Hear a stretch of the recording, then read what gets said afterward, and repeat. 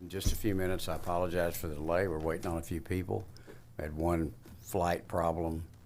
And so if you need to take a quick break or something, you won't miss anything. And it doesn't look like you'll lose the seat, so everything ought to be okay. Apologize for the delay.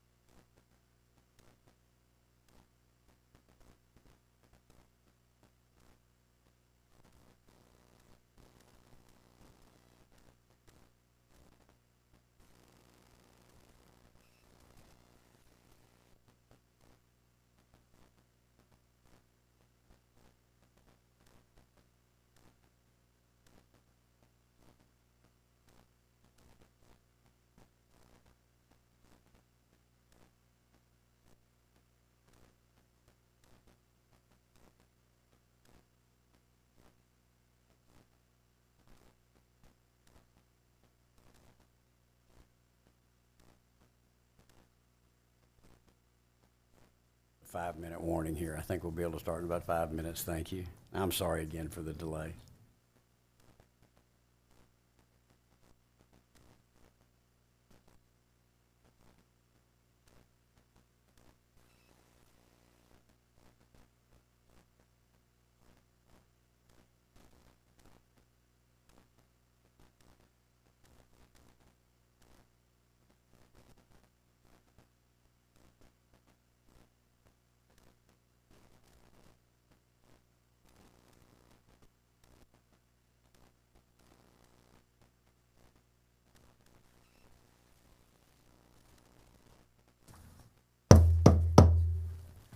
Well, good morning. The Senate Special Committee on Congressional Redistricting will come to order. The clerk will please call the roll.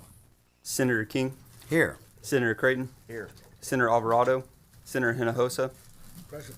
Senator Hughes. Here. Senator Miles. Here. Senator Parker. Senator Paxton. Present. Senator Sparks. Eight. Sorry. Seven. That's right. There being 7 members present, a quorum has been established. The purpose of today's hearing is to lay out a bill and to hear public testimony on that bill. If you intend to provide verbal testimony or would like to register a position on the bill, please register at one of the kiosks located behind the committee hearing room. We're going to, because of the number of witnesses today, we're going to limit testimony to 2 minutes.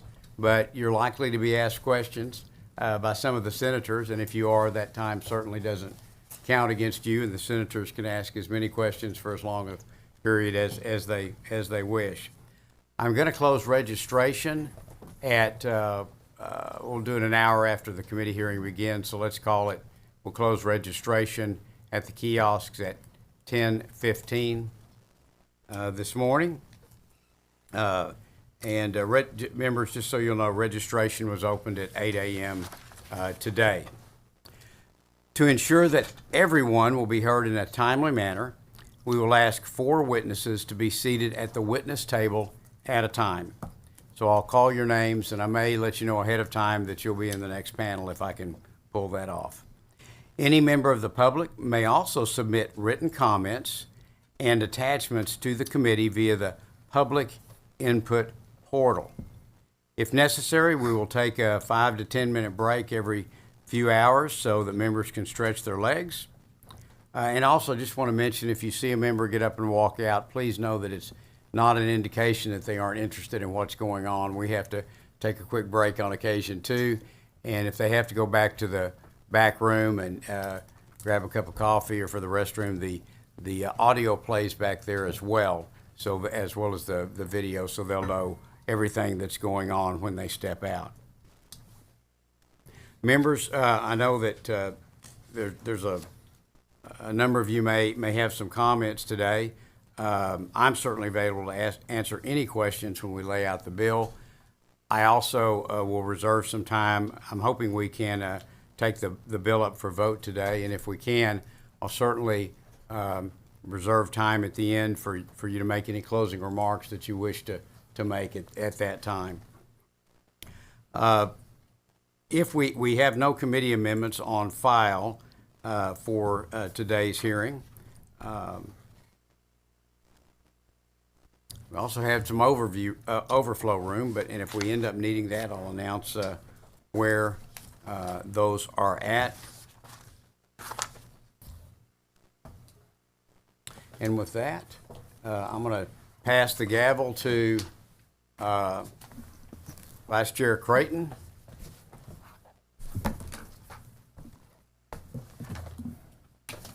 And again, I want to thank everybody for being here today.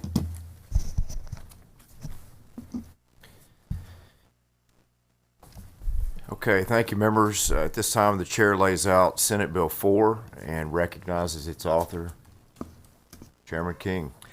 Thank you. And members, the layout's a little bit longer on this than we normally do in committees, but this is such an important issue. I'd like to, with your patience and grace, go into a little bit more detail.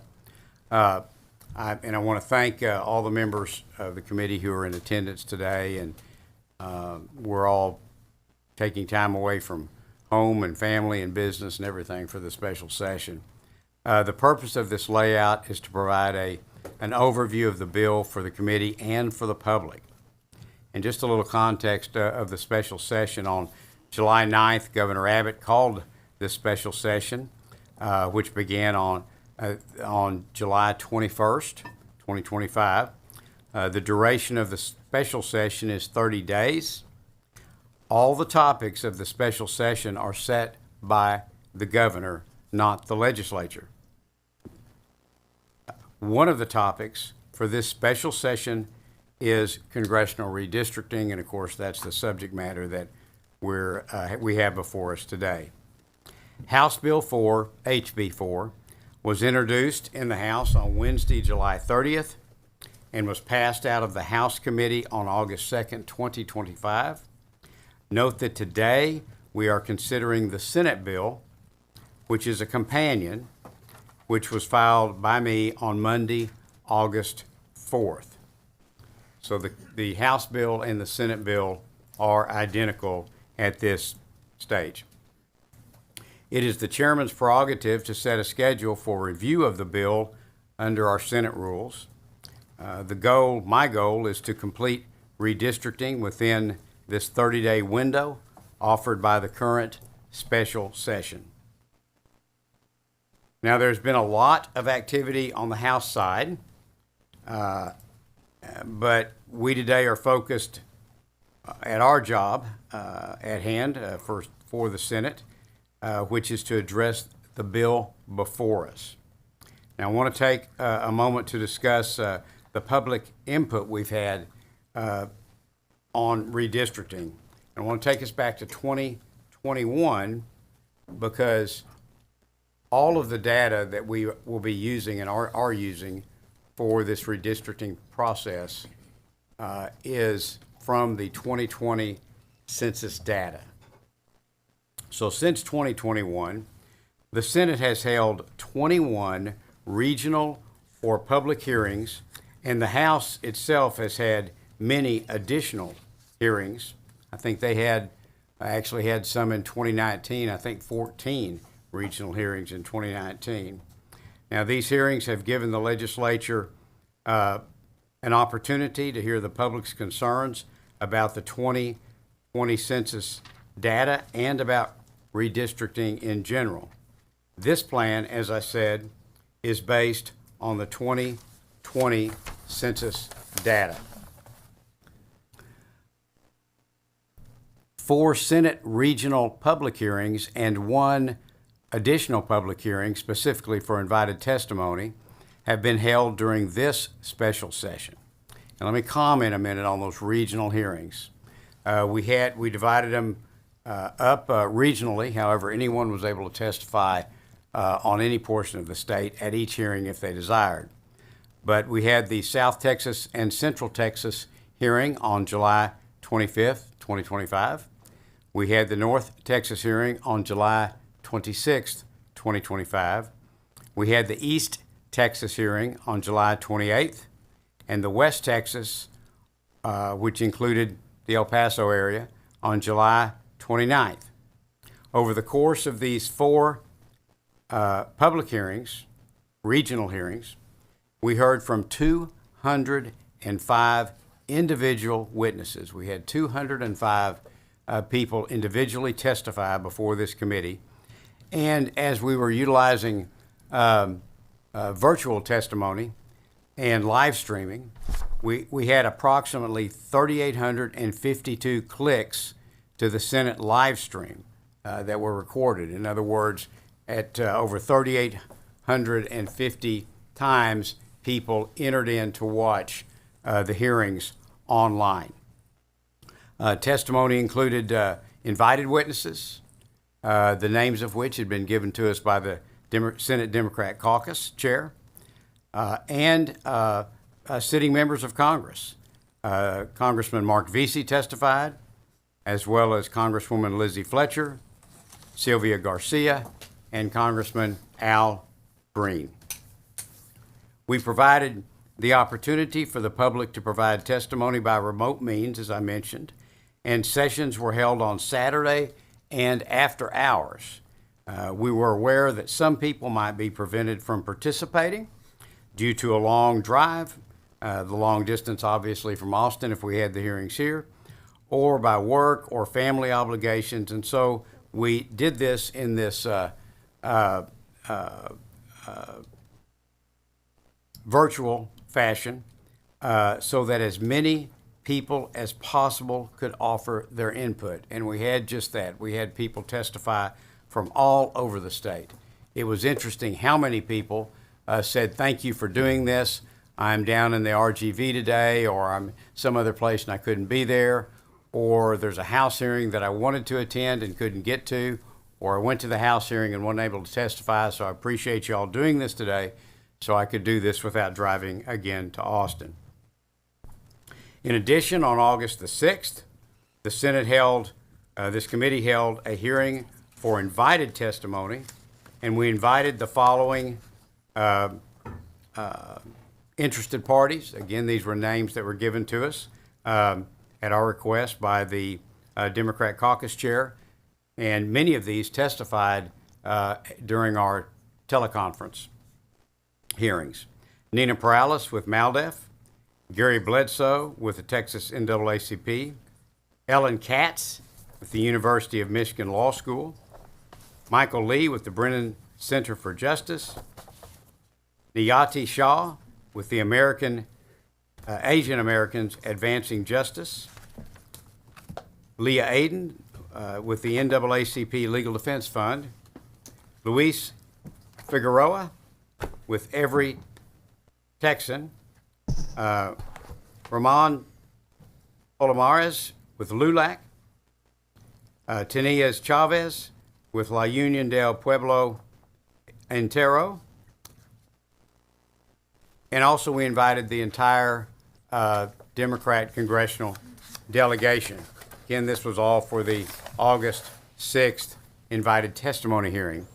This hearing was held specifically because there were comments at the regional hearings earlier that a map was not available on which to testify, and so we wanted to give these interested parties and stakeholders a specific opportunity to come and testify before the committee on SB 4, on the bill before us today. We held that public hearing yesterday with, as I said, over a dozen invited witnesses and all of the Democratic congressional delegation, but they all chose to either decline the invitation or not respond at all. So today is we're here for the public to testify, which is another reason I wanted to bifurcate, to separate these into two hearings, invited testimony and public testimony, is because I didn't want you to have to wait 2 or 3 hours until invited testimony would be over, as we had seen happen in the House, which wasn't their fault, but I just didn't want you to have to wait a long time. During this special session, we also reopened, actually I think before the session began, the public comment portal, through which any member of the public may provide comments and present documents. As of noon yesterday, we have received 3,668 public comments through the public portal. All of these public comments are being and will be distributed to the committee members, and we are in the process of making these available to all senators and the public on the Senate's website as soon as possible. We've been processing about 400 of these a day, and my staff's not crazy happy about that, but it just takes a while to go through them. We have to redact personal information. We don't want to make it, if you've filed something with the portal, we don't want to make your personal email or phone number or home address or anything like that available to the public. So we're having to go through each one of those that comes in. We're doing about 400 a day, and we're trying to redact, black marker out your personal information. But those are being made available to the committee and will soon be available to all the public and all the Senate members. Now, that brings us to where we are today in this laying out this bill. And I want to take just a moment, if I may, to discuss redistricting history and some principles and legal standards. I believe that I'm correct in saying that redistricting has been addressed during special sessions of the Texas legislature as far back as at least 1871, when they did school district redistricting, and then they did congressional redistricting in a special session in 1882. This also includes special sessions in the past 6 redistricting cycles. They did redistricting in special sessions in 1971, 1981, 1991, 1997. That was actually for the education again, Board of Education. We did special session redistricting in 2003, 2011, 2013, and 2021. The 2021 was delayed because the census data did not come out until the Senate had adjourned in its regular 2021 session. So we had to come back and do redistricting in the special session. My point is, the legislature can choose and has chosen many times to redistrict during a special session. And we can frankly, lawfully, and by precedent, redistrict at any time the legislature so desires, including mid-decade, as we are today. And the states have very broad authority. All states have very broad authority. This is recognized by the courts under the U.S. Constitution and its election clause to choose when to do redistricting. Now, the U.S. Constitution requires that congressional districts be drawn with population as close to equal as possible to achieve the one person, one vote standard.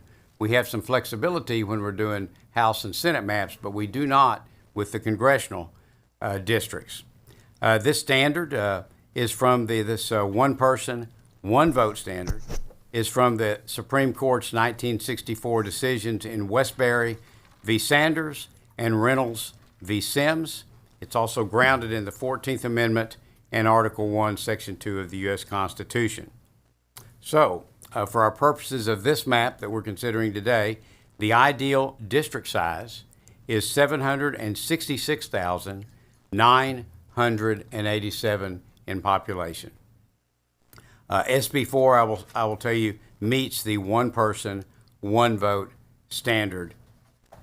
Now, please also note, for any of the senators on the committee or the other senators in the body, please also note that any amendments that would be presented in this committee or on the floor must meet this same population criteria as well as all other legal criteria.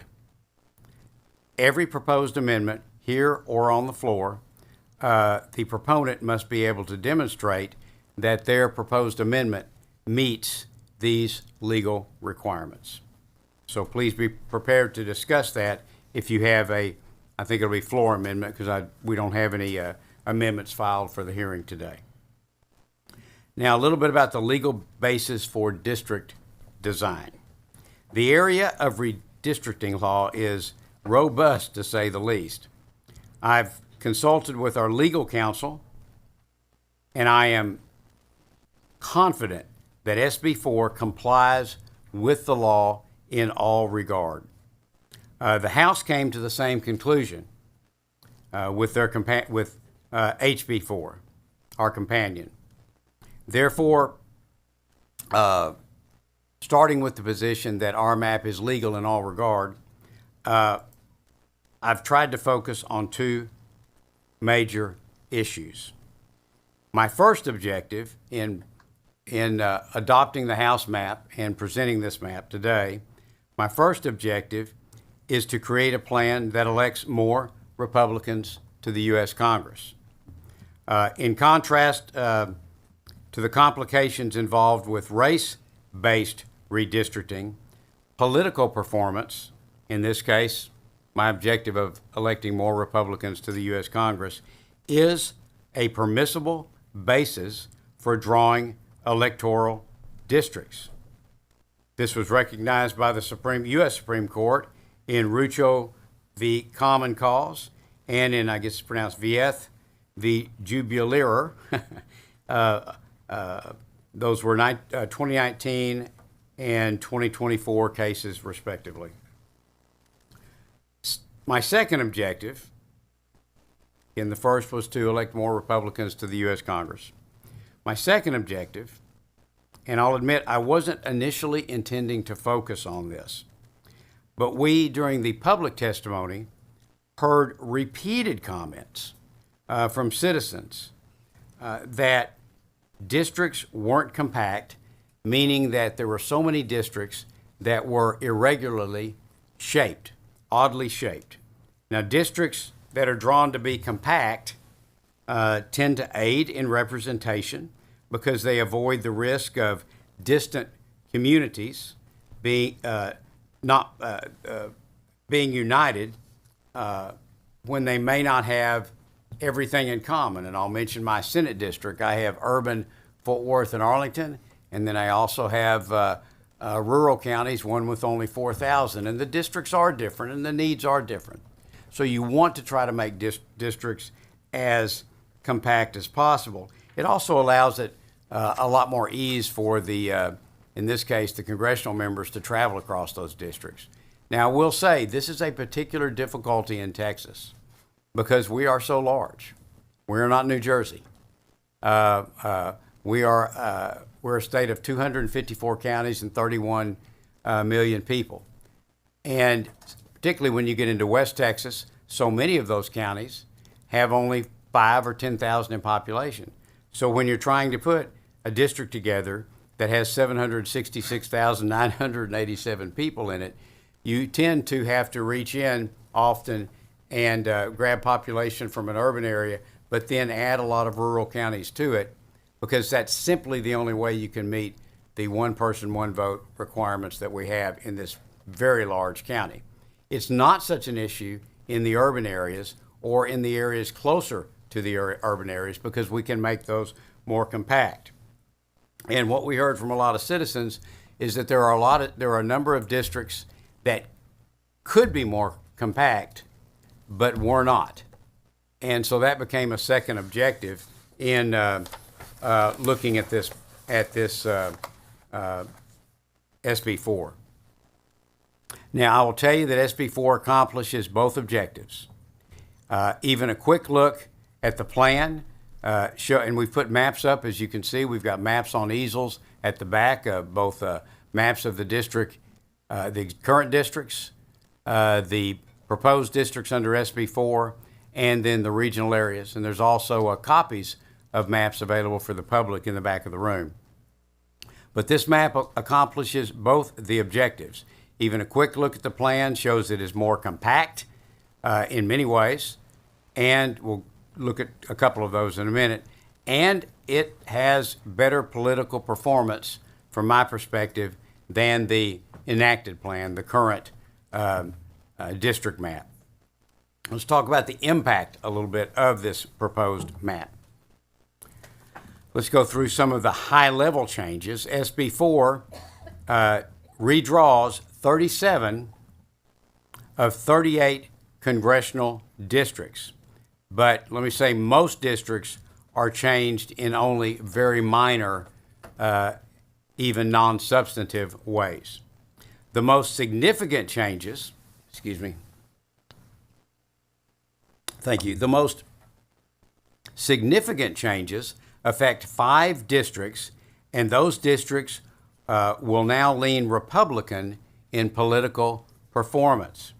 That would be CD9 in Houston, CD28 in the RGV, the Rio Grande Valley, CD32 in Dallas, CD34 coastal area in South Texas, and CD35, which is primarily the San Antonio area. Now, by drawing race blind, which is what I did, I have not looked at nor considered racial data in drawing this map. By drawing race-blind, SB4's districts are substantially more compact with more reasonable geographic configurations that provide a better basis for representation. I'd like to show you a couple examples. Let's start with, and again, if you've picked up a map at the back, those of you in the audience, or just looking at the large ones in the back, but members, and with regard to District 32, and you can't see this very well from here, I know, but if you look at District 32, it has, where am I at? 32. Yeah, right, good, sorry. If you look at District 32 as it's drawn today, it covers it's over 2 counties, but it's very disjointed, and I know this area very well. It's very disjointed in the communities it reaches into and the roads it follows, and comes all the way here through South Dallas, up through Central, goes way up into Denton, and it curves down in odd structures and comes here. The way it is done under this map, it is very compact and combines counties in a very, really, I think, appropriate way. Another example is District 35. This is probably the best example. It's one people often point to and pointed to often in testimony when they spoke of districts that were not compact. This district begins way down in Bexar County, and you can see it has some population down here. It gets very, very thin, exceptionally thin, as it traverses through Guadalupe and Comal counties, up through Hayes, along Caldwell, and then all the way up into Travis, and then takes unique turns and bends in Travis. In the proposed map, SB4, you can see that that CD35 is now very compact, very clearly structured, and pulls together communities of similar interest with Karnes, Wilson, Bexar, and Guadalupe counties. So it is much, much more compact, and I'll tell you that the existing district is, I would suggest, one of the most oddly drawn districts in the country today. So I believe the map is much more compact than what we have in the current map. Now, and again, as I mentioned, my understanding is that these 5 districts, 9, 28, 32, 34, and 35, should perform on a partisan basis now for the Republican Party. Again, I want to say I did not look at racial data, but for the committee members in your bill packets, there is census data in the bill packets produced by Legislative Council to which you can refer if you wish to. Again, that is public census data. It is not racial data. Now, in conclusion, I would say that SB4, which is before us today, is more compact than the enacted plan, the current plan, and it complies with all applicable law.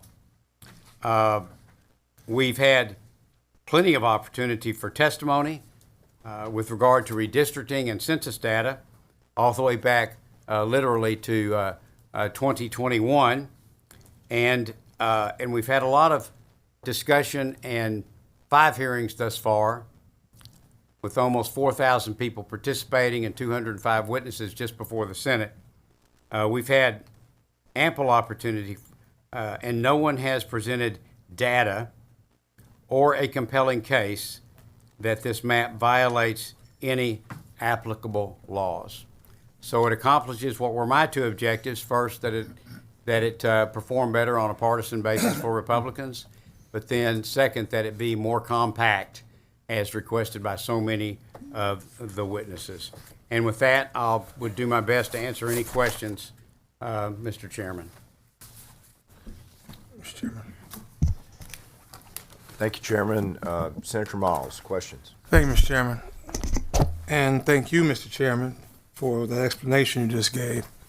I'd like to start off by going back to July 21st, when we had a joint caucus of the whole, meaning we had the Democratic caucus and the Republican caucus, and this was our initial conversation about this redistricting. Our initial conversation in private, just us. Yes, sir. I want to make it very clear that, Mr. Chairman, when you made it clear that I would be on this committee and I accepted it, and as well as you and Lieutenant Governor, that my exact words to you were, I couldn't see the fight going any other way. If there was going to be a fight, I wanted to be in the room. So I appreciate you for allowing me to be here on this committee. But what I also said to all of my colleagues, to you of all my colleagues, is I've looked at this process, and if we're going to do this, is what I said to you, if we're going to do this, Senator Hughes, I'm going to expose it for what it really is. If you recall me saying that. I said I would expose it for what it really is, and in turn, each one of you would be exposed for carrying out this racist process. That's what I said to you on the 21st in the Betty King room when we first got together and talked about this process. Does any of my colleagues remember that? I remember your comments that day. Okay, thank you, sir. Going past the 21st. Mr. Chairman, you said we had 205 individual witnesses testify. You also said that we had 38 that clicked on and watched, and don't know how long they clicked on, how long they watched. We don't have the record. They just clicked on and checked it out and checked it off, right? But we had 205. 205 is the number that you use. People who had testified.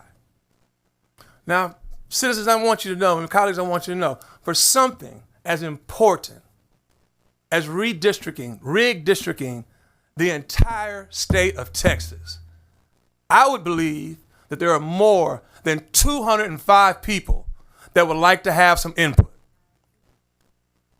So if that is a point of success that you're speaking of there, sir, I would beg to differ, respectfully. Second, I'm glad and I appreciate, and I'm sure all the citizens of Texas appreciate you telling the truth, being honest. When you looked at that map, you said it was your intention to pick up 5 more Republican seats. Thank you for being honest on that, sir. We appreciate that. But that was correct me if I'm wrong, that was the direct instructions from the DOJ letter from Washington, D.C. that was ordered by Trump. That's exactly what it said. They wanted to pick up 5 more. Isn't that correct? Same thing said in the letter. The same thing you're admitting to is the same instructions they had in the letter from the DOJ. Is that correct? DOJ. Would you agree? Answer? Yes, sir. I would disagree. First off, I had nothing to do with the DOJ letter. I've had no communications with the DOJ. I'm sorry, sir. You're correct. The president said it, not the DOJ. Okay. I've had no communications with the president or the White House.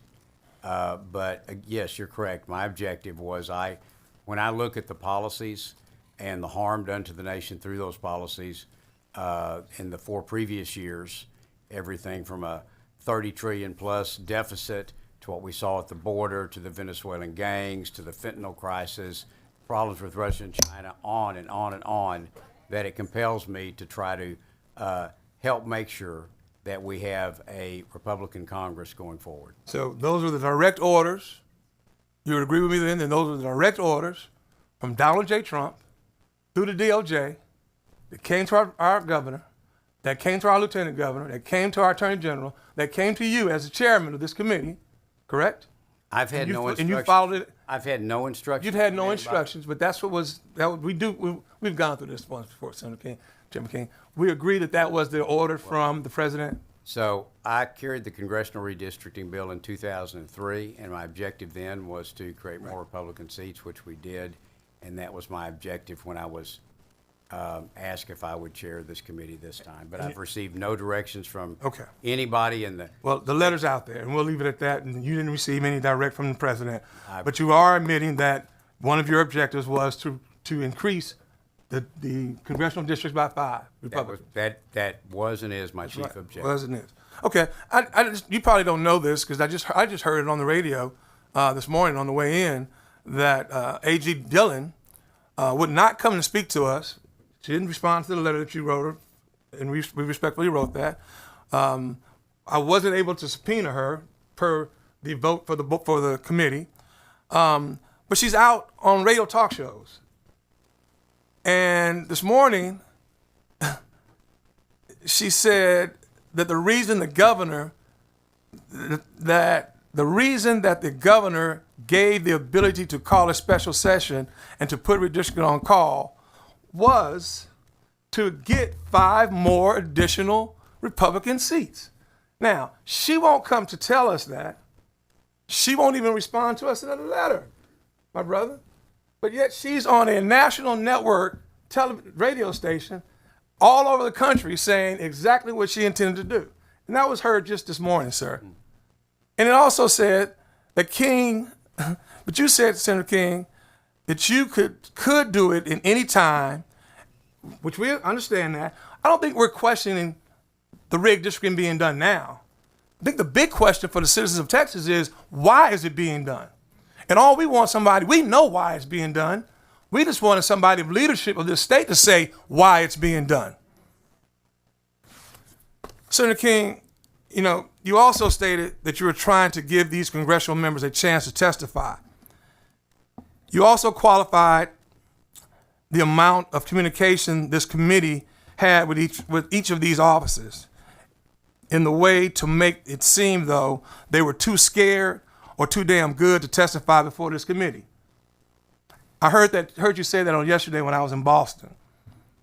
But I also know, at what time of day yesterday did you decide, because you and I communicated, at what time of day yesterday did you decide to let the congressional members come and testify? So we had, as I mentioned. I've got it right here when you communicated with me. Okay. Senator King. So, thank you, Chairman. I'm sorry.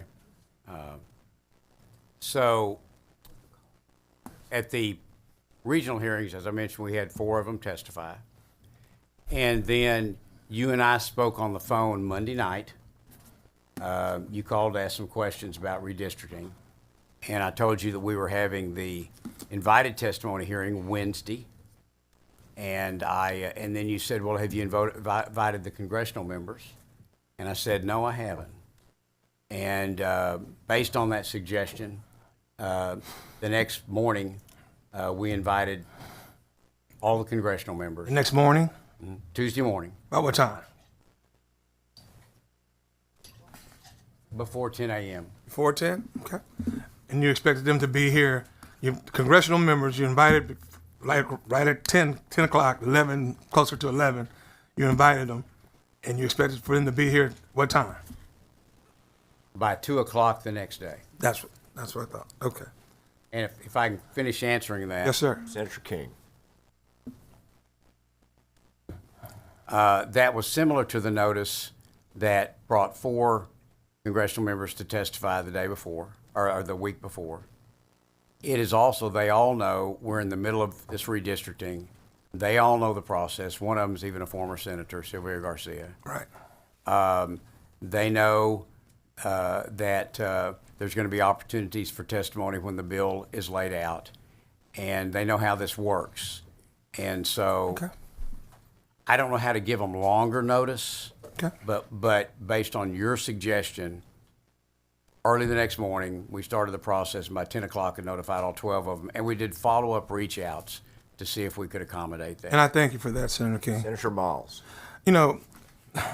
Although they may not have been here on yesterday, Senator King, you know that they did testify on House maps, on the House map, which is the same map that you filed. You understand that, right? Yes. Last Friday at the House Redistricting, Rigged Districting Committee hearing, a large number of Texas congressional Democrats took their time to be here in person and testify against this map. I can specifically point to the following Congresspeople: Greg Casar, Jasmine Crockett, Lloyd Doggett, Sylvia Garcia, Al Green, and Marc Veasey were all here to testify on that same map. They testified to the constitutional issues of the VRA issues on this map. They told the committee that this was going to hurt the American people at large and their communities specifically. They embodied the most American of virtues, defiance in the face of oppression.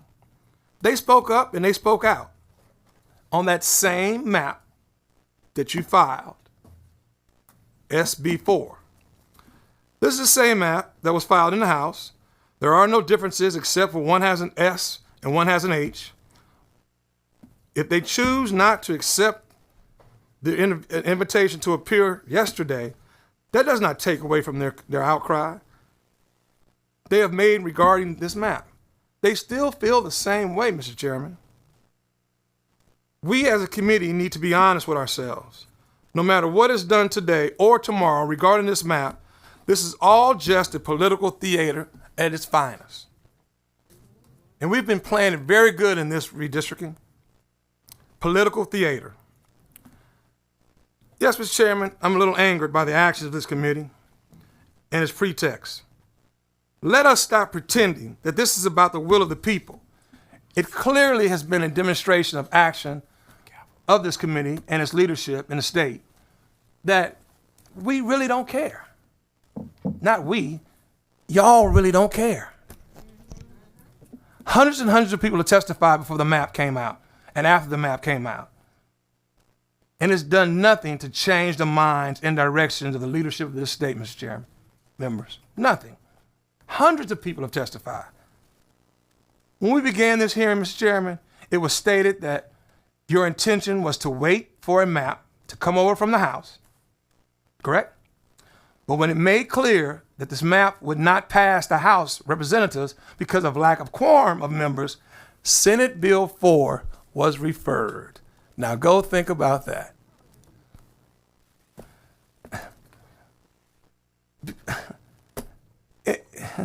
It's exactly the same map, Mr. Chairman. The same copy of the congressional map put forth by the House Redistricting Committee. It is an exact map that breaks apart our minority communities and dilutes black and brown voting power, Mr. Chairman.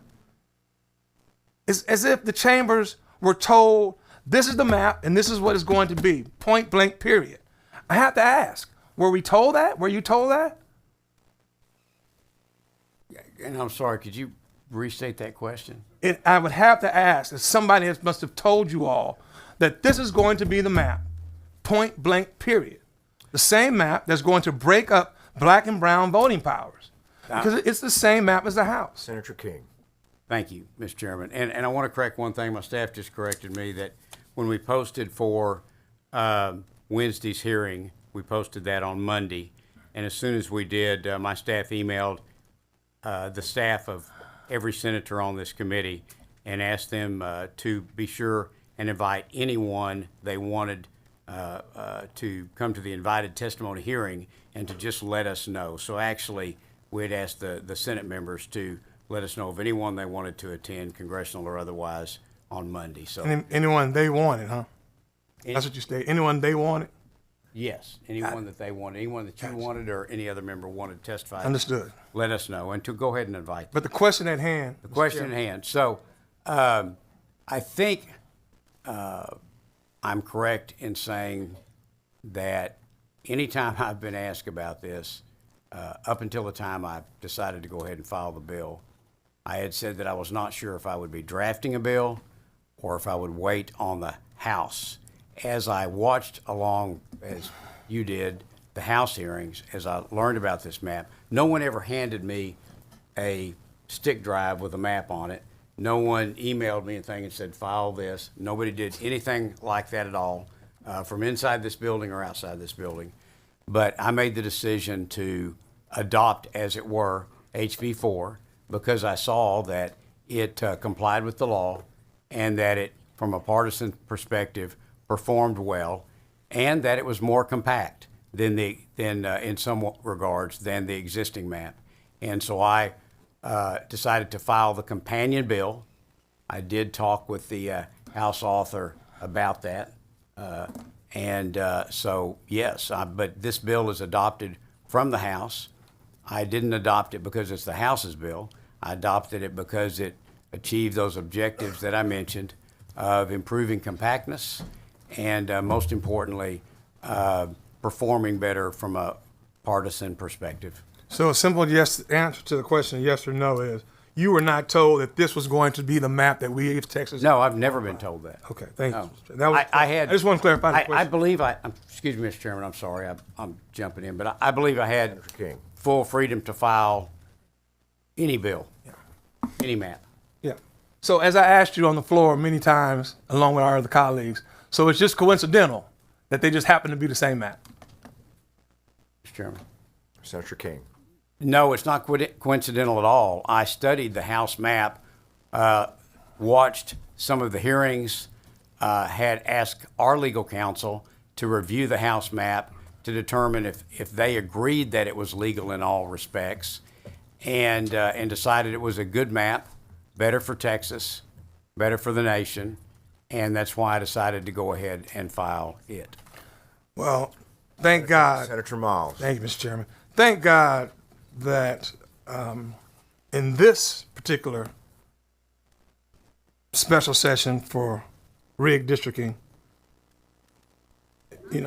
it's not going to pass the House. It's going to be dead on arrival. We'll be here again for the next special session for redistricting. But, Mr. Chairman, just a little bit more. Why are you further wasting taxpayers' time going through this motion? Are you just fast tracking Trump's racist agenda to get his approval so that we can,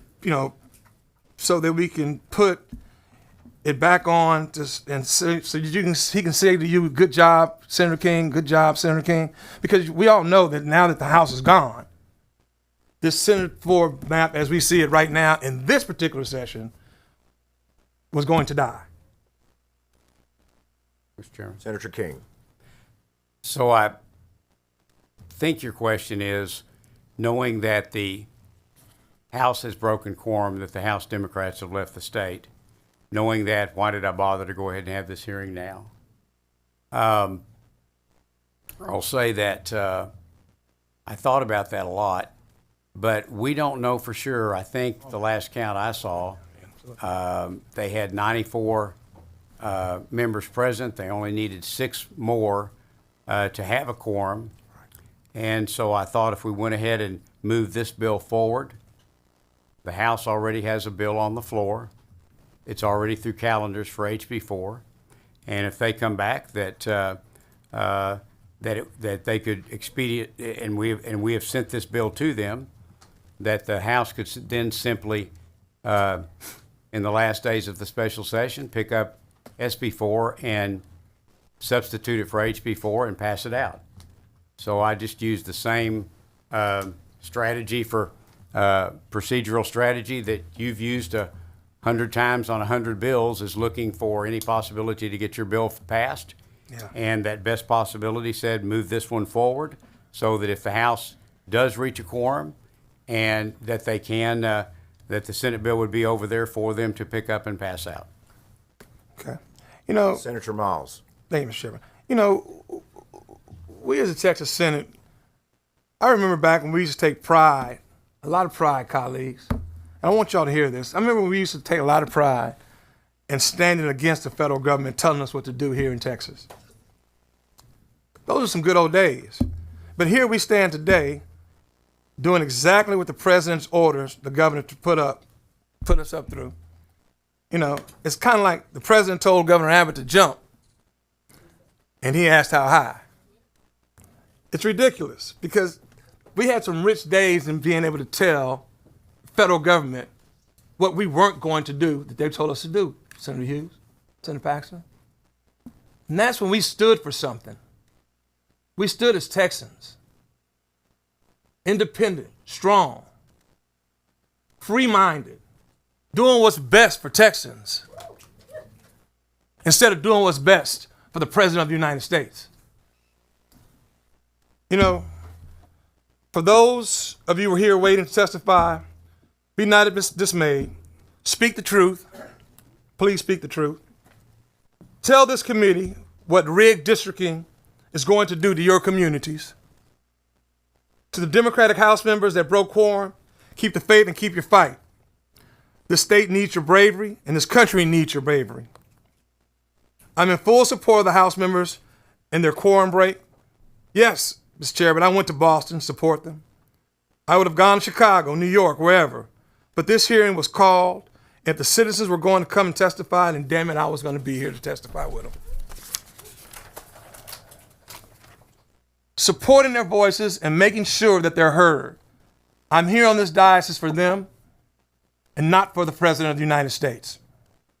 The men and women of the House District Caucus decided to put the people of Texas first and lead the state by spreading the word of the injustices being done here and deny the legislation the ability to proceed with this racist map and these racist maps. And let me say this, packing black folks into one district and reducing their ability to have representation from 2 to 1, and then hiding behind the premises, we are keeping Barbara Jordan's seat intact. And if you're doing us a favor, this is disrespectful, it's very much disingenuous, and point blank low down. Think that minority communities can take, if you think that minority communities must take and what we can get is discriminatory, you do not have to call someone a racist slur to be a racist, Mr. Chairman and members. Sitting back participating in an august process, in an inherently discriminatory process, disenfranchising black and brown people is racist in all parts. For those of us watching this from out of state, just know, as Texas goes, the country's gonna go. Texas may be the first to be redistrict or rigged district, but your state is next. Finally, for those of you who are watching, yes, the Republicans have stacked the deck. And the passage of this map may happen. But I want all of you to know who are watching, they want you to be discouraged. They want you to be dismayed. They want to give you a reason to stay at home on election, but don't let them do it. This is my call to arms for you. Your vote is your weapon. I repeat, your vote is your weapon. Show them how you get down. And you know how you get down. Make sure that these maps don't give them what they want. Take yourself, take your neighbor, take your friend, take your parents, take their family, take them all to the voting box. Show them who we are. And let them understand that you are Texans. And Texans, we stand for something. Together, we keep the faith, we keep the fight, and together, we'll win. Okay, at this time, the chair would like to remind those watching and participating today that registration will close in a little less than 10 minutes. So if you have not registered yet and you plan to testify today, please get your registration accomplished at the kiosk just outside the hearing room.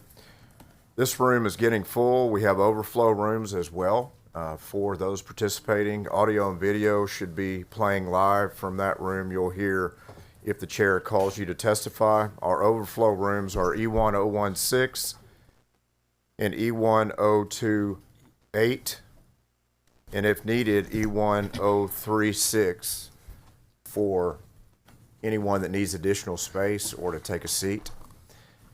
I also want to remind those participating and watching that any reactions from the audience is not allowed in our hearings.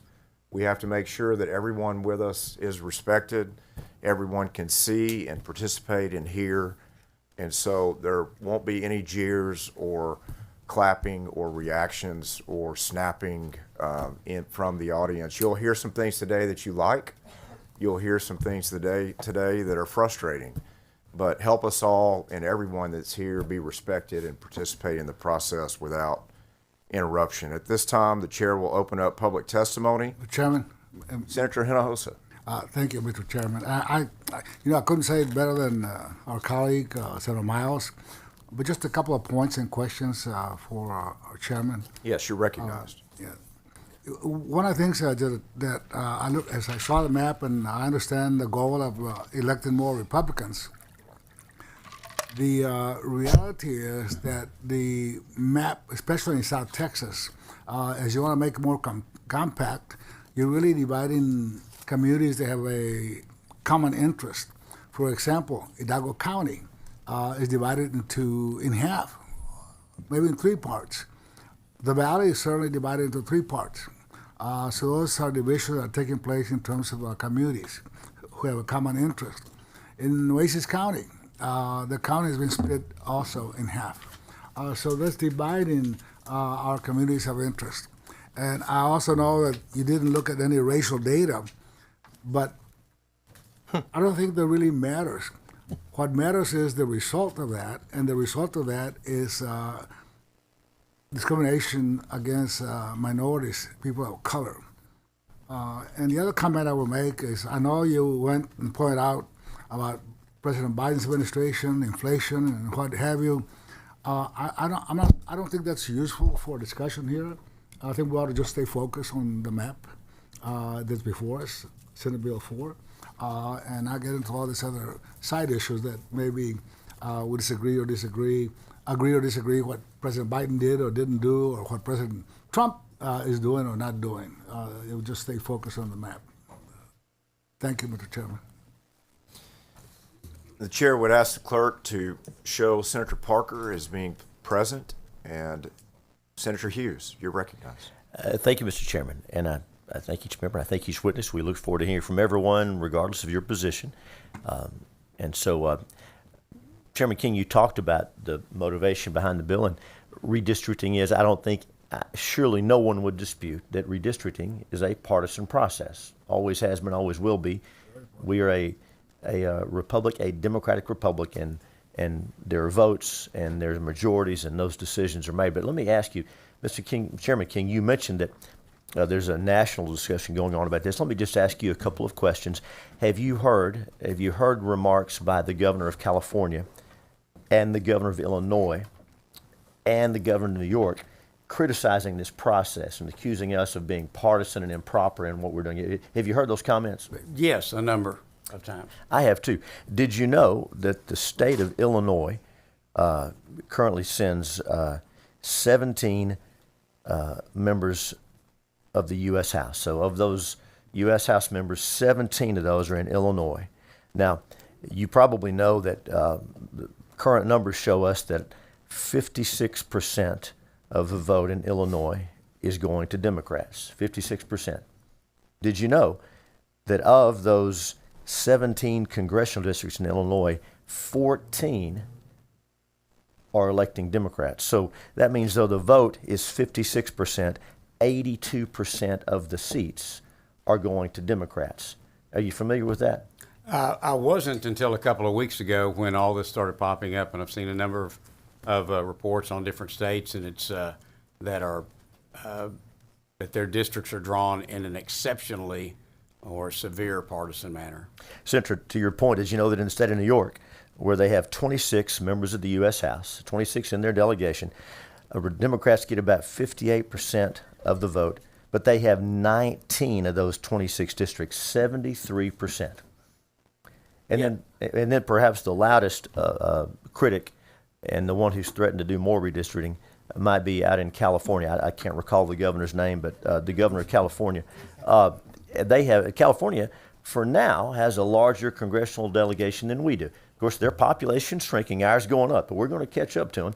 We're going to catch up to them if there's a fair census, unlike the 2020 census that undercounted Texas and undercounted red states, but that's another topic. But in the state of California, where about 62% of the voters are voting for Democratic candidates, they have 52 members of Congress, and 43 of those, 43 out of 52, 82% are drawn to elect and are electing Democrats. I would note that they claim to have a nonpartisan redistricting commission there. Doesn't sound very nonpartisan to me.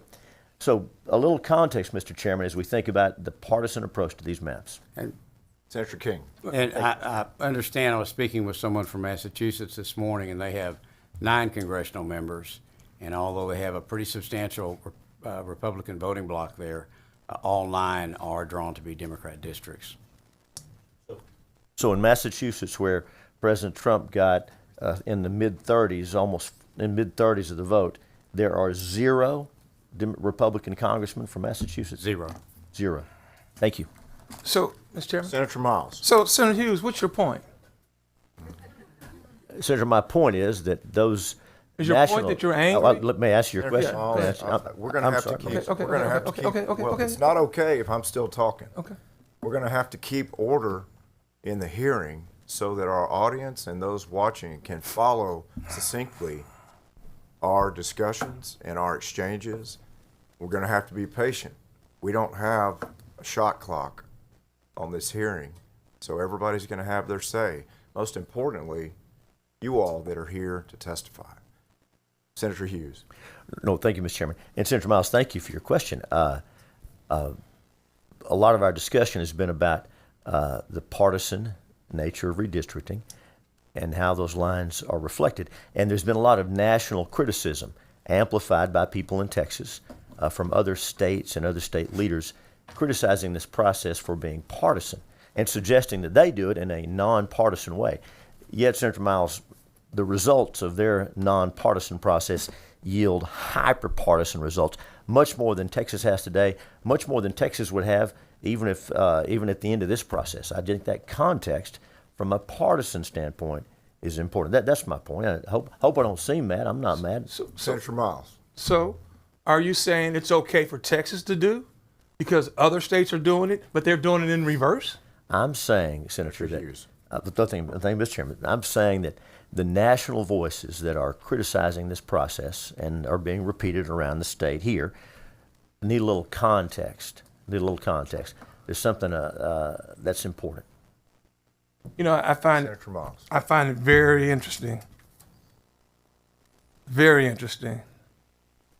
that you're now saying it's okay for Texas to do it because other states are doing it, but they're doing it in reverse. And I've been in this building for 20 years now, and we've always stood tall as Texans. We've never compared ourselves to any other state in this country. We've never risen because the federal government told us to rise. Damn it, this is Texas. Okay, we're Texans. I really don't give a shit what goes on in the other community, in the other state. I just care about Texas. And the last time I checked, you represented community in Texas, like I'd have. Mr. Chairman? Senator Hughes. Senator Miles, thank you. If national voices, if leaders in other states whose voices are dutifully magnified by many in the national media, if they're going to criticize Texas and hypocritically, in the height of hypocrisy, criticize us for what we're doing, a little context is more. The Senator, that's not directed at you. As you know, I didn't have anything to say about your remarks. Right. That's about the national debate that we all find ourselves in. But when did we as Texans, Senator, we respond. when did, who's on, who you, Go ahead, Mr. Miles. when did we start responding and succumbing to criticism and peer pressure? Texas, we always applied to criticism and to peer pressure. That's who we are. I never knew that now we're so weak in Texas that we're succumbing to criticism. I'm done, Mr. Chairman. This time we'll open up public testimony. The chair will call Sarah West, Dedrick Wilmer, Amanda McLaughlin, and Janelle Zuberbeer.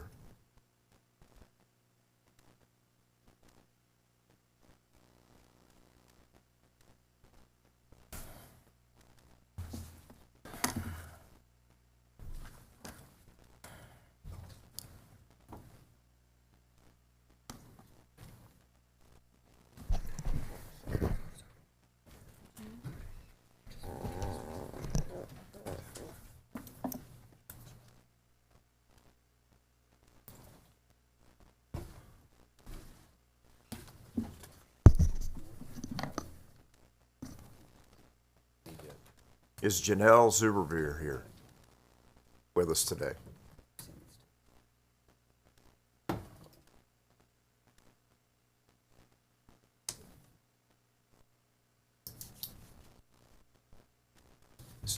Janelle, please come forward.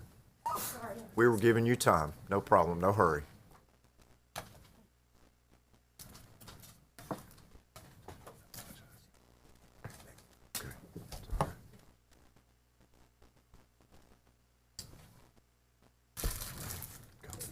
Ms. West, you may begin.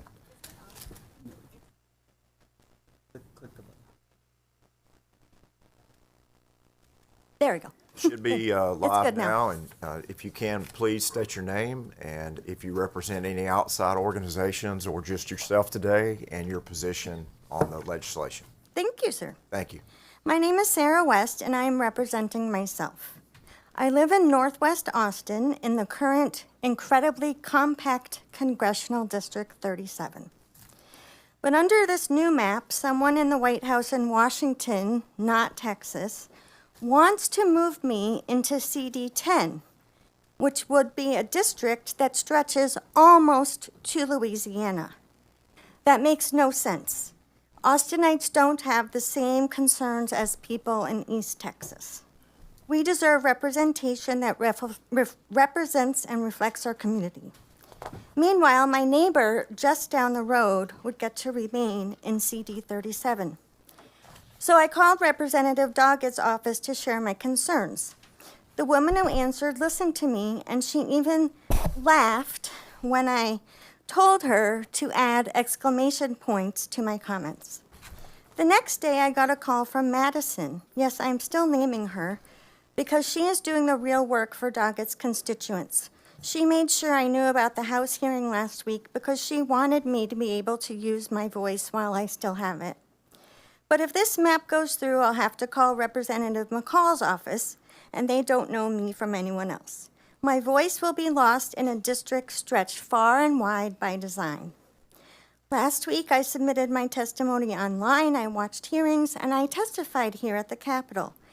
Over and over again, you were told no by Texans from across the state. On HB4 and SB4, we are united. We don't want this.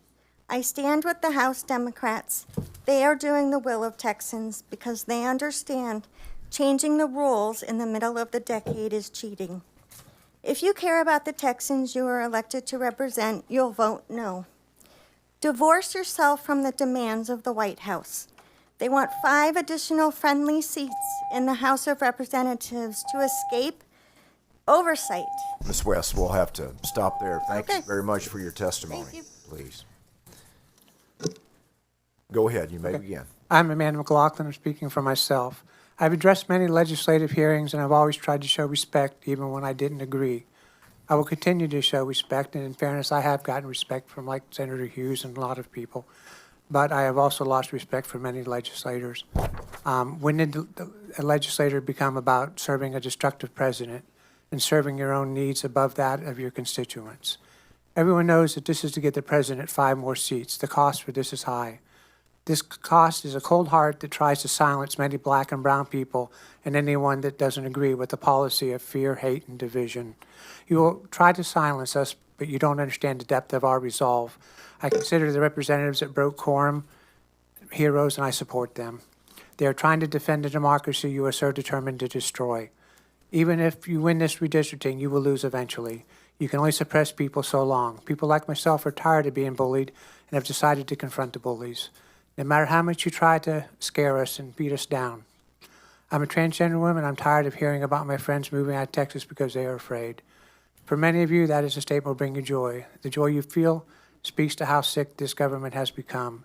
Fear and hatred now control the actions of many here. What happened to loving your neighbor? What happened to legislators serving their constituents? It is now acceptable to disappear immigrants without due process. Are you so heartless that you don't feel the pain to people and families? You deny children lunches while passing laws that 10 Commandments have to be displayed in classrooms. I'm a Christian, and that is not Christian behavior. How can you justify hurting so many people because they don't look or think like you? Diversity is beautiful. Please replace the fear and hate with love. For Texas, the people of Texas, and yourself, please do not advance SB4. Thank you. Appreciate your testimony. You may begin. Thank you, Chairperson and members, for allowing testimony today. I am a proud union member of the Communication Workers of America, a single mother of biracial daughters, and a U.S. Army veteran. I'm also a Gen X woman who remembers walking in protests and rallies as a youth, fighting for the rights of all, and continuing the fight for my daughters and future generations to not be marginalized. To see that you are more worried about rigged districting only because Trump told you to. If I than- could interrupt you, if you could state your name for the record. I apologize, Janelle Zuberbier.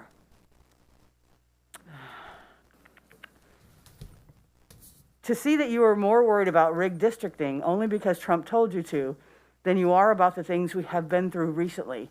But no, you want to spend more time to create this crooked, gerrymandered, rigged districting map that is even worse than the current one we have, and that still has current litigation ongoing, instead of taking care of the issues that matter to Texans.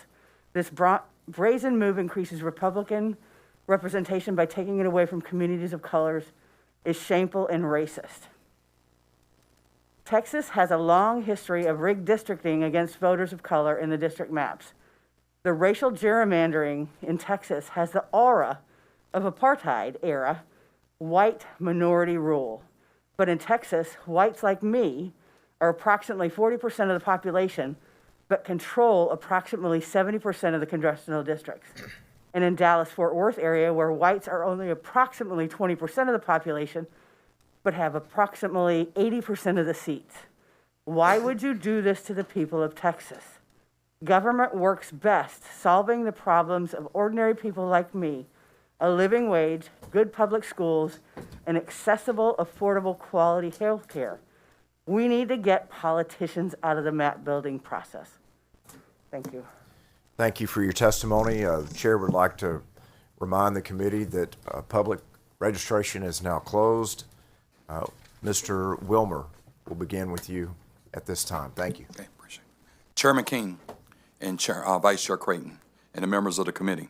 My name is W.T. Wilmer. I'm a proud Texan, a father, community leader, serving currently Harris County Municipal Utility District 248 and candidate for the Congress in the 9th District. I come before you today not just as a candidate, but as a citizen deeply concerned about the direction of our state and this country. Senate Bill 4 and the redistricting process as a whole is not just about maps. It's about power, accountability, and the sacred right of voters to choose who represents them. Let me be clear, I support fair and constitutional redistricting, but I also believe the process has too often been hijacked, not by policy, but by politics. When your colleagues fled the state to avoid voting on the issues critical to Texans, they not protect democracy. They protected seats. They protected feelings. In doing so, they turn their backs on the very people who elected them. People who expect their leaders to show up when it's hard. Redistricting should never be driven by racial fear tactics, unfounded accusation of discrimination meant to shut down an honest debate, but that only delays our real progress. Texas is changing, yes, but that change should be embraced, not manipulated. Our voters are smart. They're engaged. They deserve the opportunity to decide what's best for themselves, not to those decisions shaped behind closed doors or avoided through walkouts or staged media moments with our out-of-state governors. To Senator Boris Miles, and as well as Senator Carol Alvarado, who's not here today, I say this respect and conviction. This process isn't about you, isn't about me.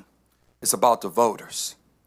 Let's stop preserving political careers and preserving the people's voice. But let me speak from the heart, Brother Miles. I understand the fear. I understand the concern in real time. In 1992, my sophomore year in high school in Baton Rouge, you all here at Ann Richards, we had to decide on David Duke. There's a talk that someone, maybe even a white nationalist or a Duke ex-gay, might try to exploit this new district as a knife to try to run it right now. I understand where you're coming from, but I trust these voters here in Texas, and I trust them. Mr. Wilmer, Thank you. we'll have to stop there to make sure everybody has the same amount of time. Thank you. Members, any questions for this panel of witnesses? Thank you. Appreciate each of you. Thank you. At this time, the chair will call Monica Gonzalez, Daniel Segura Kelly, Chloe Wilkinson,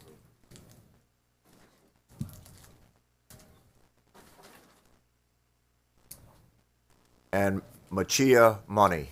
And I probably did not pronounce that first name correctly. If you could help the committee when you approach with the pronunciation.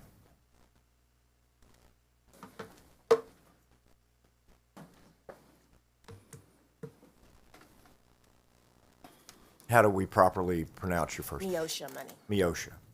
Beautiful name. Thank you. Sorry I mispronounced. It's okay. Thank you. We'll begin with you. Good morning. My name is Monica Gonzalez. I am a nurse and a proud member of National Nurses Organizing Committee and National Nurses United Texas. I live in Burnett County, and I currently work at Ascension Seton Medical Center in Austin. I've been there for 21 years on their neuromed-surg unit. I'm here today to speak out against this racially discriminatory redrawing of our congressional maps. As a nurse, we value caring, compassion, and our community. We care for anyone and everyone who walks into our hospital, no matter their political affiliation, gender, immigration status, race, or class. What we are now witnessing in our state with redistricting is a stark contrast to these values. The governor should focus this special session on issues everyday Texans are experiencing. This time could be much better spent. For example, in July, Congress passed a budget reconciliation bill that will have devastating impacts on healthcare access for millions of our patients. Many states have been scrambling to figure out what to do with the same level of federal funding for programs like Medicaid. Governor Abbott, instead of showing concern for our patients who may soon lose their healthcare coverage, has called a special session to further Trump's agenda. I am furious at our state elected officials who are using this time to further consolidate power instead of putting forward solutions to our impending healthcare crisis. Additionally, Texans are still wondering when the legislature will address flood relief and disaster recovery. As nurses, we see the devastating impacts natural disasters can have on individuals' health and entire communities. Texans deserve to know that they can rebuild and recover. This is about taking power away from everyday Texans and preserving power for the wealthy. This is a direct attack on democracy and the political power of working people. Nurses are sick and tired of watching elected leaders prioritize their donors and their agendas over the needs of Texans. Greg Abbott is letting Trump take over Texas with this redistricting scheme, and they're trying to suppress the votes of black and brown folks across our state to further diminish Thank you our for your voice and testimony. power. Thank you so much. Go ahead. Hello, my name is Chloe Wilkinson. I am the Secretary of Texas Young Democrats. I'm going to repeat some points from my House committee hearing speech, but first let me just say to the Senate Democrats, thank you for your support with House Democrats breaking quorum. We need them to know that they are supported up and down from across the state by everyone. But let me just talk about why this redistricting is especially bad for Austin. I have lived in Austin for 4.5 years now, and I have 7 years of campaign experience. So I do sort of know how this is going to affect us from a field and constituent service perspective. First off, there was mention that these maps are compact, but when you look at the districts that represent parts of the greater Austin area, like CD10, CD11, and CD27, those are not compact districts. If you put them in a circle, they would not even constitute 25% compactness. Secondly, I really want to point out that we talk a lot about different racial groups are not monolithic. Why is it that the only congressional district that was majority white that voted Democrat is suddenly gone now? Also, CD37, if you look at it, it is 50% Hispanic, but in reality, because West Austin is completely segregated and is rich white people with a 17% higher voter turnout rate, it is in reality a white district that looks like a Hispanic district. So I really want us to realize here that this map may have been drawn race blind, but it is in fact going to hurt communities of color. Thank you, and I'm happy to take questions. Appreciate your testimony. Hi, good morning, committee. My name is Daniel Suda Kelly. I'm speaking for myself. Today, I'm conflicted because Texans experienced an enormous loss of life on July 4th due to a natural disaster that we could have been better prepared for. Now could be an excellent opportunity to bring Texans together and solve big problems. One of those problems is that Texans believe that the congressional maps have been designed to break communities apart, and they're not wrong to think so. This proposed congressional map violates the principle of preserving communities of interest, and it tears through the southeastern Travis County community of Del Valley, my community. Texans don't believe that our congressional maps fairly represent our communities, and Texas Republicans are now acknowledging that there is a problem with our maps. So we agree, Texans agree, we can be using this time to pass legislation that many Texans want, legislation that would establish an independent redistricting committee. Instead, we're here fighting MAGA Republicans from establishing a one-party state. Many who have spoken have tried to appeal to the rationality of their Republican colleagues. I need to direct my words to Senate Democrats. My uncle was the general superintendent of the Church of the Nazarene. In the Church of the Nazarene, the general superintendent is essentially one of the 6 popes. Another uncle was president of the Nazarene Bible College. I share this to establish my credibility as a former Christian nationalist. I've been in the room with leaders in the Christian nationalist movement. Democrats, please look at your Republican colleagues. The eyes that are either looking back at you or avoiding your contact see you as soulless enemies. These are people capable of looking you in the eyes and telling you they love you, and in the same breath will sentence you to hell. Get out. You must get out. You are not working with people who are here in good faith. I need you to know that these are people who have a depraved indifference to democracy. They intend to annihilate democracy and establish a theocracy. You are attempting to work with people who are fundamentally different from us. Thank you for When your you testimony. and I watch The Handmaid's Appreciate your Tale time here and today. recoil at the We scenes, appreciate you they sticking with salivate. your time frame. This is the world they want to create. Sir, we have to stick with our allocated time frame or it's disrespectful to the other witnesses. Thank you. Yes, please, go ahead. Appreciate you being here. Thank you. Good morning. My name is Miosha Money. I'm a deputized voter registrar, community advocate, and proud public servant for the people in Houston, Texas, Harris County, especially in Congressional District 9 and 18. I stand for the people, the real ones. We want maps. We want real maps. We want access to the ballots. We want leadership, and we want to fight for what's righteous and not for against us, nothing for against us. HB4 is just another chapter in the same tired playbook. We saw this similar back in 2021, where they rolled out the Senate Bill 1, SB 1. That made it harder for the people to vote, especially the seniors with disabilities, the folks with language barriers, the Black and brown communities, and the ones just trying to survive. As I spent so much time educating and informing individuals about the questioning, I see the concerns in their faces and their voices, and somehow they have some sort of confusion and intimidation regards to this bill.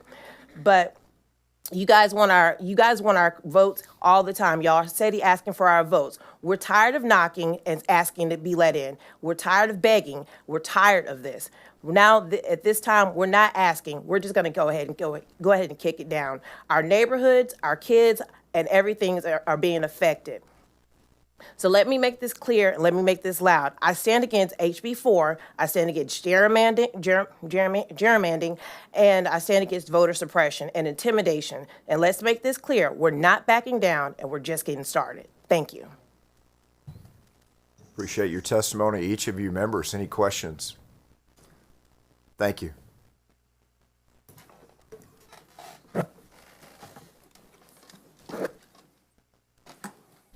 The chair will now call Nicholas Little, Veronica Warms,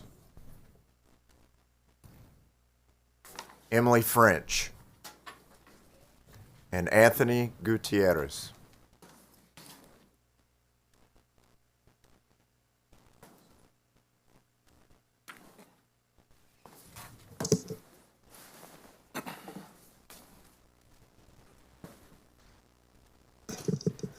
Anthony's on his way in.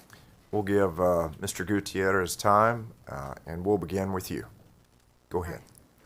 My name is Veronica Worms, and I am a policy attorney representing the Texas Civil Rights Project against SB 4. This map is a blatant attempt to rob Texans of color of their political power. Despite the fact that 95% of Texas's population growth was in communities of color, the 2021 maps did not produce additional opportunity districts for Texans of color. This proposal makes an already discriminatory map that is still being litigated even worse. If it were implemented, white Texans who comprise only 40% of the population would control 79% of the congressional delegation. Texans know an unfair system when they see one. The district lines here cannot be explained away on partisanship. As the Supreme Court noted in Bartlett v. Strickland, a state intentionally destroying effective crossover districts raises serious constitutional concerns. The DOJ's letter, while completely misstating the law, cited impermissible racial considerations in 4 majority-minority districts, not a quest for partisan advantage. What the legislature delivered with SB 4 is a map that brazenly and intentionally cracks historic majority-minority districts, including court-ordered VRA districts, and then packs other minority groups into tight urban areas to dilute their political power. That is targeted racial discrimination, plain and simple. The lengths the state has gone to deny Texans fair representation in this redistricting farce are staggering. The Supreme Court has said that redistricting mid-decade to replace a court-ordered map is allowed, but that's not what's happening here. The House had only 3 regional hearings to encompass the 30-plus million Texans spread over more than 268,000 square miles. Only 5 hours of public testimony were allowed per hearing, so only a max of 150 Texans could speak. Less than 48 hours after the last regional hearing, this map appeared. The Senate had 4 virtual hearings where, again, the vast majority of witnesses opposed this out-of-order redistricting, and the exact same map was filed. Its drafters clearly disregarded the public's testimony on the impact of redistricting on their communities and their overwhelming opposition to this rushed redraw. We urge the committee to focus on disaster relief rather than creating a new disaster in this destructive and discriminatory map. Thank you for your testimony. Thank you. Very much. You may begin. Hi, I'm Emily E.B. French. I represent Common Cause Texas. I'm far from the first to share my disappointment that this legislature is putting gerrymandering over disaster relief, but I also believe this legislature is making future disaster relief harder with gerrymandering. Right now, we're sitting in CD 37. Under a new map, we'd be sitting in CD 10. This Capitol complex would share a U.S. House rep with students at Texas A&M, 87 miles away, the people of Centerville, 124 miles away, and the people of Segno, 183 miles away. But under this proposed map, if I walked 1,000 feet to Texas Chili Parlor, I would be in CD 37 again. Imagine that you live at the Capitol, which I'm sure is not hard for many members of this committee, and a natural disaster strikes. Let's say that the power goes out, my phone has like 15%, I only have enough juice to call my congressional rep. I want to use this constituent services to find resources, locate warming or cooling centers, and connect with other folks who are helping out near me. If my friends at Texas Chili Parlor have to walk over, these maps would force them to get help from a different representative. By drawing our communities apart, you're making it harder for neighbors to help each other. If my cousins in Pflugerville need help, these maps would force them to call a different third representative in CD 11, who would also represent our uncle 65 miles away in Llano, the people of San Angelo 180 miles away, and Midland 283 miles away. Pflugerville is 14 miles away from the Capitol. This map has Pflugerville in with Midland and the Capitol in with Segno, and Midland is 430 miles away from Segno. That is 11 and a half Rhode Islands laid end to end. I believe the chair and I have different definitions of the word compact. I'm a lifelong Texan. I was born in Houston, where hurricanes constantly happen. I was raised in Tornado Alley. I now live amongst freezes and floods in central Texas. When natural disaster strikes, I lean on my neighbors and they lean on me. This map makes it harder for Texans to help each other. Please do not pass it. Thank you. Mr. Little. Good morning. First, giving my regards to the chair. Vice Chair, my state senator, Senator Boris Miles over here. It's a privilege and a pleasure to be here. I'm here, I represent the Houston branch NAACP. I am also a Navy combat veteran, graduate of the United States Naval Academy, class of 2008, and I'm a Texan. And I'm here because I'm here advocating and speaking on behalf of the constituents and the people of Houston who feel like they are voiceless or feel as if, if they're not at their table, that they're on the menu. And I think it's imperative that we take notice to realize that the constituents, the people, are the people that we're supposed to be listening to, not the federal government. Otherwise, we have no state sovereignty. And it concerns me, and it concerns many of our constituents and many in the room, that we are currently at a point right now where we are willing to listen to what's going on from somewhere else versus doing what's good for Texas, as stated by members of the committee. So I'm just hoping that today and going forward, that everyone here and everyone that's not in the chamber that are able to vote on this will make the right decision and do it based on the conscience of Texas and not on the conscience of anyone that considers themselves practically a king or anyone who is seemingly undermining our democracy. That is not why I served my country for 10 years. That's not why many people in our community fight to be elected to office, to just bow down to any type of tyrannical force at any person's will. We are here all as Texans, but more importantly, we are Americans. And that's what makes our country great. That's what makes our state great, is being able to realize and understand that this is who we are.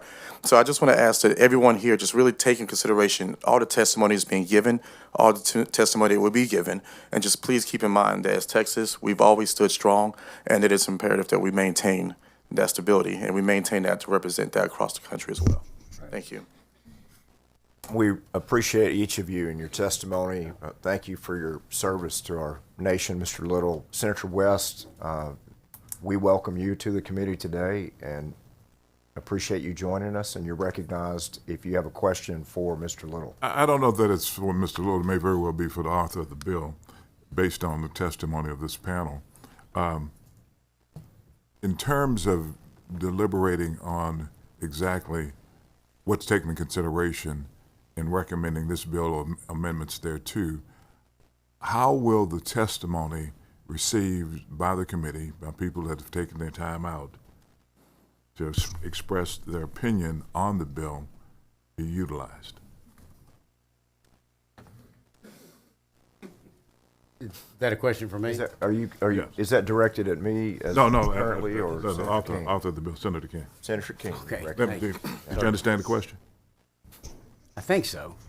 Let me make sure you understand Okay, it. please. We've had, and I've been listening to the testimony, and we've had hundreds of people testify on this particular bill. 205. And it would seem, based on what I've gleaned, most of them have testified against this process and now also on this particular bill. And my question is, in terms of what your recommendation is going to be on this particular bill or amendments requested, how will the testimony of citizens that have taken their time to testify be taken into consideration? Certainly. Senator King. Thank you.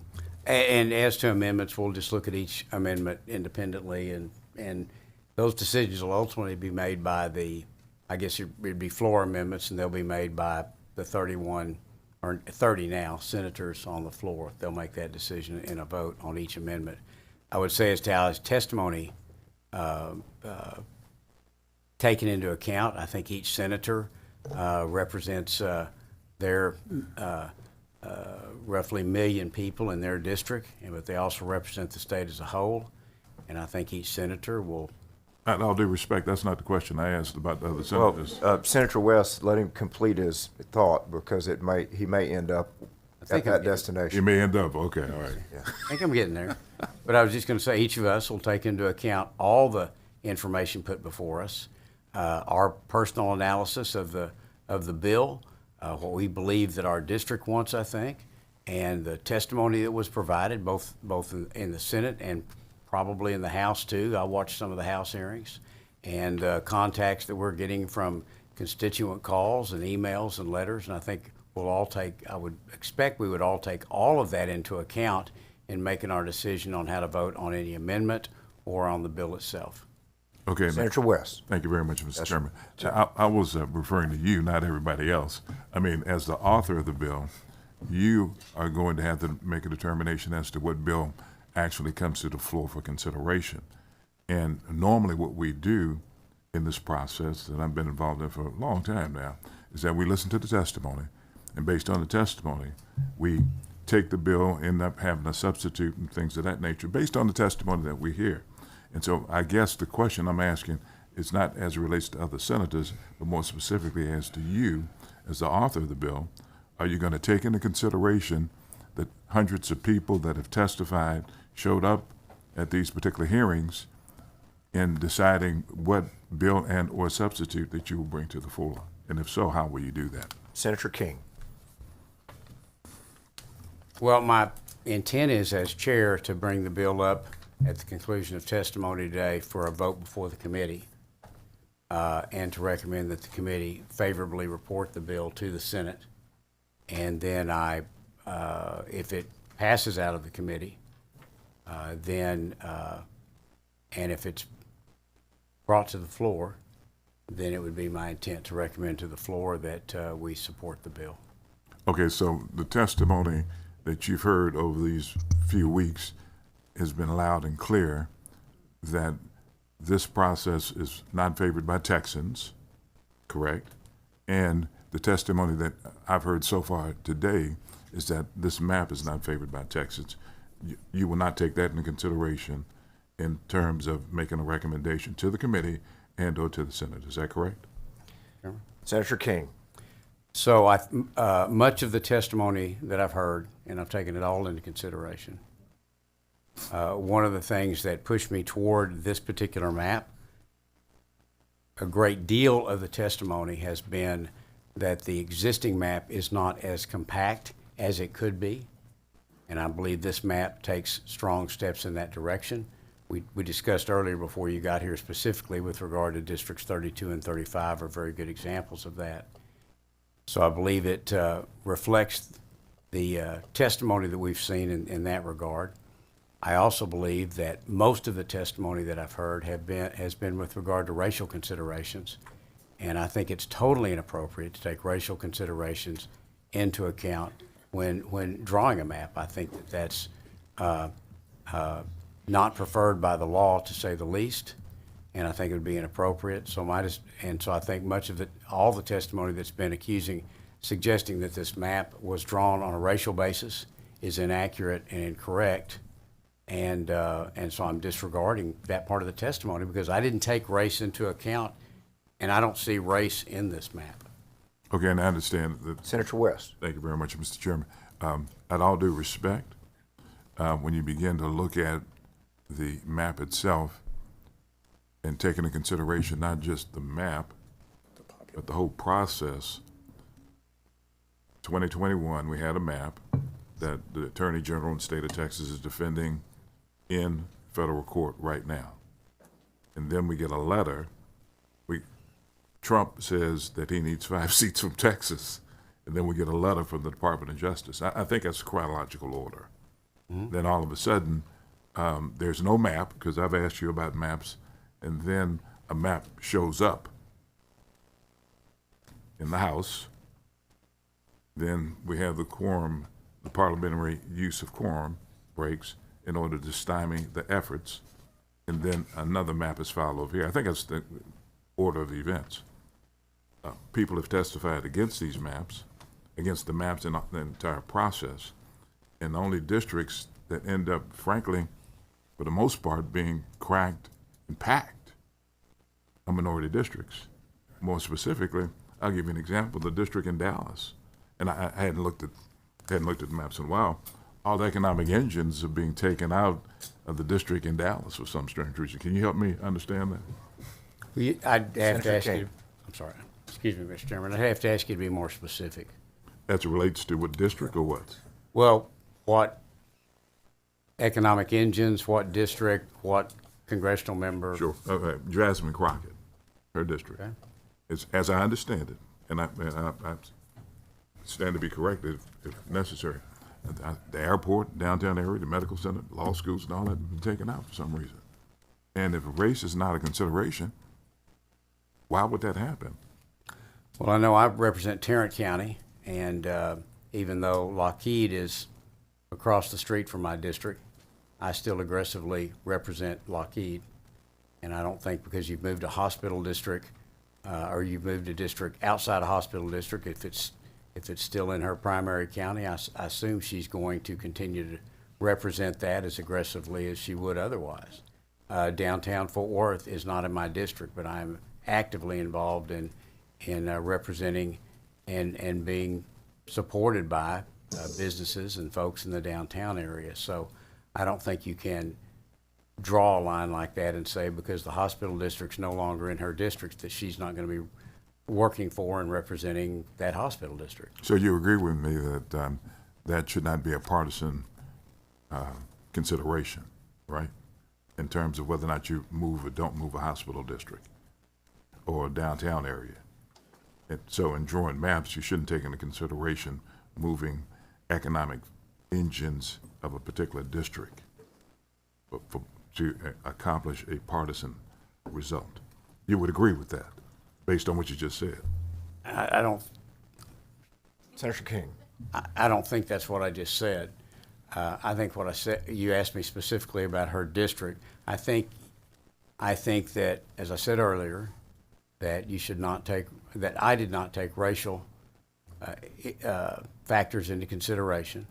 I think that the map is more compact than the existing map. I think that it achieves the objective that at least I had of performing better from a partisan perspective for Republicans. And I think that that it is drawn in a manner that's going to continue to allow members of Congress to represent their districts and the areas surrounding their district like we all do. As I said, I'm Tarrant County, and I try to I only have about a third of Tarrant County, but I try to represent all of Tarrant County and help. And the other senators in Tarrant County do the same thing. And I believe this map takes into consideration what is traditional redistricting criteria. And I think it's a very supportable map. Okay, and I understand, West. Mr. Chairman, and I know this committee is laboring because I've been on this committee several times before myself, and I'll have extensive questions for you on the floor because you weren't really responsive to the question that I asked, to be honest with you. But because again, I asked about the partisan piece in terms of taking the economic engines out, and if it's not a partisan issue, then why were they taken out? Okay, I mean, just because you have economic engines like downtown Dallas, the medical district, law schools, and things like that, you don't need to take those out of a minority district in order to establish and to accomplish your goal of increasing partisanship in the state of Texas. But yet and still, that's what was done by the map drawers. Speaking of the map drawers, did you draw this map? Or who drew the map? Senator King. Okay, I've adopted HB 4. My understanding was traditionally the way it's worked is the congressional delegation usually has someone draw a map. I believe, I think I'm correct in saying in 2021, the Redistricting Trust, which is an organization that's involved in redistricting across the country, they helped draw the map for the Republican congressional delegation in 2021. My understanding is that the Redistricting Trust drew this map as well as others, and this was the map that was adopted by the House. Okay, so the Redistricting Trust drew this map. I think they participated in drawing the map, is my understanding. Did you have any input in drawing the map? None at all. Okay, so it was given to you. No. Well, let me finish. It was given to you, and you were asked to carry this particular map without you having any input into what the impact of this map was. Senator King. No, not at all. As I've said repeatedly in the hearings and in caucus, that I considered drawing a map. I had been considering waiting for the House map to come over. No one ever handed me a map. I was not given directions on whether or not on any map to take. But as I watched the House hearings, and I stated this earlier before you got here today, as I watched the House hearings, and as I looked at this map and I thought it was more compact than the existing map, I asked our legal counsel to review it to see if they came to the same conclusion that the House Council had, that the map was legal under all applicable law. They reported back to me that it was, and then I filed the bill on Monday.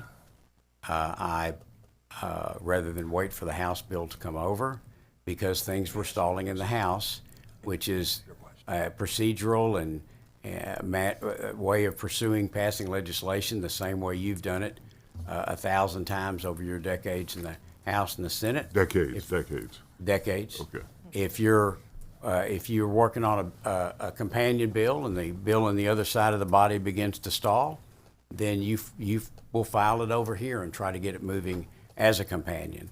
And that's exactly what I did. I decided that the House bill was a very good bill, that it accomplished the purposes that I had in looking for a bill, looking for a map.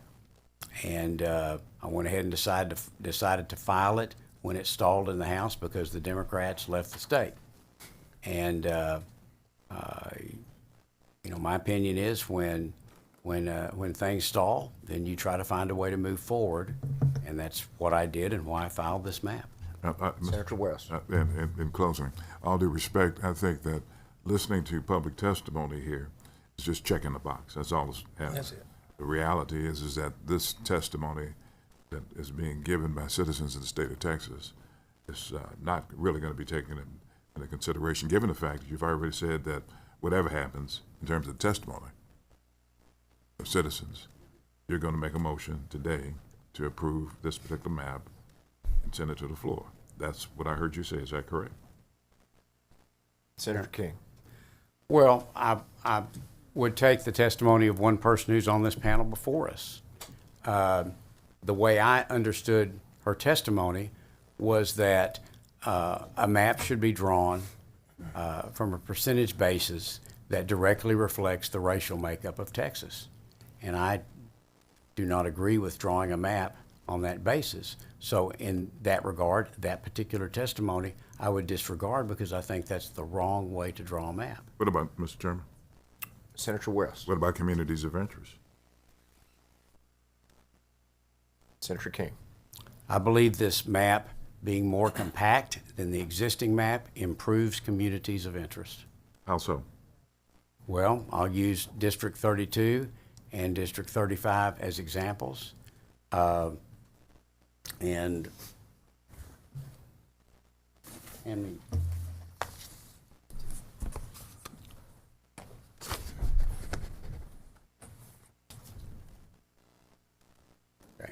District 35, for example, now begins way south in Bexar County, takes extremely difficult jigs and jags as it progresses all the way up into northern Travis.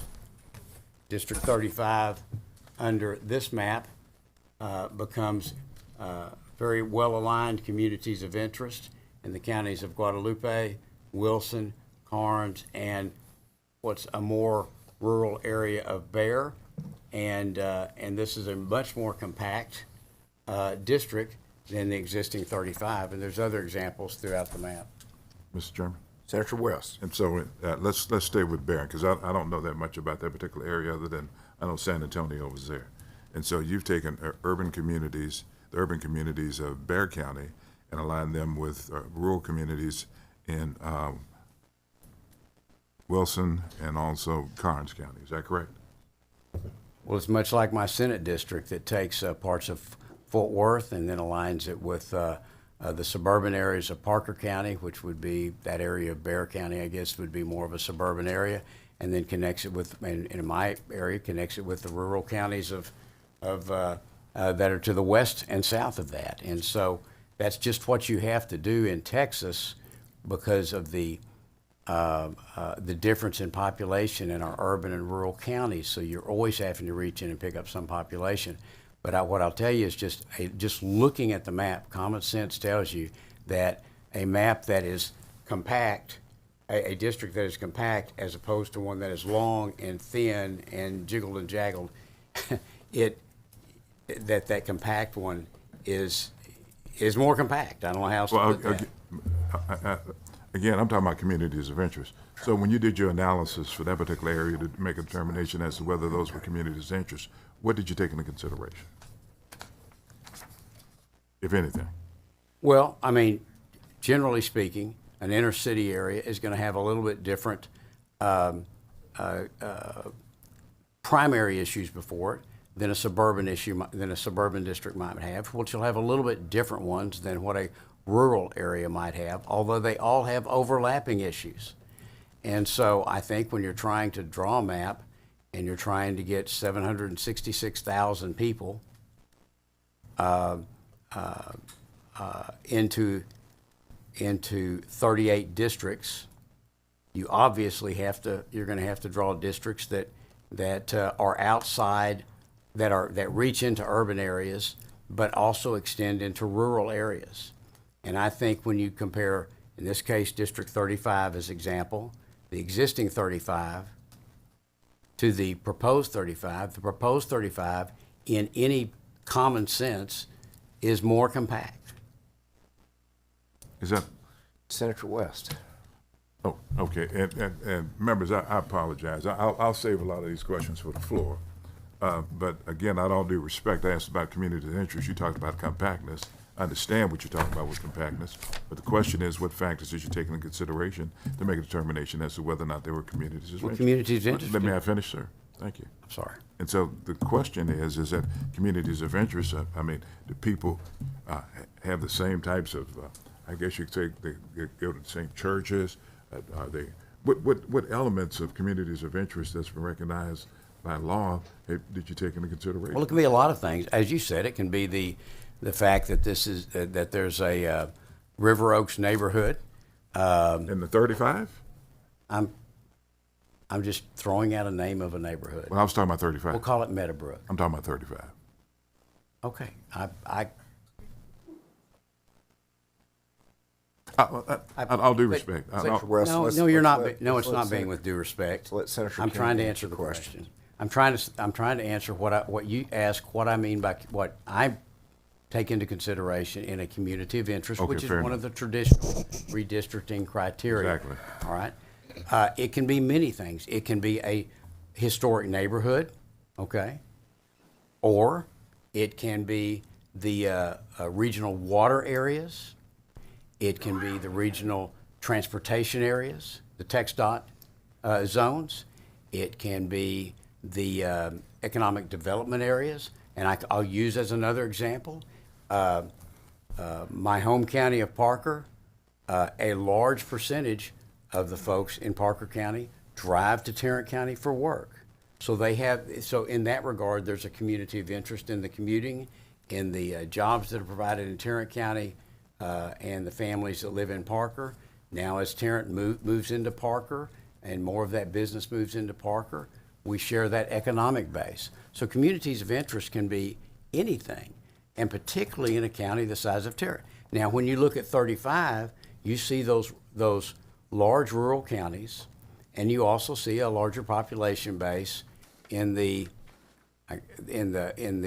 more suburban area of and less developed areas of Bexar County, and they're going to be more aligned from a community of interest standpoint than they would if you had picked inner city San Antonio. And I think it's a very good district. Okay. And I'll also suggest that no one on this committee has offered amendments to change that district, and anybody is certainly available to, or has the option of offering amendment to change that district on the floor. But my point is, when I look at it, it is a much more compact district, and compactness takes into account geography and all the traditional redistricting criteria. And any common sense look at it says it's a more compact, better designed, easier to represent from a driving distance for the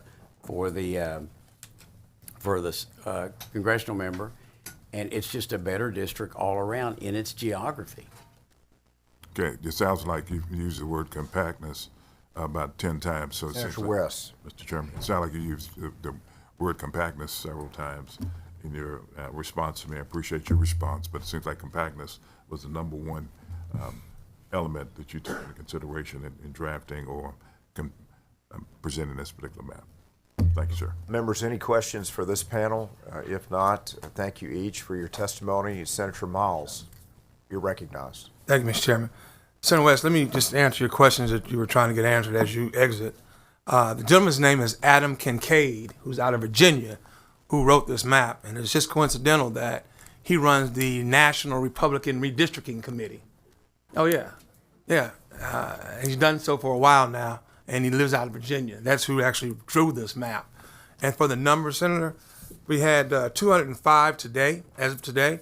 And I'd be generous in saying that 5 of those were for the map and the 200 were against. Now today we've got 117 signed up against the map and 3 for the map. So now what the chairman's going to do with those numbers, that's up to him. You asked him that question. He's going to have to give you that answer. Thank you. Thank you. Thank you, Senator Miles. We'll proceed with our public testimony.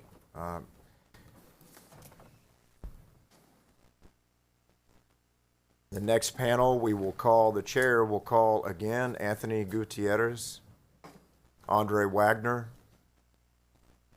Nicolette Ardiente,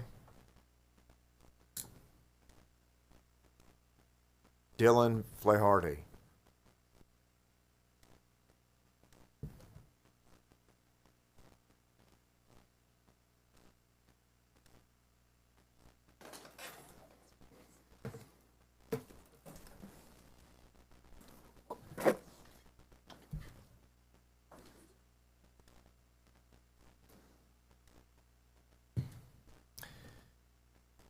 You may begin, sir. Thank you, Chair, members of the committee. I appreciate your time and allowing us to be here. My name is Dylan Flaherty. I'm here to represent myself. I'm also a candidate for Congress in Texas's 37th District here in Austin. I find myself incredibly frustrated with the purpose of this. There are far more pressing needs in Texas. Flood relief, public school funding, making lives for Texans better. And yet, we're bickering over partisan politics coming from the president. It's incredibly frustrating. I also want to call out something that I find incredibly disingenuous. The chair mentions that these maps are more compact, and he cites District 35 continuously. Yet, District 11 in the new map spans from Pflugerville to west of Midland. As I'm sure that Senator Sparks would understand, the needs of Midland and the needs of Pflugerville are far different. And so saying that they're more compact, allowing for easier drivability is a joke, because it's a 6-hour drive from Pflugerville to Midland.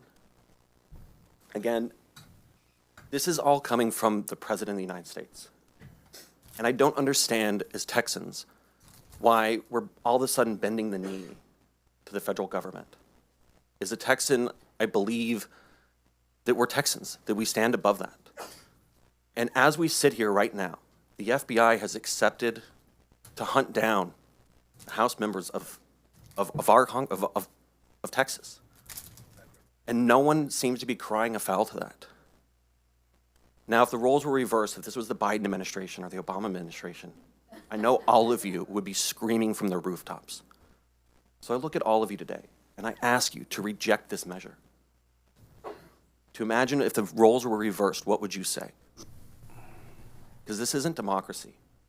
You're not allowing us to choose our representatives. You're choosing your voters.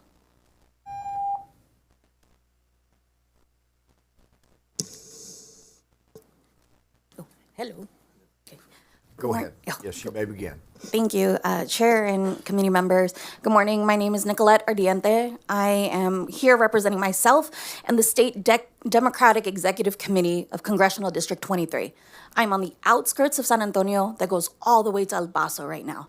And like many of y'all, I do also have constituents that I report to that come to me regularly and ask me about, like, hey, what are the issues that are happening not only with the Democratic Party, or how can I get in contact with my representative?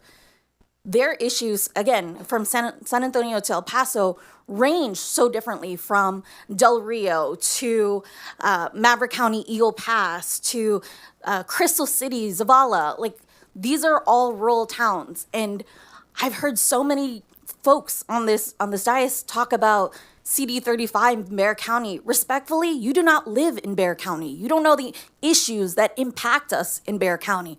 Yet you want to refuse to hear the public testimony of Texans who, like working class Texans, wish they could be here in front of y'all to talk about why redistricting is so impactful to them. But they're not given that opportunity. They have to work. They have to make sure their kids are getting ready for school next week. But y'all are not giving every single Texan that opportunity. And as the gentleman mentioned, being frustrated is almost like, we carry it with a pride as Texas now, because we don't have the representation that we truly deserve. Again, from San Antonio to Del Rio to Eagle Pass, all over Southwest Texas, I have constituents who are constantly asking for help. If you want, you could split up Congressional District 23, but nobody wants to talk about that because that's a solidly Republican district. I really want to see leadership that shows up for Texas, and I do commend all of the Texas Democrats that have fled the House, fled the Senate to do so. So thank you again for your time. Thank you. You may begin. Thank you. My name is Andre Wagner. I'm also representing the Houston Black American Democrats. I come here as a resident of Congressional District 18. I've lived in Congressional District 18 for over 20 years. My mother lives in Congressional District 18. My sister lives in Congressional District 18. Please do not split up our district. Do not pack and crack us like we did in Beaumont.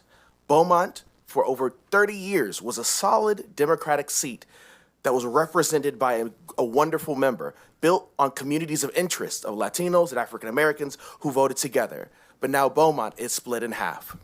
But in Houston, there's too many of African Americans there, so instead you pack us in one district. Now, the only real thing I would ask is, instead of voting on making new lines, perhaps put a law in place requiring our governor to call an election after our congressional representative has died.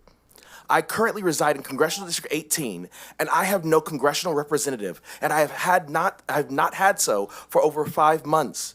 In Oklahoma, Arkansas, Louisiana, and Mississippi, all Republican states, require their governor to have and hold a special election within either 60 or 100 days of a vacancy. All of them Republican states. Please, if you want to do something about elections, how about requiring our governor, like 4 other Republican states do, to have a special election when there's a vacancy that occurs? I am now without representation. You all are talking about effective representation, and my community does not have so because the governor has chosen not to call an election until November. That makes no sense to me. And so please, while we are talking about having effective representation, I think right now my family, my community is disserved by what's going on in Texas, by what's going on in Congressional District 18. So please implore for my family and yours for better representation. Thank you. Appreciate your testimony. Members, any questions? Senator Miles? Thank you. Andre, let me say thank you for being here today, and thank you for the support your family's always given our community. Not just me, but our community. And I think your math's a little wrong. Brother Turner has passed for 5 months, but we've actually gone without representation in 18 almost a year now. Okay, it's been almost a year that we've gone without proper representation consistently in the 18th Congressional District. You should also know that based on this map that is being presented to us today, we are overpacked.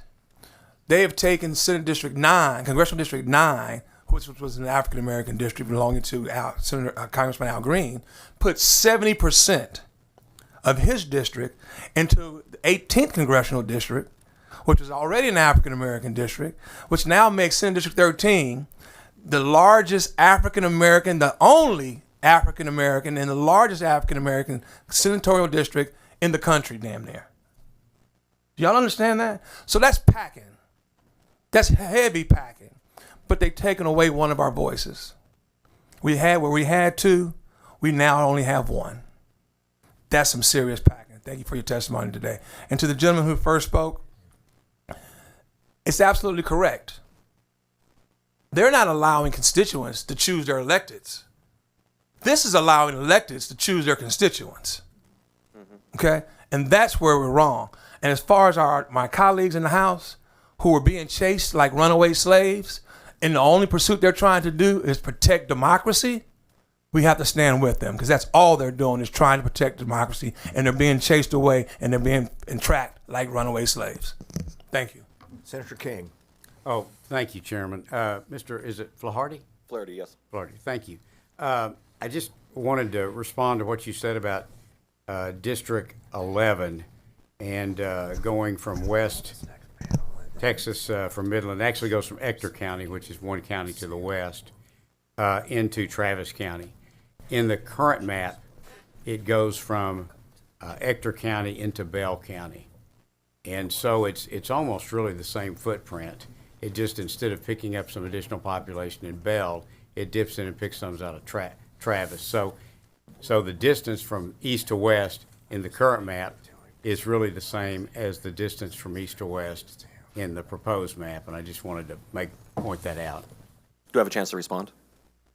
Certainly. I just find it hypocritical at that chair's discretion, but I'm sure. So you talk about this thin line that goes down I-35, but in District 11, that thin line follows along the Williamson County and Travis County border. So it's the same thing, and then it balloons out into West Texas. It's a 5.5, 6 hour drive. And by saying that it already exists to some extent doesn't make it any better, especially when you're claiming that the 35th district. But you understand in West Texas, for you to be able to get 766,000 people together, you've got, so these numbers will be a little bit off, but I think they're still pretty close. So if you look at the I-35 corridor, even though you've got large cities like Amarillo, Lubbock, Wichita Falls, Midland, Odessa, San Antonio, west of I-35, even though Abilene, even though you've got all those cities, still only about 14.5% of Texans live west of the I-35 corridor. And if you look at the East Texas, the I-45 corridor, only about 8.5% of Texans live east of that. Most of the population is in the triangle. So if to comport with one person, one vote, which is very important, because if you live in a district that's got 100,000 people and I live in one that's got 50,000 people, my vote's worth twice as much as yours. And that's why the most fundamental thing in redistricting in congressional districts is equal population. So if you're going to put together a district into West Texas that's got 766,000 people in it, you've got to come east. And you're going to have to pick up population out of Williamson or Bell or wherever it is. And so my only point was that you had said it was wrong to come all the way from Ector County to Travis County in a new map, and I was just simply saying that the footprint really hasn't changed. It's just going from Ector County into Bell County, which is just one county north of, or 2 counties north of Travis County. So it's still that same spread, but you just don't have any other way to draw those West Texas districts and comply with the most fundamental purpose of redistricting. That is so intellectually lazy. Like, no, it's not. Honestly, that is the most intellectually lazy argument I've heard thus far. It's just simple. Sir, you can drive. We're not here to debate. We certainly had Senator King as the author choose to make some comments based on testimony and offered you the opportunity to respond, but we have to continue along or we're going to lose witnesses that are on time frames to have to get back home. Thank you. So thank you you for that, Thank you. Mr. Chairman. Thank you for your testimony as well. Very much appreciated. We're all listening very closely. Thank you both as well. We'll call the next panel Dr. Craig Nazor, Robert Norris, Susan McNeil, Emily Amps. Please come forward, and we'll begin with Dr. Nazor. Hello, my name is Dr. Nazor. I'm the Conservation Chair of the State Chapter of the Sierra Club. Cyrus Reed, our Conservation Director, has submitted some really good points here about how this redistricting negatively affects people's power to control the kind of environmental issues we have. One point I'd like to say is about this compactness. District 10 has not been compacted since it was first drawn. It looks like a python that swallowed an elephant, and it continues to look that way, and it's highly unrepresentative. Another district that I'd like to talk about, it's in the valley actually, it's a couple of them, and it's about Corpus Christi. Corpus Christi Harbor is facing huge challenges with pollution. And desalination plants and LNG plants, and there's an ethane cracker plant there now. And what's happened, even though some of the districts may look more compact, they divide Corpus Christi up now into 3 different areas. And 127, it reaches around like a little snake to bite off a little Republican area, a really Democrat area right there. And what happens in Texas is, for instance, the TCEQ is not allowed to control cumulative impacts of pollution, just individual places. So when they built that ethane cracker plant, the TCEQ told Exxon that no, that's too much air pollution. Build 2 plants right next to each other and okay them each for half that amount, and we can do it. That was just dumb. And everybody saw through it. But now they're impacted with all this pollution, and they're communities of color, of minorities. And then you split them off into pieces, they can't even go to the EPA through their representative. This is wrong. This is wrong. Thank you for your testimony. Thanks for being here. Oh, Senator Hinojosa, you're recognized. Thank you, Mr. Chairman. And one of the comments I made initially when we started this hearing, that I was very concerned about Nueces County, the way it's being split, I think in 3 ways. And quite frankly, that's not being compact. And Nueces County, as you well know, besides we have the port, refineries, new interests coming in, we have a diesel plant being constructed that will be used as a template for the rest of the Gulf Coast. So all of that is suddenly completely change around, which I don't think is very good for the communities in Corpus Christi and in the Coastal Bend area when you have that type of division within the county itself and the neighborhoods. But thank you for your testimony. And Sierra Club agrees with you there. Thank you. Thank you, Senator. Welcome. Pull that microphone close. Introduce yourself and give us your testimony. Thank you. Mr. Chairman, members of the committee, my name is Emily Amps, and I'm the Director of Politics and Policy at the Texas AFL-CIO, the state's labor federation with over 250,000 affiliated members across the state, including in your districts. And I'm here to testify on their behalf and for myself. When this weekends, there will have been 4 legislative hearings to discuss disaster response and how we can prevent more innocent lives from being swept away in the floods. And when this weekends, there will have been 13 legislative hearings to discuss congressional redistricting, something no Texan asked for and will further divide already fragile communities. That's time that should have been spent addressing what Texans do need: protection from damaging storms, wages that are enough to put food on tables and roofs over heads, access to health care and health insurance so our neighbors don't have to choose between their well-being and bankruptcy, shielding workers from wage theft and writing laws that protect workers from heat death. But instead, we're here because state leaders would rather bow to the pressure of a president that cares more about his political future than the future of our state. Pressures that will result in silencing even more Texans, including many workers, adding to the many voices already muted by the current district lines. Communities that have already been severed and neighborhoods already divided by this current map, which could be used already as a study in gerrymandering. This map, though, SB4, this bill, doubles down on gerrymandering and says, hold my beer.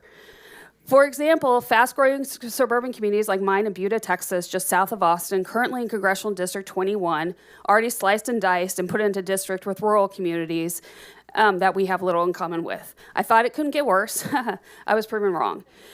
If this passes and is signed into law, my house will now be on the edge of Congressional District 27, a district that will go from Hays and Travis counties to the Gulf of Mexico and Matagorda County.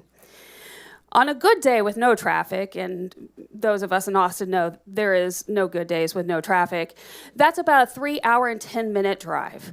Doesn't sound very compact to me. And please, someone explain to me why a fast-growing suburb of the 11th largest city in the United States has in common with Palacios, Texas. And of course, it's a rhetorical question because we all know the answer is very little. So I urge you, as you move forward, please remember that your actions during this special session will have a real impact on real people.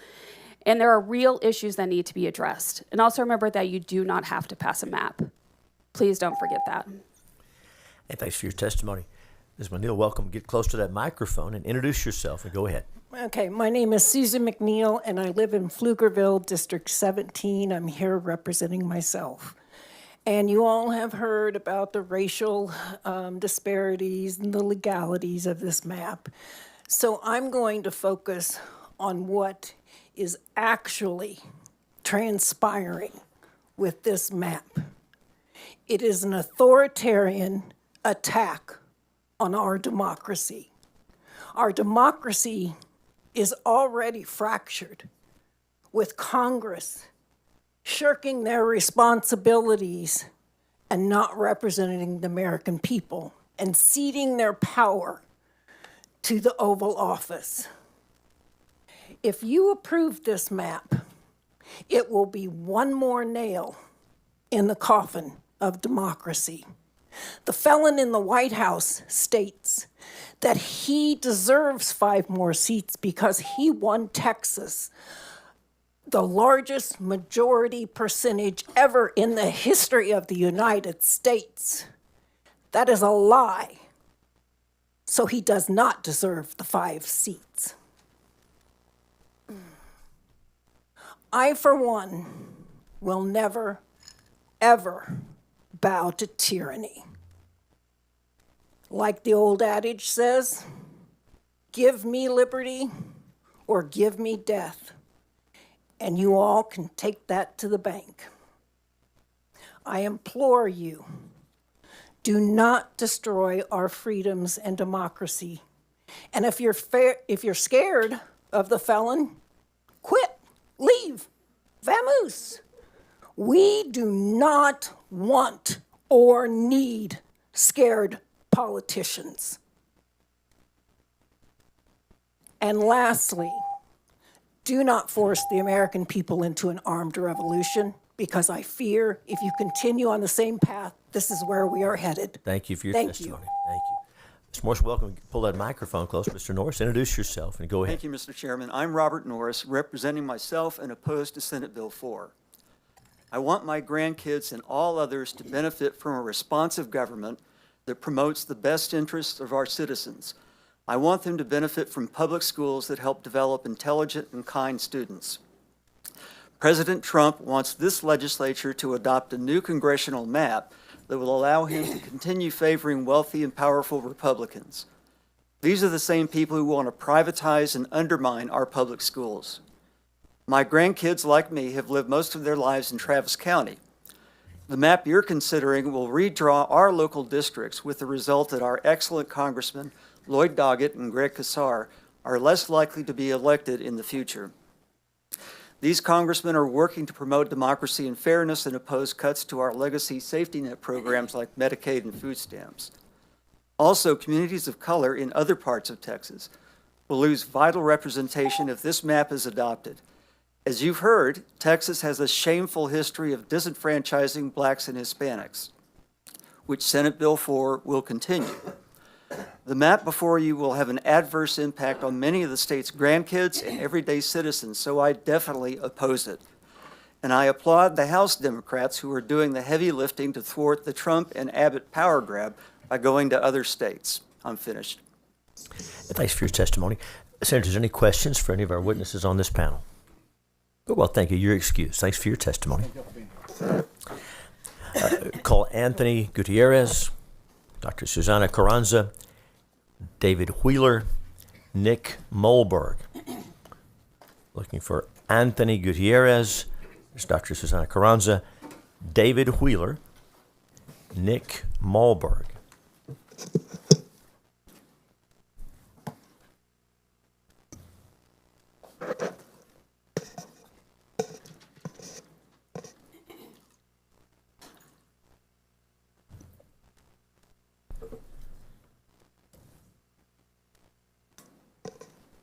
I call Carrie King. Is Carrie here wishing to testify? Carrie King?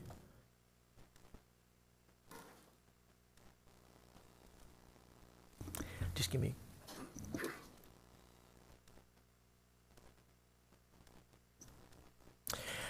Francesca Fraga Leahy. Is Francesca here wishing to testify? Wow, come on down. Welcome.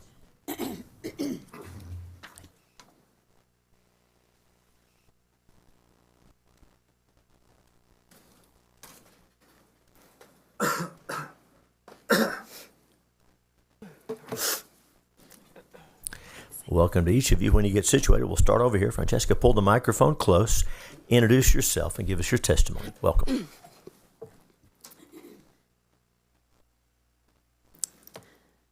Good morning, Chairman King and Vice Chair Creighton and committee members. My name is Francesca Fraga Leahy, and I'm representing myself in opposition to SB 4. Alongside the vast majority of Texans whom y'all have heard from, and from those whom you have not, I'm vehemently opposed to SB 4 because the proposed map and this process are wrong from a moral, logical, and a Texan perspective. I'm proud to be here today as a lifelong Texan because 3 generations ago, my Mexican and Italian great-grandparents immigrated to America. 2 generations ago, my grandparents raised their families on the west side of San Antonio and in South Waco, and my parents, small business owners, Chicano activists, and lifelong community advocates, raised me and my siblings in Waco, Texas. I went to college in Austin, taught middle school in the Rio Grande Valley, and now own a home with my husband and 3 kids in South Central Austin in current Congressional District 37.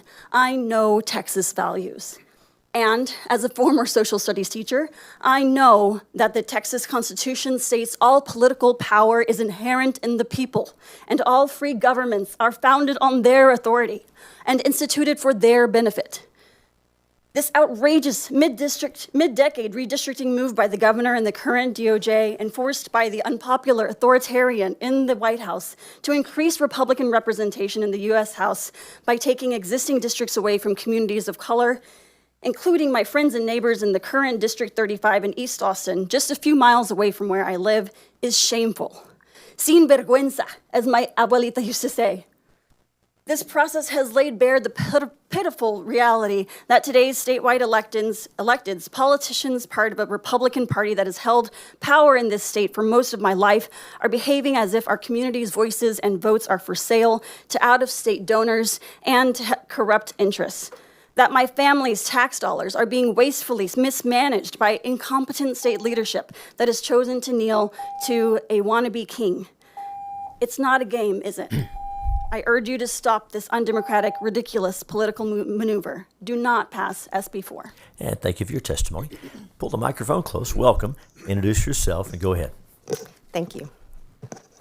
Hello, my name is Carrie King, and I am testifying on behalf of myself and against this proposed redistricting. Fair and equal representation, the crown jewel of our democracy, that is what we are here to protect. However, as long as the ability to get away with racial gerrymandering remains, we will stay stuck in a loop, repeating a sad and shameful cycle of domination and oppression.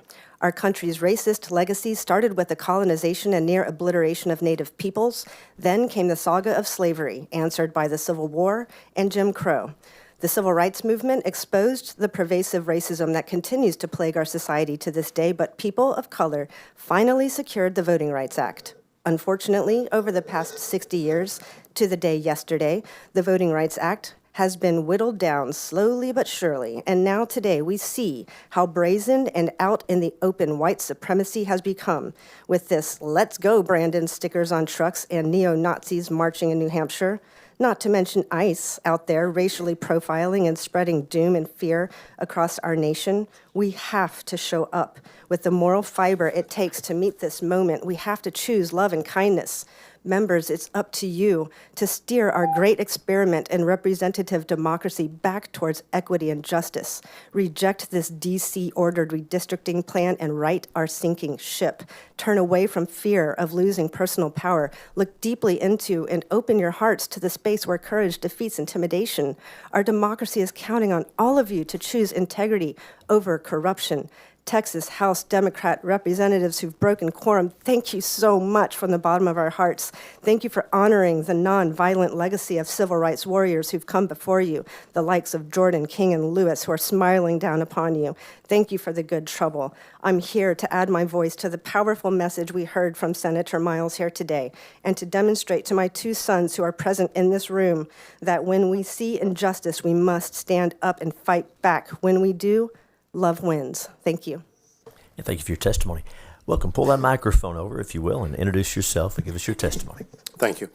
My name is David Wheeler. I'm representing myself. I'm speaking today in opposition of SB 4. This is a bill that only serves to undercut our democracy and ratchet up the tensions between parties. It is a power grab, as has been acknowledged.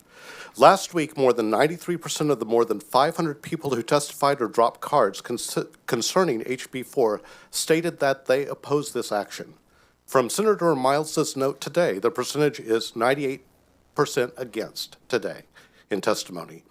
This is a call to try to manipulate the congressional map for party gain, not for the good of the people or for the state. The brave House members who broke quorum have offered you an opportunity to take a step back and reconsider this rash action. Have the courage, integrity, and will to vote no and keep this awful bill, with respect, from leaving your committee. Voting yes will only serve to undermine faith in our government and faith in you. If you will not hear my words, I can only ask that you heed this warning from George Washington in his farewell address. However political parties may now and then answer popular ends, they are likely in the course of time and things to become potent engines by which cunning, ambitious, and unprincipled men will be enabled to subvert the power of the people and to usurp for themselves the reins of the government, destroying afterwards the very engines which have lifted them to unjust dominion. The time that Washington warned us against is now. You have the power to step back from this precipice. Senators, please heed this warning from our first president. Serve democracy over party. Serve state over party, our state. This bill undercuts our great experiment. Vote against SB 4. Thank you. And thank you, Mr. for your testimony. Dr. Carranza, welcome. You know how to do this. Get that microphone close, introduce yourself, and go ahead. I am Dr. Susana Carranza, representing myself, and I oppose this horrible bill and this entire rush process. The chair, Mr. King, has claimed this was a wonderful process, citing the early MAPLAS hearings. Well, being forced to mark neutral when so many of us said hell no does not sound like a fair process to me. Texas do not want this rush process or this map. Yet, you filed the same exact map that will illegally break communities of color, of interest, and gerrymander cities, and receive overwhelming rejection last Friday at the House hearings. The chair also mentioned the horrors of the previous administration as a motivation for the new districts. You mean like ICE? Pulling people out of cars because they look brown? Well, that was not the previous administration. This is happening right now. I'm a naturalized citizen who has called the U.S. home for more than half my life. I was born in Brazil during peak dictatorship when people were being disappeared. Kind of sounds similar. There's a movie, I'm Still Here, and you might learn something from it. As a little kid, I went to pro-democracy rallies with my older siblings. I was lucky to see the transition out of dictatorship. Right now, you all, with this map, are handing down on a silver platter our democracy to Trump. It's not too late. I support House members who are breaking quorum to defend Texans. And if you really want to learn from history, you're going to withdraw this map right now and switch the focus to flood. Because if you say, well, maybe if they come back, we'll work on things, well, work on floods, all right? Do the right thing. Thanks You'll have time. Thanks, Dr. Carranza, for your testimony. Senator King, Chairman King, you're recognized. Oh, thank you, Doctor, and thanks for being here today. Just wanted to make sure of something. You said you were required to vote or to mark neutral when you registered? on the mapless hearings, like last But week. today, you were able to Oh, register yes. opposition. Okay, just want to make sure the registration process was working right. Yes, it is. Can I continue? I'm saying that you're using the previous hearings to say this was open and fair, but people could not officially say they opposed before while they clearly opposed during the Senate hearings, where their words clearly oppose. So, and today, I understand, I marked against. I have been here a time or many, as some of you have known. But having to mark neutral last week felt really, really horrible because I was not neutral at all. Just so everybody understands how that works, anytime there's not a, someone mentioned the flood hearings. In the flood hearings, if you registered to testify, you had to register neutral because there's no bill before the committee under consideration. So that's why you would mark neutral. The same thing was true in the redistricting hearings before there was a map. That's exactly why we're having public testimony today, is because we have a map and we wanted people to be able to register that they're for it, neutral on it, or against it. So that's why that occurred earlier. But now that there is a map, a bill, that anyone who registers to testify can register their opposition to it. So just that's kind of how that works for the general public's knowledge. Now, I know you know that, Doctor. I understand the process, yes. Thank you, Mr. Chairman. Senators, are there any other questions for our witnesses on this panel? Thank you for being here. You're excused. And for the benefit of those listening who may not be familiar with the process, anyone who's watched knows that every witness was allowed and encouraged to fully express their opinion for or against anything. And no one has even suggested that a registration of neutral on the topic was a support or anything like that for the redistricting process. And again, folks familiar with the process know, but we sure wouldn't want someone listening in who doesn't know how that system works to be misled. So with that, thank you. Chair again calls Nick Malberg. Called Nick on the last panel. I want to make sure everybody has a chance. Also call again Anthony Gutierrez. Lauren Pena. Melody Tremolo. I know they're come on down, have a seat. I know there are overflow rooms. We'll give folks time to get here. Also looking for Becky Bullard. Called Joe M. Good.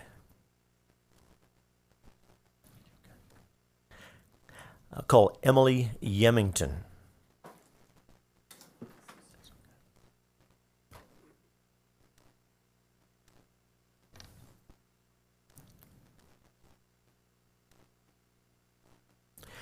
Courtney Benton.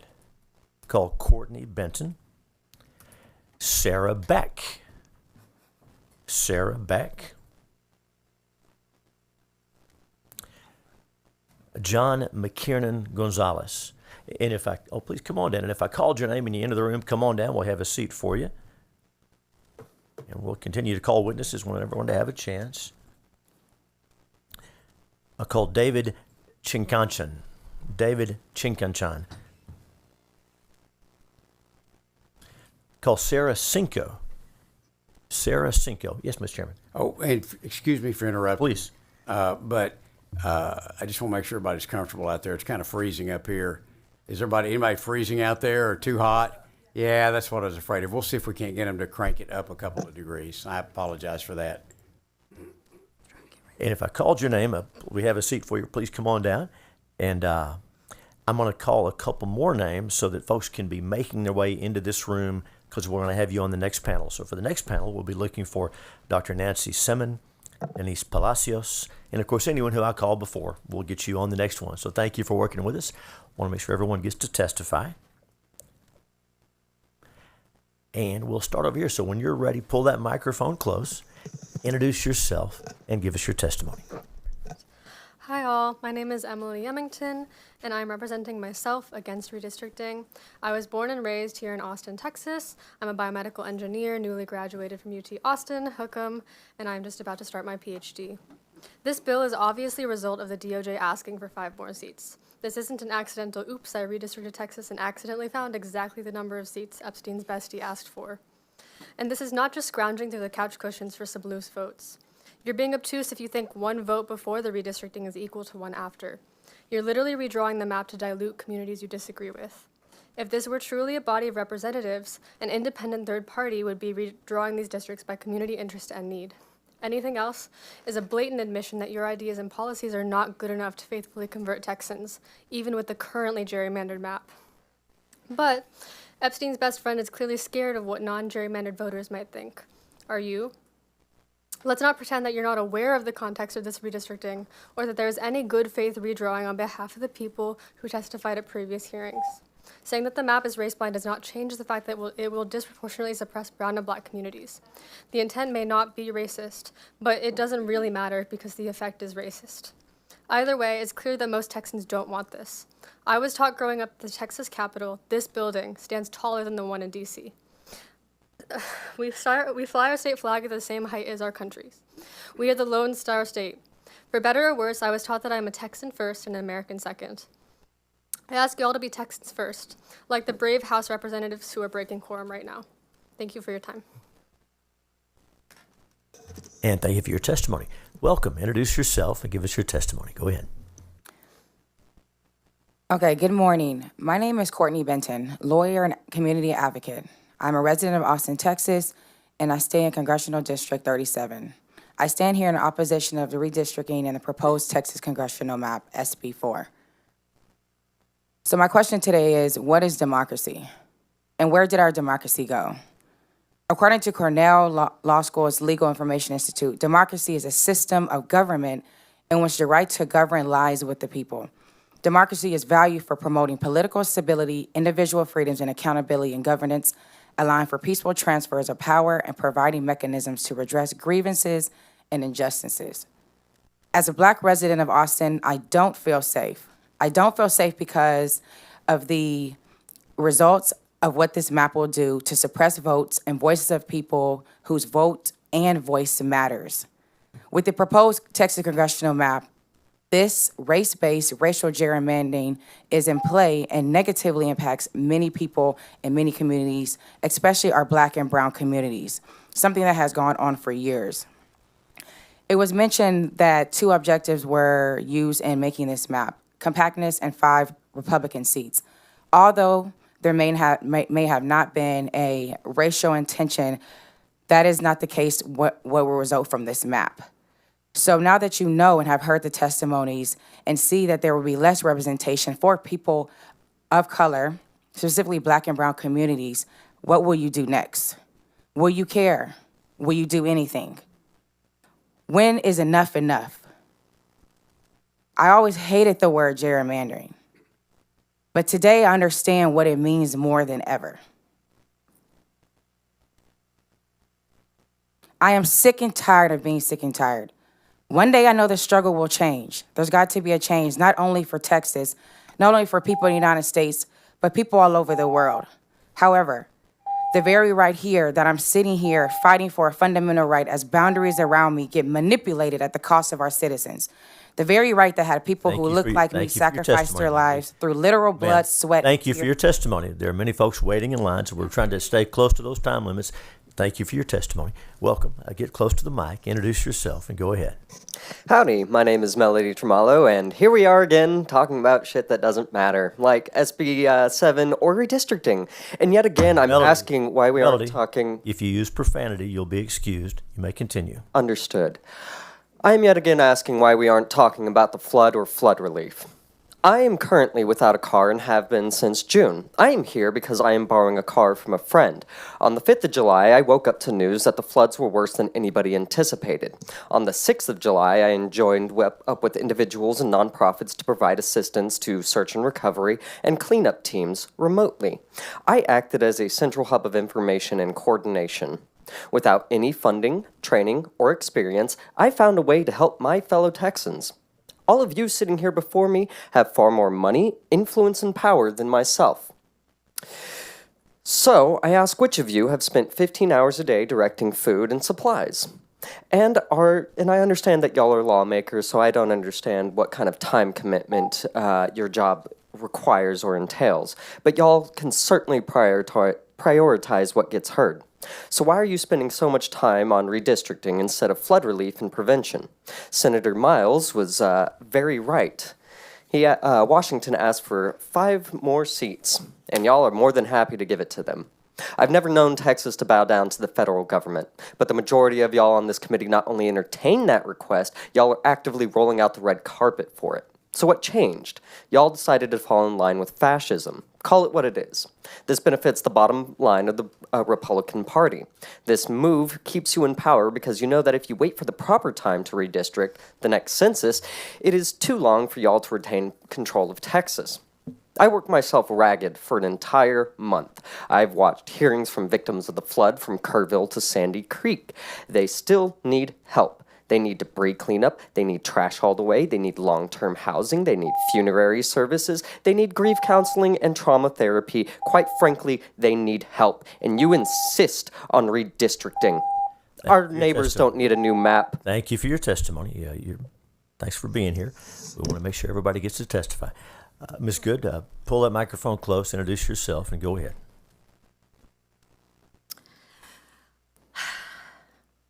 I'm here to say this again, because somehow the urgency still isn't being heard. Our communities are in crisis after flooding. Families are grieving and desperate for help. You know, the reason we had a special session. What are we doing? Redistricting. Again, in the middle of disaster recovery. And let's be honest, this isn't just bad timing. Don't whisper with your neighbor. It is morally wrong and fundamentally unjust because this redistricting process is not just bureaucratic, it's racist. These maps erase representation on purpose. They silence the voices of the communities who are hurting the most right now. Communities that are overrepresented in need, underrepresented in this building, and clearly not the priority of the moment. It's not leadership, it's abandonment. And it is rooted not only in political greed, but in racial injustice. This state should be mobilizing every resource to rebuild, not redraw. So I'll say it again, louder, clearer. Redistricting can wait. Racist redistricting should be stopped permanently. What cannot wait is flood relief and the people that need it. Do your job. Help the people. All of them. Ms. Good, thanks for your testimony. When I recognized you, I'd used your name, but I didn't ask you to give us your name, just so it's on the record. Joe Good. Thank you very much. Senator King, you have the panel. Thank you. And several people have mentioned the flood or other things that are issues, prominent issues before Texas. We always have prominent issues because we're a big, fast-growing state. As you know, the legislature always is working on multiple issues at a time whenever we're in session. And right now, I think there's 16 items that the governor has put on the call for consideration in this special session. What's the most important? Ma'am, please let me finish. I'm sorry. That's right.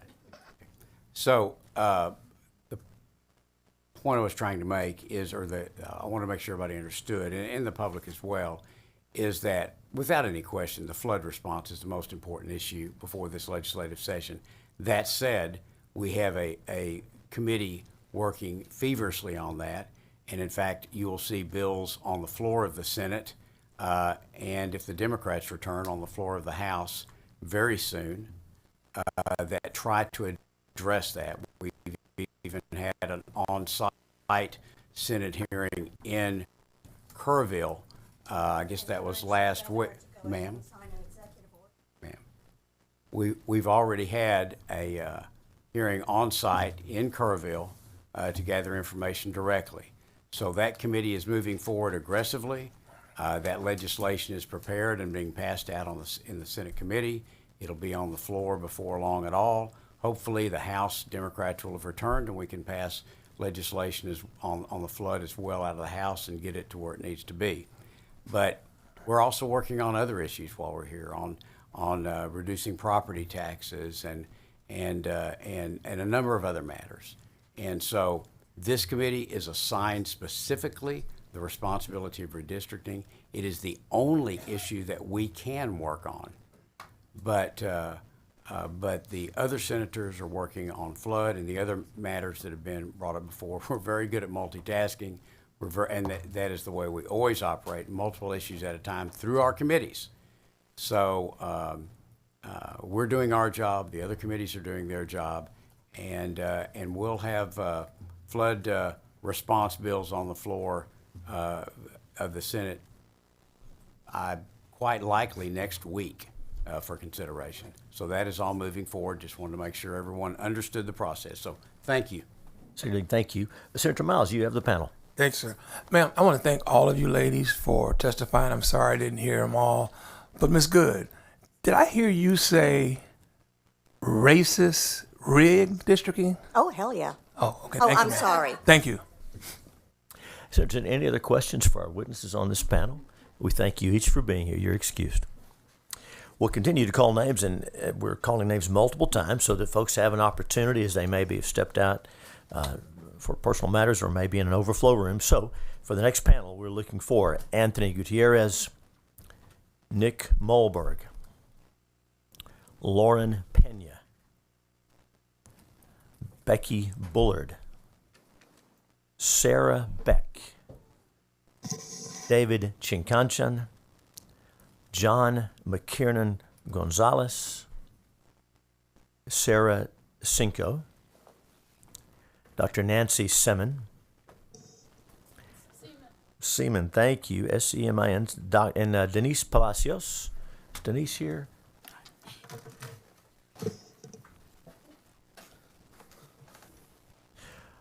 Rocio Fierro Perez. Rocio Fierro Perez.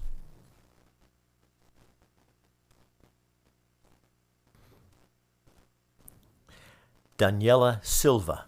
Daniela Silva.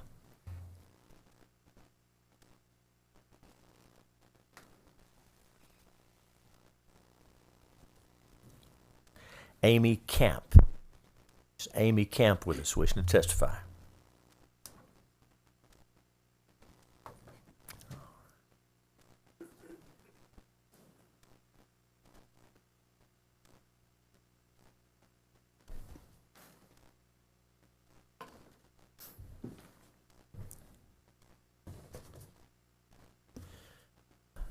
Welcome. I hope I'm not the first one to mispronounce your name, but I'll try to get it right next time. It's Dr. Nancy Seaman Lingo. Thank you. I'm here to testify. I represent myself, and I came down as a citizen of the state to look you, mostly you gentlemen, I know Paxton conveniently cut out. I'm here to look you in the eyes and tell you, and you all can look back at me. Hello, Senator Hughes. This is a power grab.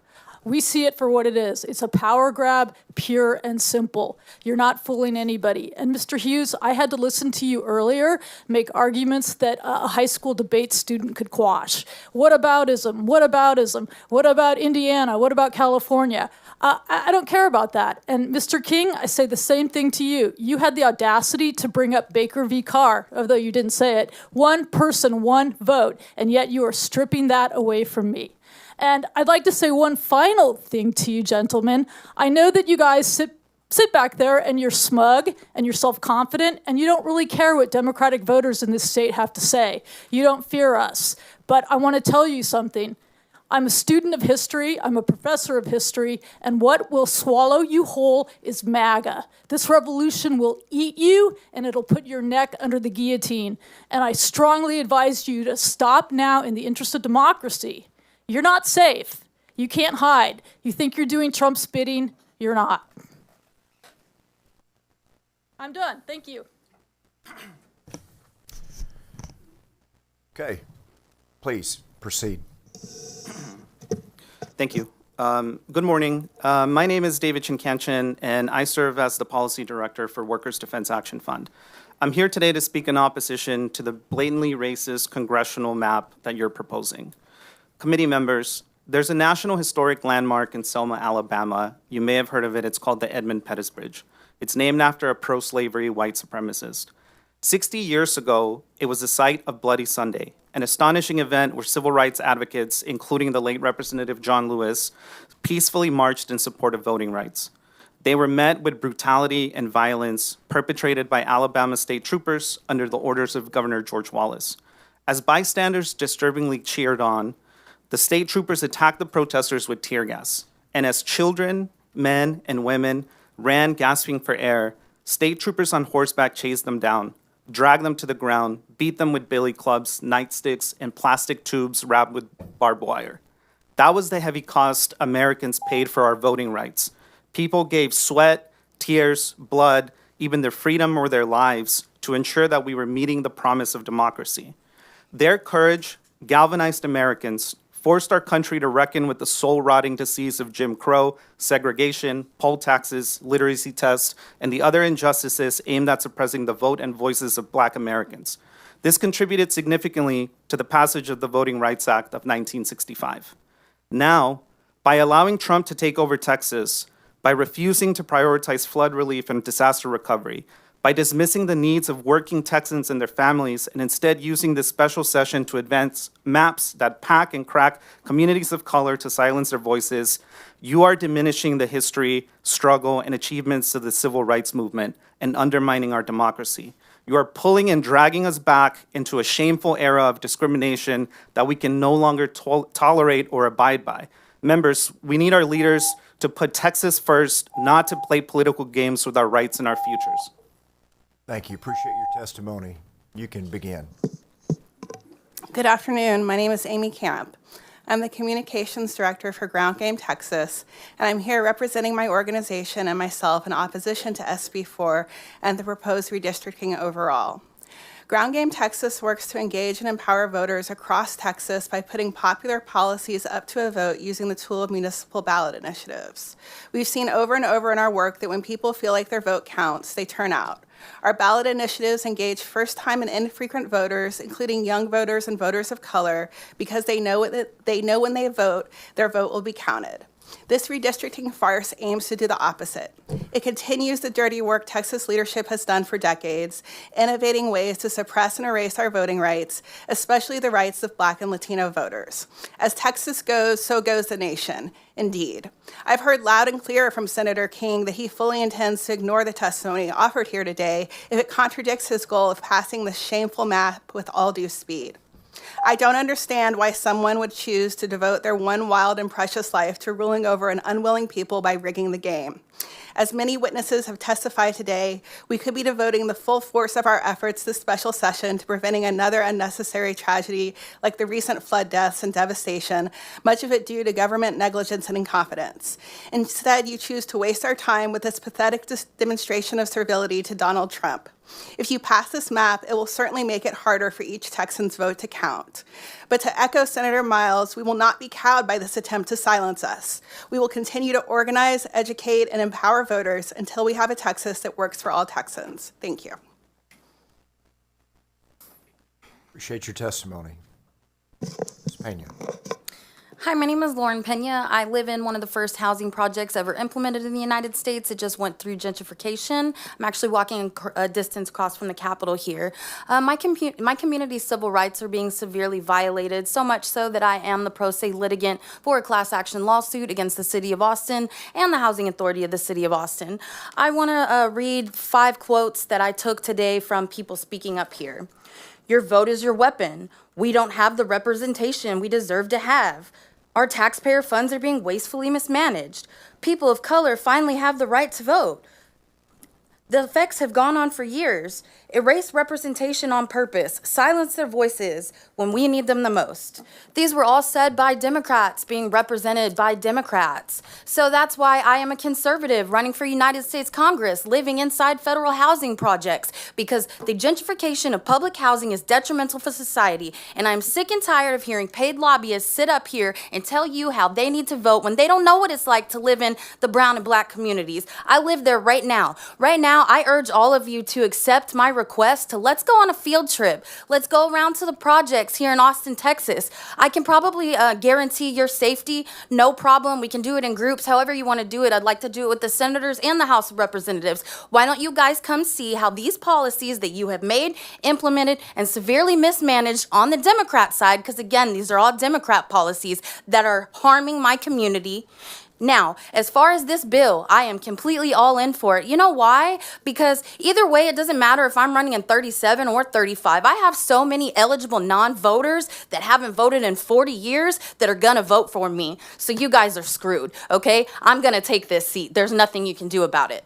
Now, I would like to say that this new map is going to encompass all the housing projects all around the city of Austin. So that means I get to go into every brown and black community that is disproportionately affected, and they're going to start voting for the first time in 40 years. Thank you.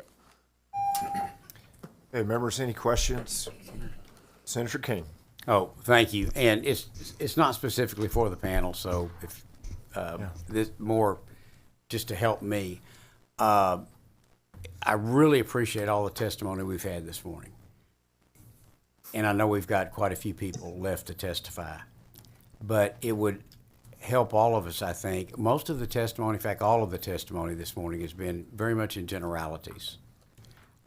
If you have a specific concern about a specific district that you live in or you're aware of, you believe it does something wrong, either in terms of splitting a community of interest or dividing a population or something else, it would help a lot more if I had specifics and you said, hey, I live in District 23, and when you moved this in to this neighborhood or this county, it had the following impact. And we can look and respond to those type of things. But although I appreciate your testimony and I understand the generalities, where you can give specific testimony about districts, that's something we can work with a lot more. So thank you. Thank you, Senator King. Members, Mr. Chairman. Any other questions? Senator Miles. Mr. Chairman, Senator King, does that apply to people on the board, on the panel as well? Can I give you my information, how it's affecting my district, and you'll look into changing it? The same offer you just made to the witnesses.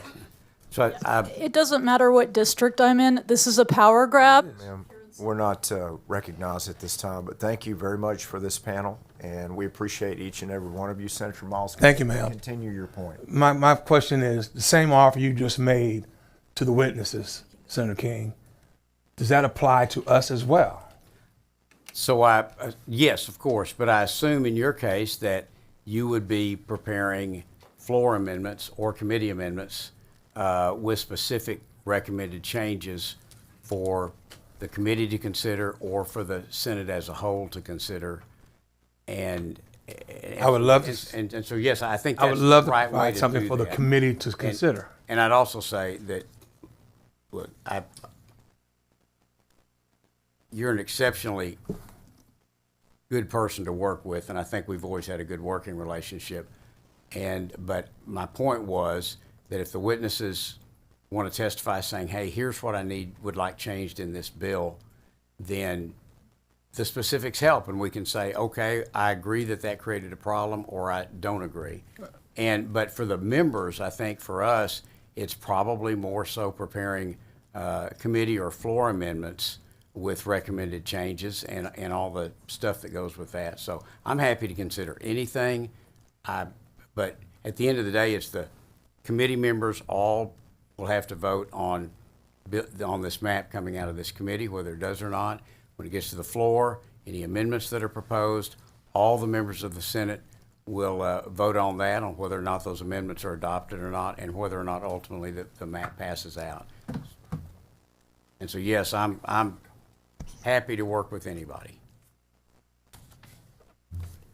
Yeah, I thought my recollection is correct.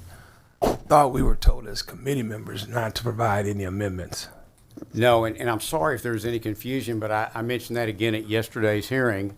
I walked through the amendment process for the floor, and then, of course, the amendment process for the committee had been communicated earlier. And then, of course, it always follows the rules that were in the SR 5 that we all passed to guide this committee. So there, obviously, even as chair, I don't have the authority to tell somebody they can't bring an amendment. Okay. And I'm sorry if there was confusion on that. Okay. Thank you. Thank you, members. Any other questions or comments? We'll excuse this panel. Appreciate your testimony. And at this time, the chair will call Nick Malberg, Anthony Gutierrez, Becky Bullard, and Sarah Beck.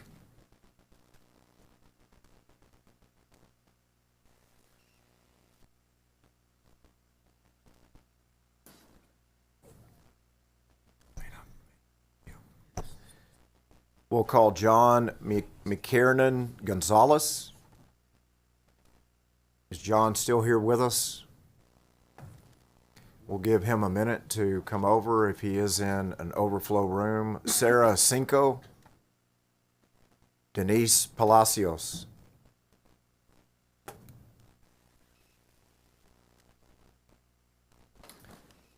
Rocio Fierro Perez. Daniela Silva.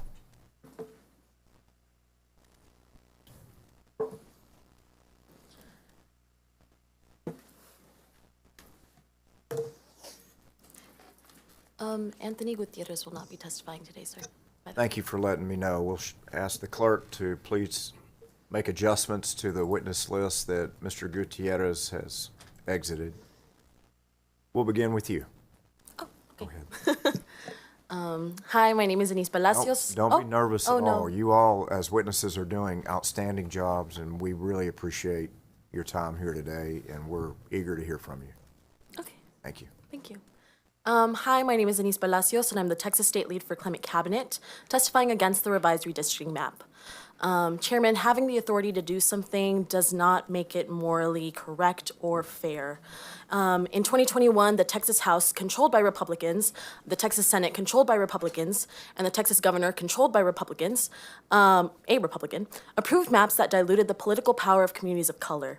And now we're in a politically motivated mid-decade redistricting effort after 30 years of Republican control in Texas, because the president, a Republican, wants the U.S. House, currently controlled by Republicans, to retain and consolidate their power because Americans are suffering as a result of bad policy at the federal and state level. And I fear that the actions led by this governing body, this special session, will lead us into an era of tyranny where politicians select their voters instead of allowing voters to elect politicians, all because Republicans are afraid of losing power.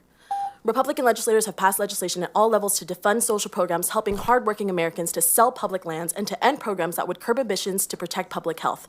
And now you are shamelessly stretching our districts and further diluting the voices of every Texan who lives in the Mexican-American border community. I was born and raised in the Rio Grande Valley, and I am a Texan, just like you, but the climate disasters and pollution that we endure and the culture and experiences of our communities are vastly different than those of Texans who live 250 miles inland outside of the checkpoints. And yet we're in the same district. Sixth-generation families in Central Texas face different issues and have different politics than binational first- and second-generation families in the valley along the U.S.-Mexico border.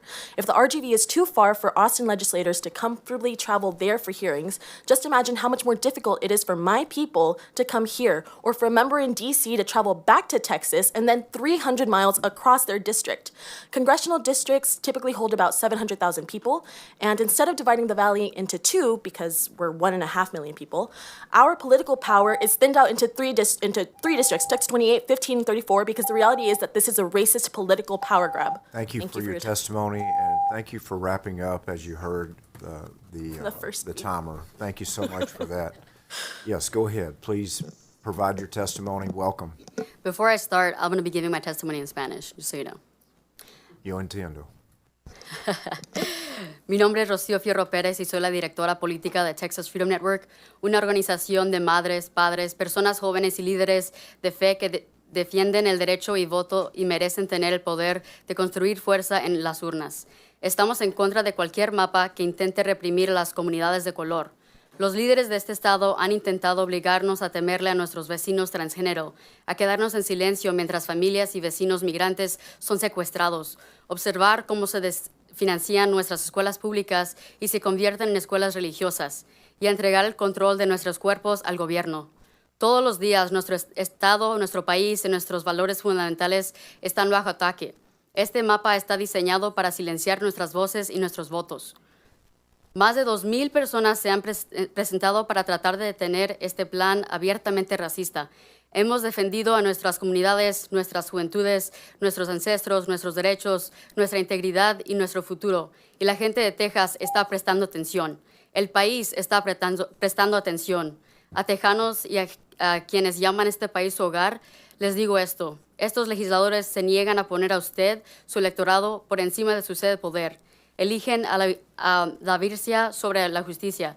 Eligen el miedo en lugar de la igualdad, lo incorrecto en lugar de lo correcto, la política sobre las personas y a Trump sobre los derechos de cada persona de Texas. El mapa actual de Texas ya es considerado el más manipulado por motivos raciales en todo el país. Y aún así tienen tanto miedo de nuestro poder creciente que están desesperados por robar aún más. No nos vamos a quedar callados. Personas de color, inmigrantes, personas LGBT, indígenas, pobres, con discapacidades y mujeres hemos luchado demasiado por el derecho de voto como para permitir que estos legisladores suprezcan y roben nuestras voces. No importa cuántas luchas nos esperen, no podrán quebrarnos. Vamos a luchar, vamos a votar y vamos a ganar. No digan no a este mapa racista que no nos representa. Gracias. Thank you for your testimony. And for the record, please state your name again. And Rocío Fierro Pérez. Very good. Here in opposition to the bill. Yes. Thank you. Please proceed. My name is Daniela Silva. I'm the Austin Policy Coordinator at Workers' Defense Action Fund, and I'm strongly against this bill drawn up by unpopular Trump and his billionaire cronies. If a special session must be called, Texas want you to focus solely on helping us recover from a devastating flood and preparing for future natural disasters that are a matter of when, not if, they happen next. Instead, Abbott is using the special session to sell the people of Texas over to unpopular Trump's big business friends that use their money to pull the strings in D.C. Want to multitask?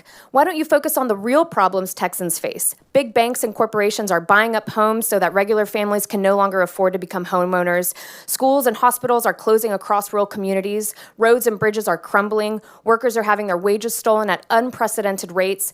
Parents can't afford childcare. These are the problems our state elected officials should be addressing. If you're a Texan who faces any of these challenges, I know I am, Abbott and unpopular Trump do not care about us. If they did, they would make the lives of working class Americans better, just a little bit easier to live a decent life. But instead, they're wasting your taxpayer dollars to call a special session to draw new maps that make sure the most power-hungry politicians never have to give up their seats, to continue their plan to completely destroy democracy. They're shaping a country where the only voices heard across all levels of government are the voices of the uber wealthy. For those who fear big government, I hate to break it to you. This is as big as it's ever been, and it's at its very worst. Abbott and unpopular Trump are using this special legislative session to grab power by taking away our freedoms and avoiding accountability. This is part of a bigger plan. Their goal is to tell us how we live and who gets to participate in shaping their own state and country. It's not about freedom, it's about control. Texas Democrats and any Republicans with any sliver of a spine left, you have to break quorum and eventually vote no. This is a time for courage. This is a time to honor your duty to the Constitution and the people of Texas. This is a time to change the course of history and give us a fighting chance to save democracy. Members, any questions? Thank you. We'll excuse this panel. Appreciate your time and testimony today. At this time, the committee will stand at ease for 5 minutes for a brief break and for the members to be able to respond to personal emails or calls or family, and we'll come back in 5 minutes to resume the hearing.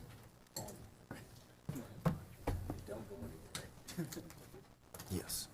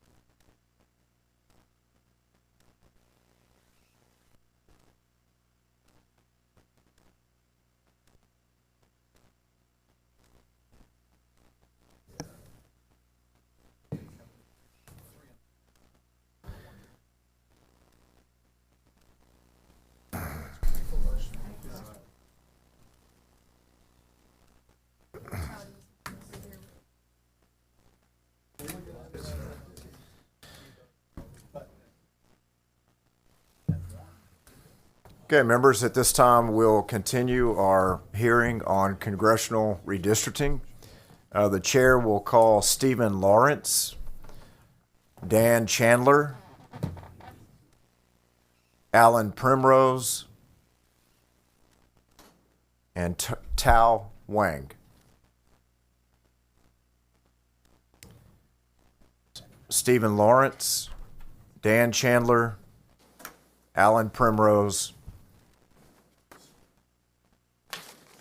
and please help me pronounce your name. Tao Huang. Tao Wang. Yes. Forgive me for my mispronunciation.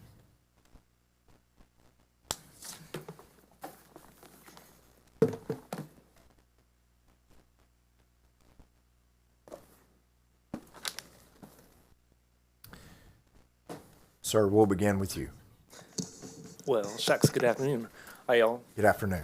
Please state your name and your position on the bill, and if you represent any interest other than yourself, please help us get that in the record. My name is Alan Primrose. I represent myself. I'm here to speak against SB 4. I'm here as a lifelong Texan and a working class, of the working class. To refrain from the profanity. What the frack? Just to heck with the map, to heck with the priorities for adding to that, to heck with giving any ounce of cooperation to the fascist Trump administration, calling it what it is, as Melody had referred to previously. I'm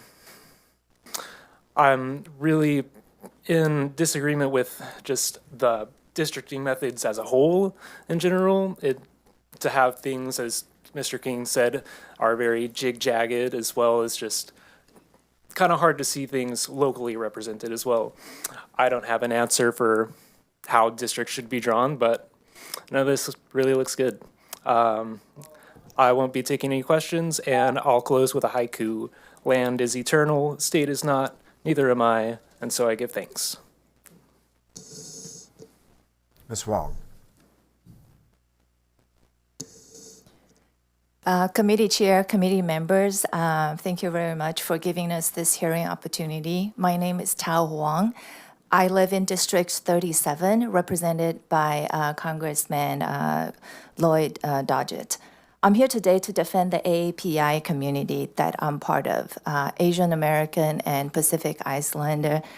We represent 8% of Austin's population, and many of us live along the border of Travis County and Williamson County.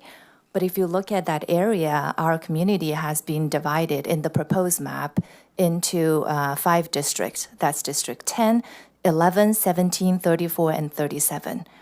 If being compact is a consideration, according to Chairman Ken, please, putting us in one community and splitting us into 5 districts is the least compact example I can find. So I'm requesting and calling attention to fix this issue. I'm also here to defend the reason that I choose to be a Texan and an American, democracy. I spent almost 30 years in a country governed by a totalitarian regime. In that country, it didn't matter whether you vote or not. One party always won. The legislature existed only to rubber stamp the decisions that's already made by the top. And if a voting didn't go as expected, guess what happens? Sessions were dragged on until the result matched what was demanded at the top. And for people, if they have a very different opinion as from the top, guess what? The government will use the police forces and the military forces to chase them down. Does this sound familiar? That's not democracy, that's theater. And it is chilling for me to see some of it is happening in a state that I choose to live because of its freedom and because of its value. So please vote no to the Senate Bill 4. Thank you for your testimony. Please begin, sir. Hi, my name is Stephen Lawrence. I speak on behalf of myself and my organization, Clear Rule of Law. I'm a lawyer. I'm a lifetime conservative. I moved here 24 years ago to attend the University of Texas School of Law. One of the first things I did was co-host one of Greg Abbott's first fundraisers when he was running for Attorney General.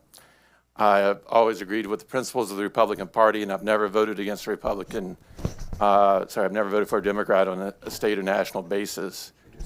I'm here against the bill. Yes, I'm opposed to what it does to Fort Worth and Tarrant County and ripping part of my group away from their representative, Craig Goldman. But I'm here because this is the chance to look you guys in the eyes and say, you have a choice to make here. You do not have to keep going down this path. You can do something and reject this map. We are here. I've never been a fan of the mid-decade process, but I've never spoke out against it. It's just political theater. You're here because the president wants 5 more seats. And instead of saying, come and take it, you said, here we go. That is not representative democracy, that's tyranny. And in the middle of the most radical change we've had in our, well, at least in my lifetime, you are ripping representatives away from their constituents and constituents against the representatives. And the Democrats are defending the Democratic Party, and you guys are defending the Republican Party. But there's the people, and that's what you're supposed to be representing. And for the first time, I'm happy the Democrats left the states. I thought it was theater before. There's still a bit of theater to it now, but at least they're defending the rule of law. And you, sir, are not. You are the redistricting king. Your name is king. And I'll just quote from Malachi 3:5 about God, what God said to those that deprive the foreigners among you of justice. I will be quick to testify against those who deprive them. I will put you on trial. So you're voting against the Lord, you're voting against democracy, and you're voting against the rule of law. And if you go to these rallies, these aren't radical, bust-in people. They're people like me. That'll be our time, sir. And they're people who do the process. Today. You are taking on the people. Thank you very much, sir. Mr. Lawrence, appreciate your testimony. All right, members, any questions? If not, we appreciate this panel very much. Ms. Wong, you had mentioned an organization in your introduction. Are you representing yourself or an organization as well? I'm representing myself. And so no organization. Thank you very much. I just want to make it clear for the record because we have to adjust the registration form.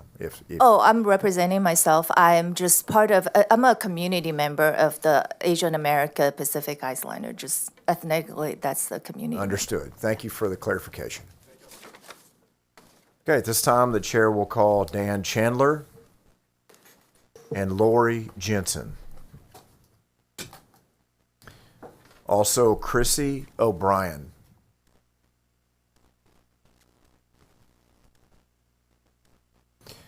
Is Levi King still with us?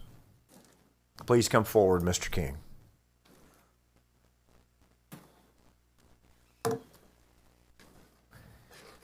Is Mr. Chandler still with us, Pastor Chandler?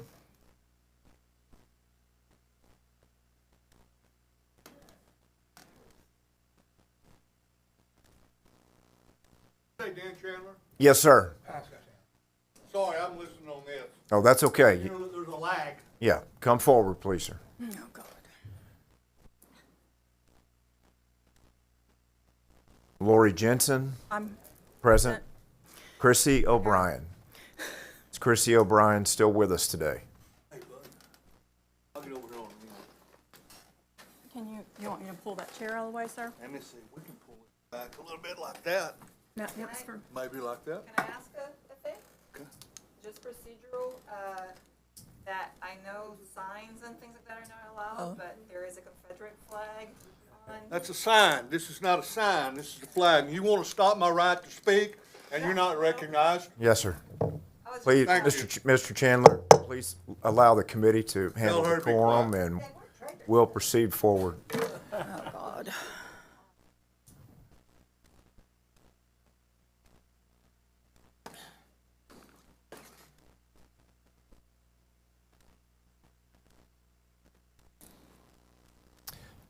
We'll begin with you, sir. Thank you. You bet. Hello, committee. My name is Levi King, and I'm a rising junior in AISD.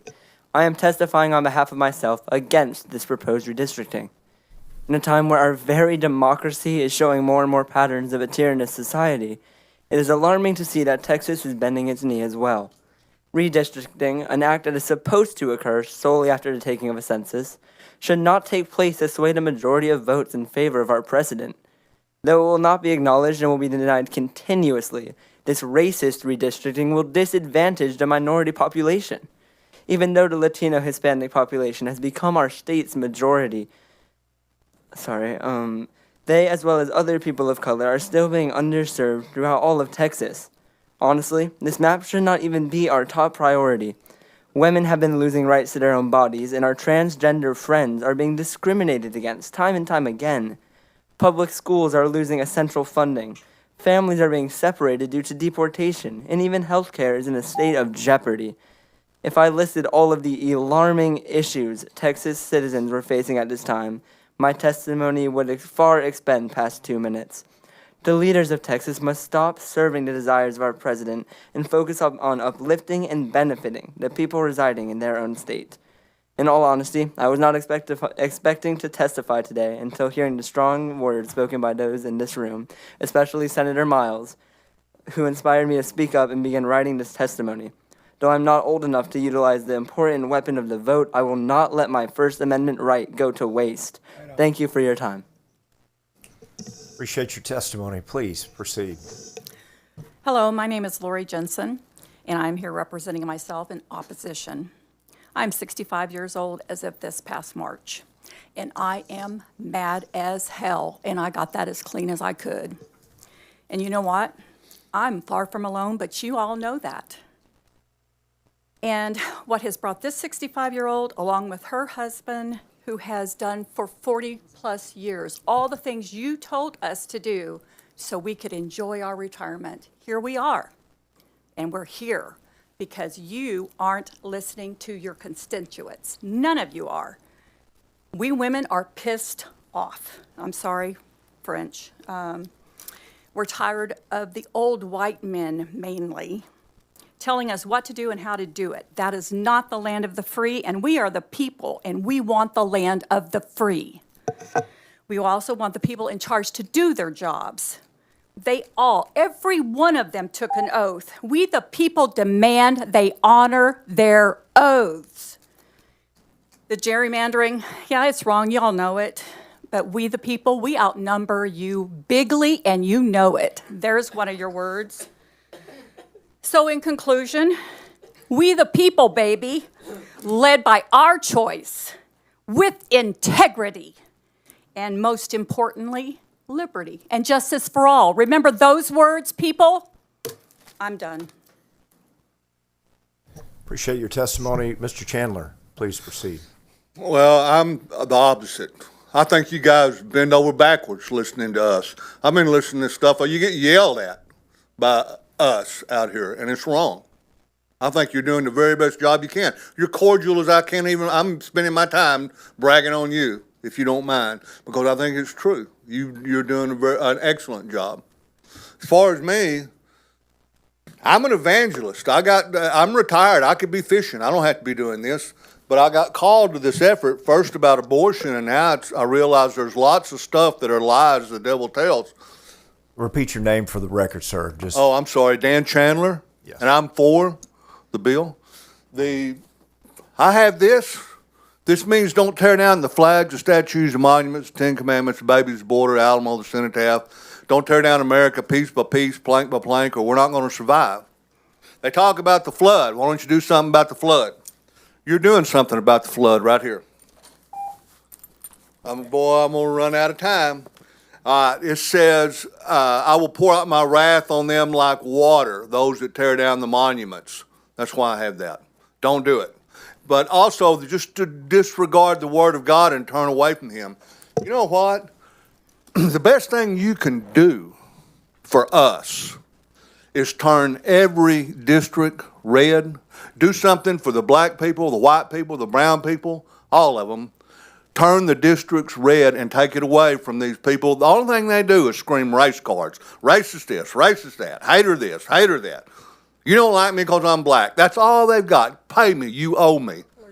Go out there in Port Arthur or Houston or someplace and look and see what blue has done for black. The very best thing you could do is take it away from her.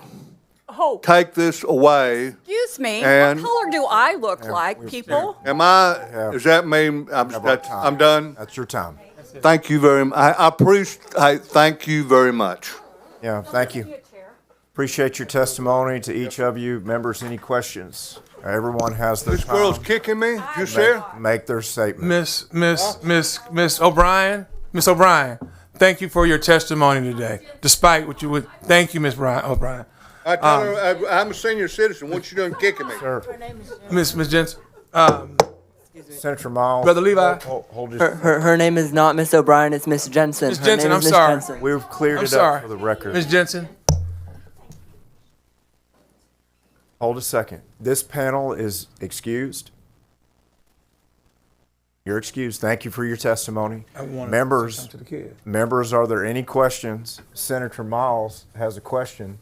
I believe he wants to visit with Witness King outside the hearing room. Thank you both. At this time, we'll call forward Nicholas Wan.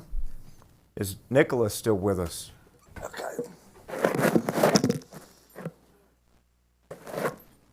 We're going to call additional witnesses, so please be prepared. If you're in an overflow room, please pay attention because we're moving quickly to make sure we can get to all of our witnesses as they have travel plans and certain accommodations.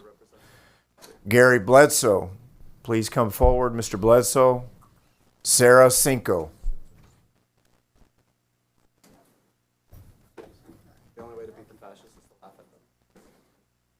Mr. Bledsoe. Did he walk out? He may have left. Bledsoe may have left. He was out. He may have left. Is Miss Sarah Beck with us today? Please come forward.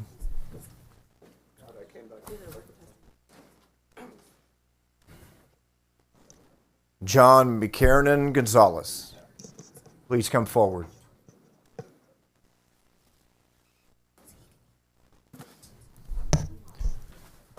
Sir, can you tell us your name? Yes, my name is Nicholas Juan.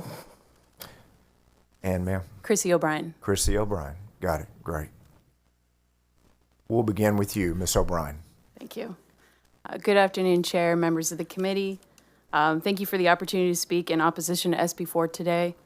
My name is Chrissy O'Brien. I'm representing myself and AFSCME. The American Federation of State, County, and Municipal Employees represent public employees around the state who provide critical services our communities depend on.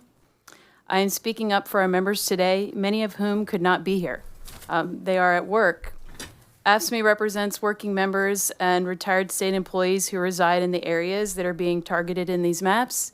SB 4 stands to weaken their voices and threatens their access to fair representation. I ask you to please consider their rights, the impact this redistricting will have on their communities.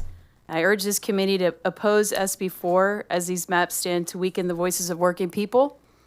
Finally, I ask that you use this special session to prioritize more pressing needs facing Texans. Thank you. Appreciate that testimony. Sir, please begin. Hello, my name is Nicholas Juan. I want to thank you all for being here today. I am from Nassau Bay, part of the Houston area in the 36th Congressional District. It is incredibly concerning that there is even talk of redrawing congressional district maps. No census was conducted, and 2020 maps are still being reviewed by federal courts, so why are we here today? The proposed maps are an insult to Texans across the state. You can easily say that the maps before today and in 2021 are not racial discrimination and colorblind, but effectively they are discriminatory, and lawmakers must look at racial data to ensure minority communities are not negatively impacted by the redrawn lines. At some point, you can't deny reality any longer. What matters are the results of your actions collectively as a legislative body. If the maps are drawn to keep as many minority-majority communities without proper representation and give even more power to white-majority communities, then it is a major issue and the reason for the massive contention you see today. Which brings us to another issue. If the DOJ has directed the state of Texas to redraw the maps, under what purview is it done? Is this so-called racial gerrymandering the actual reason, or is it giving carte blanche to cut up the major cities to further diminish the representation of our black and brown districts?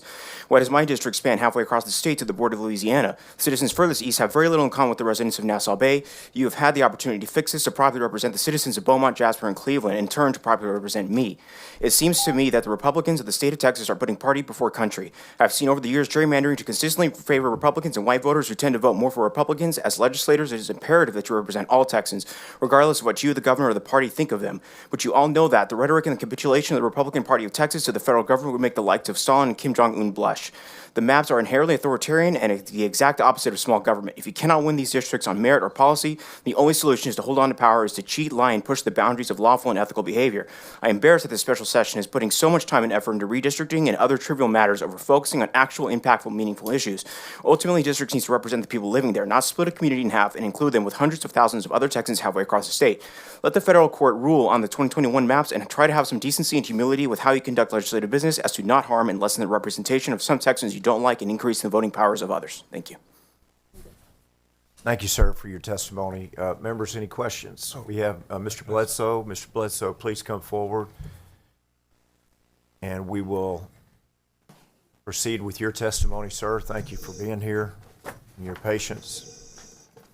Thank you very much, Mr. Chairman, members of the committee. I submitted written testimony. I don't know if you have questions. I think the point I want to make is it's very clear to me that this is a process that doesn't really have integrity because I think that the people have not been heard. The map does not reflect what the field hearings revealed. And with the timing of the map, it's very clear that the map had already been drawn. Yes, sir. Right there, would you restate your name for us? Gary Bledsoe, President of the Texas NAACP. Got it. Thank you. Please go ahead. Thanks, Senator. Appreciate it.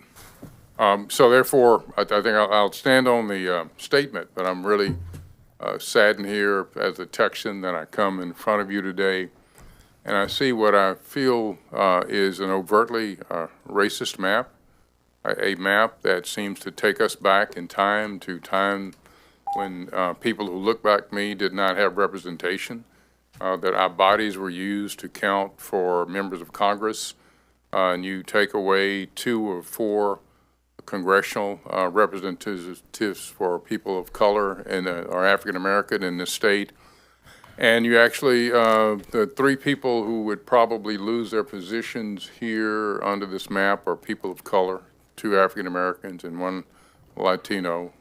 It's really sad that we're here.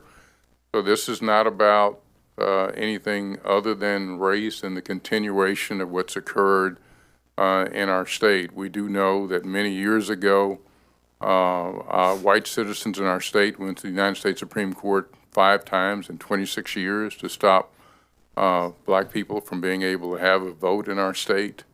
And that's really tragic, and this is nothing but a continuation. And I will say this, it occurred under Democrats, and it continues to occur under Republicans. Thank you, sir. Members, any questions for these 3 witnesses? Senator Miles. Thank you, Mr. Chairman. I've got a question for Mr. Bledsoe, and so it's really a point of clarification, Mr. Bledsoe. Explain to me what a minority opportunity district is, and then second to that, tell me what the ability to elect district is. There's two different kinds, okay? And I'm going to make sure I get a definition from you, and then I'm going to talk to my chairman about it. Senator, you asked one of the most important questions because in the litigation that we are involved in now, and in the litigation from the last decade, it became very clear, and the court rulings that actually exist now describe, for example, the 9th, 18th, and 30th as opportunity districts, or ability to elect districts. So those have a certain level of protection that others do not have, and the same with the 29th. And so that DOJ letter mischaracterized the nature of those districts. They are not coalition districts. And so, as Professor Katz said the other day, if someone had submitted that as part of a project in her class, she would. Let me stop you right there. You helped with the litigation to make those, to create those districts, correct? There was litigation. So you would know. Directly involved in. You would know. Courts held that these are ability to elect districts, and the experts for the state acknowledged under oath. Right. Okay, that they were ability to elect districts. Right. And I might even say with the 33rd, the whole issue that was raised in the in the letter, the DOJ letter about the 33rd, had already been answered. It was a court-drawn seat, so Congressman Veasey's seat was drawn by the court. And with Congressman Veasey's seat, they said this is not a coalition seat. This is a naturally occurring seat as allowed by Bartlett v. Strickland, and this is what this is. But people wanted a way to go after the black and brown seats, so they mischaracterized them. And so when you go forward today, you'll know and you'll understand you're destroying seats that have the highest level of protection, okay, under in our the land, Constitution. in our land, in Yes. our country. Yes. Correct? Yes. And you're stating today to this body that the DOJ letter obviously did not take that into consideration, or they wrote it wrong. They clearly wrote it wrong. They wrote I don't think they understood it, to be very honest about it, and they completely mischaracterized the Petaway case. Gotcha. Those coalition districts are just very different. Coalition districts are legal, though. That's the other thing that they got wrong. They're not illegal. You can't be obligated to draw one up under Section 2 of the Voting Rights Act in the Fifth Circuit now, though other circuits disagree. But the United States Supreme Court has never decided that particular issue. Okay. And the other, the ability to elect district. Okay. Same?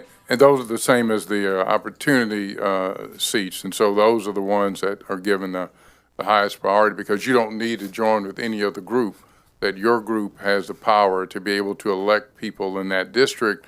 And so that's what's protected. People are mixing up the Jingles 1 standard in terms of trying to bring that into some constitutional standard about, and as if that black people can only have a seat if you have 50.1. But if 45% of whites can elect a candidate of choice, they can have a seat. Right. But black people need 50.1, which is absurd. That's not true. And to your knowledge today, has there been any legislation or any laws changed in the federal government that would change the position or the protection of these two seats? No. No. Nothing has changed. They're clearly opportunity seats. And in the current litigation that we're now involved in, Senator, the state has acknowledged in the current litigation. Right. So I don't know how the state's going to defend this map.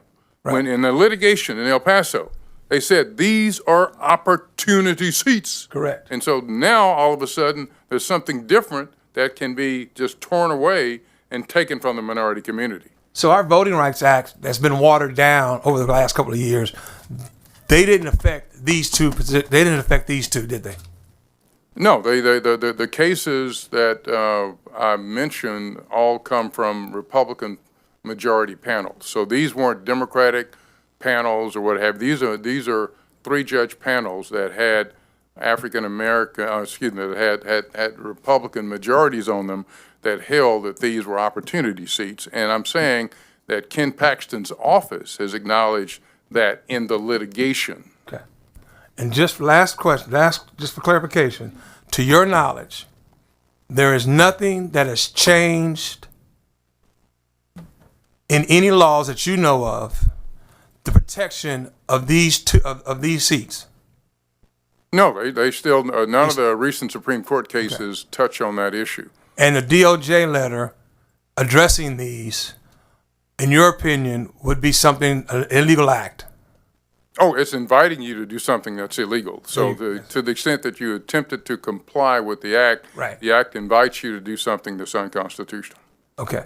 So can I change my direction to the question to the chair, to the author of the bill? Senator Miles, you're recognized. Thank you. Senator King.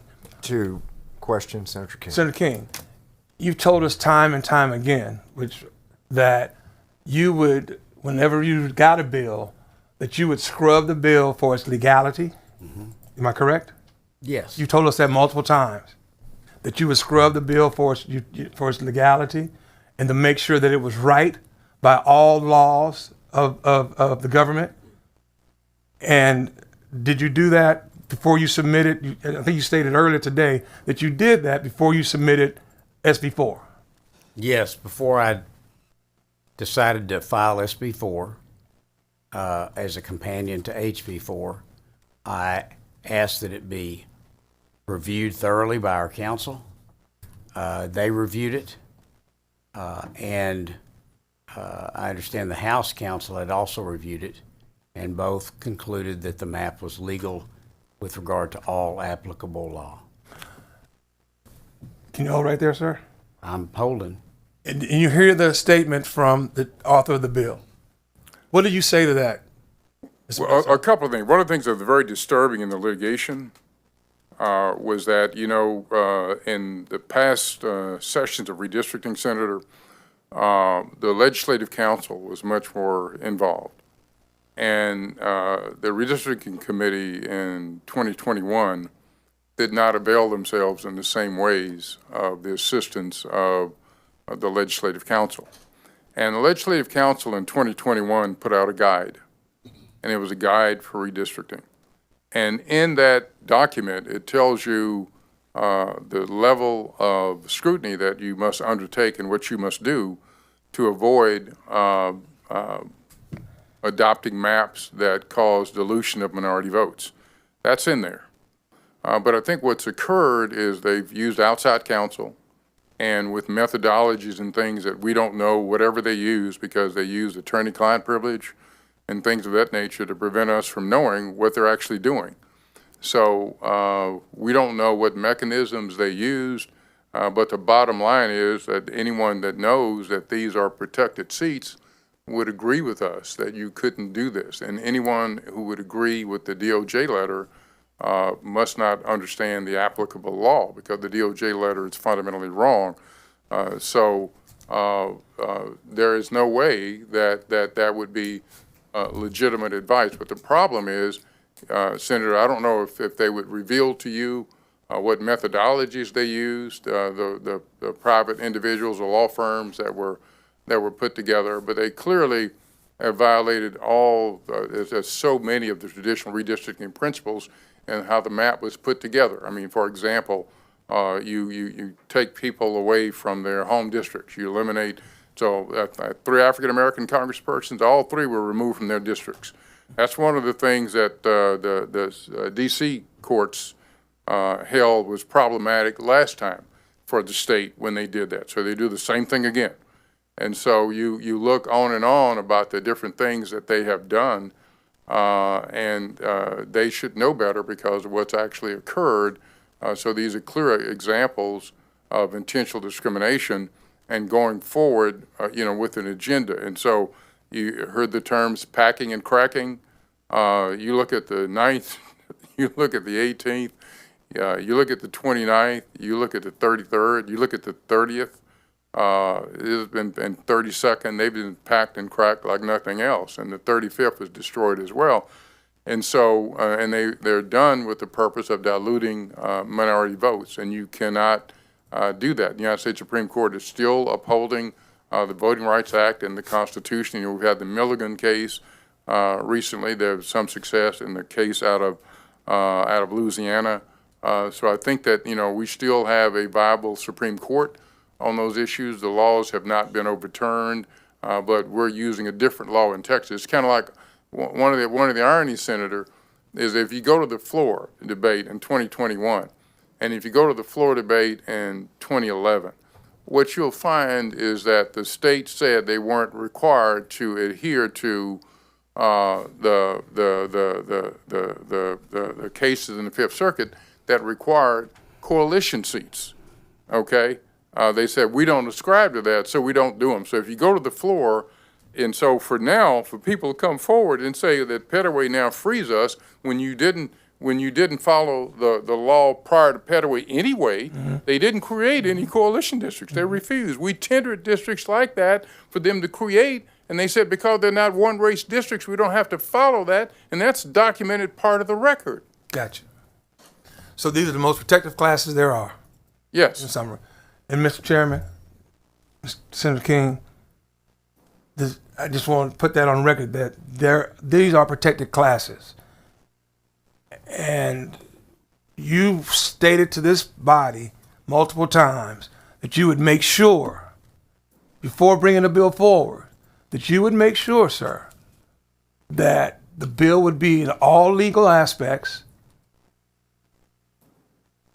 to protect our body, this institution as well, And the man who fought these bills and designed these protective classes is here to say that they're not, these are protected to the utmost, they have the ultimate protection. But yet we're still going to remove them. You understand what I'm saying, Mr. Chairman? I understand what you're saying. And lastly, and this is the last question. Do you want me to respond to that? Yeah, yes, sir. Oh, Senator King. Yeah. Thank you. And I do understand what you're saying, and I really appreciate Mr. Bledsoe, and you've always been so involved in the redistricting process for as long as I can remember. I also recognize that you're an attorney representing your client, and you're making the same arguments here that you made in the pleadings that you've had before the case in San Antonio.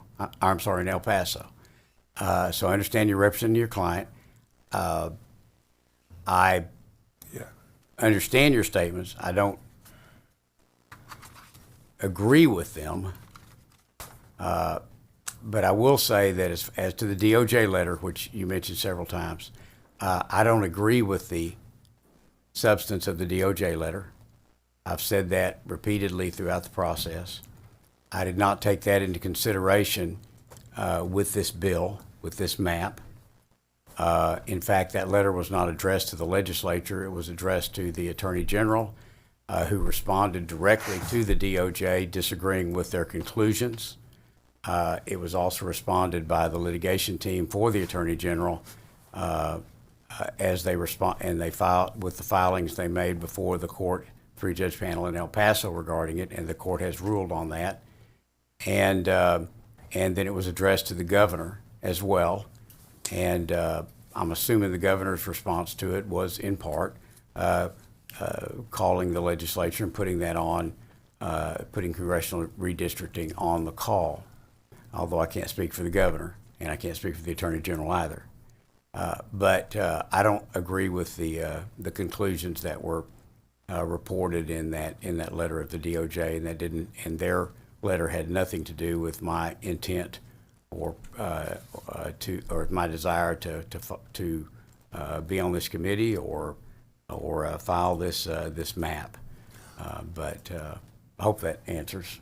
Yeah. Last question. Senator Miles. Last question. In the 20 years that you've been fighting redistricting cases in the state of Texas, when it finally gets to the last court, have you ever lost one?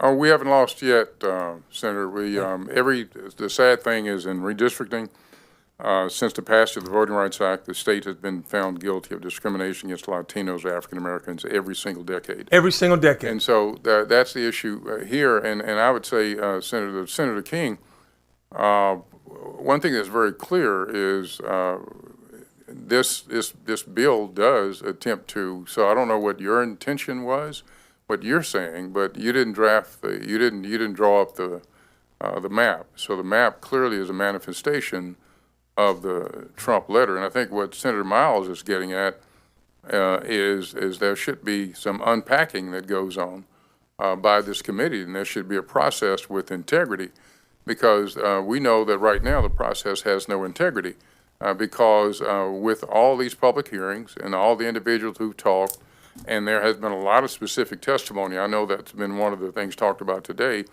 There's been all kinds of testimony about how, whether neighborhoods in Fort Worth are taken up, bottled up, and joined into districts in Dallas for the first time, or how districts in Dallas are cut out from the 30th district and put in another district for the first time. There's so much specific information that's actually in the record about what you do, and how, for example, the 35th, when the state put together with one of the plaintiffs' parties, the 35th district, put that forward as a minority opportunity district, got that upheld by the courts in the 2011 round, and now you destroy the 35th congressional district. So, Senator, one has got to be real serious. One can say that one did not actually try to implement the DOJ letter, but then that seems to me that it's the stated purpose of this whole proceeding is to come up with these new seats, and that's what the map does. And the map drawers who drew it, I think Mr. Kincaid was involved this time again. So if Mr. Kincaid is involved, I think that indeed, that you're talking about implementing the objectives of that letter. Senator Miles. But let's keep this in a question format. The last question I have, and this is the last question for you, Mr. Bledsoe. If we're getting the elephant out of the room, would you agree with me when I say that every case that's been brought against the state of Texas for redistricting against black and brown, the state of Texas has lost? Yes or no? I don't know about every case, but they've lost every decade. Every decade. So Every I decade. don't know that every single case. But in every this particular case, yeah. we all know the reasoning.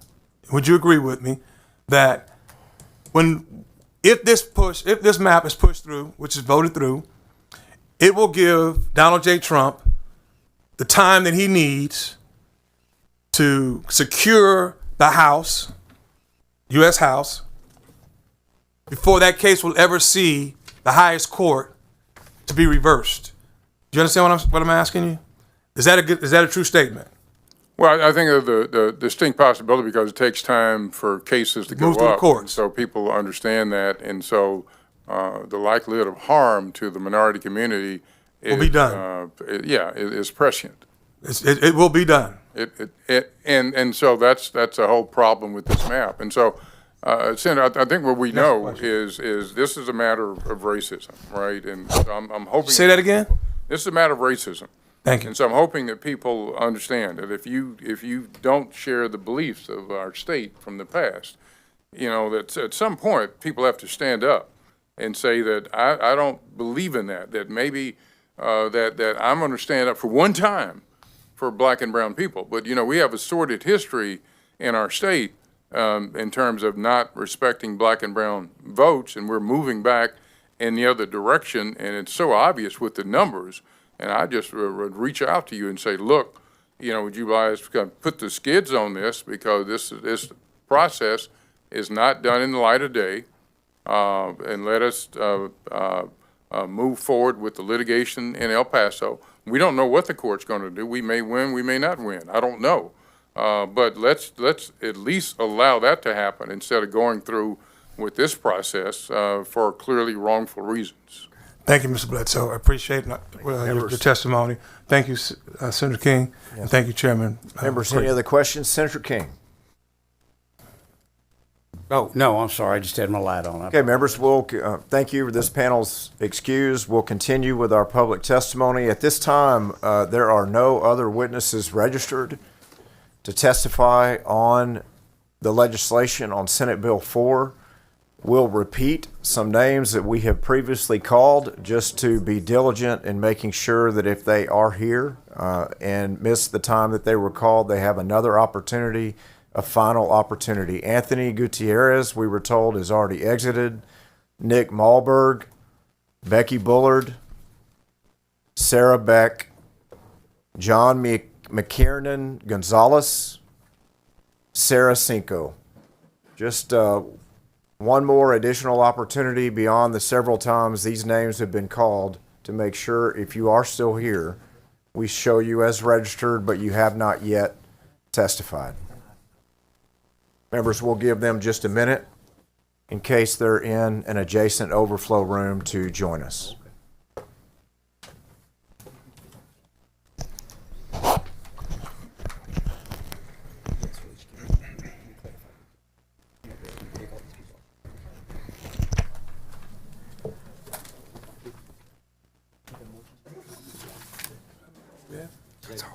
That's it? I need to ask you some questions to Chairman King. Okay. I think we can close it. Okay, members, at this time, it doesn't appear that we have any other witnesses here remaining to testify on Senate Bill 4, so public testimony will close. Members, I believe Senator Miles has an additional question or two for Senator King. Senator Miles, is that correct? Yes. Yes. Senator Miles, you're recognized. Thank you, Mr. Chairman, and thank you, Senator King and thank you, body, for participating and being patient. Senator King, I think some of these we may have answered around, but I'm going to ask some direct questions if you don't mind, so that we can get a clarification. And I hate to sound redundant, but this is what's necessary. Chairman King, what was your understanding of the DOJ's letter regarding redistricting? Senator King. Thank you. It made some assertions with regard to coalition districts, and it was, as I mentioned earlier, it was addressed to the governor and the lieutenant and the attorney general. Both have responded. It was not addressed to the legislature. The legislature has not responded, and I really don't have any response with regard to it either. I haven't talked to anybody at the DOJ. No one at the DOJ has attempted to talk to me. The letter says what it says. I disagree with it. I believe the map that the legislature passed in 2021, I believe, was legal. I don't believe it contained any of the violations, or now contains any of the violations that the DOJ suggested. And but you know.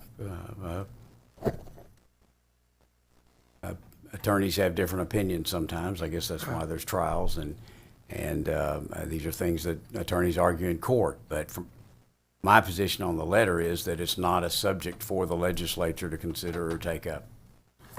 With that said, Senator King, what was your primary objective during this whole redistricting process, as I call it? What was your objective, sir? All right. I hope I've been very clear from the beginning. My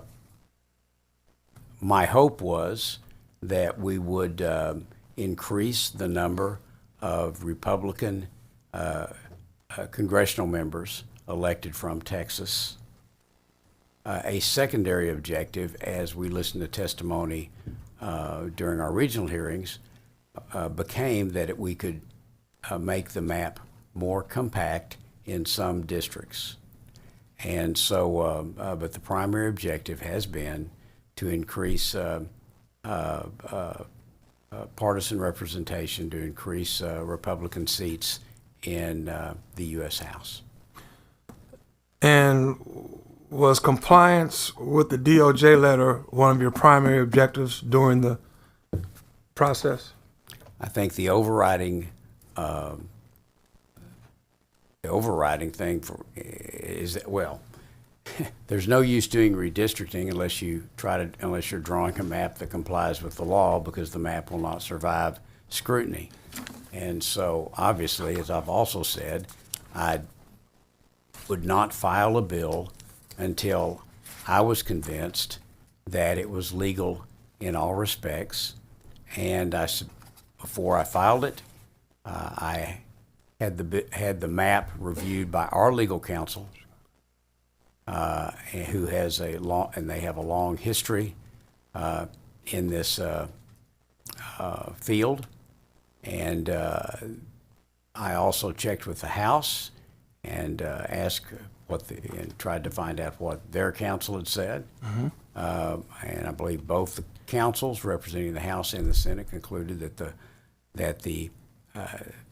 SB4 and HB4 in the House are legal under all applicable law.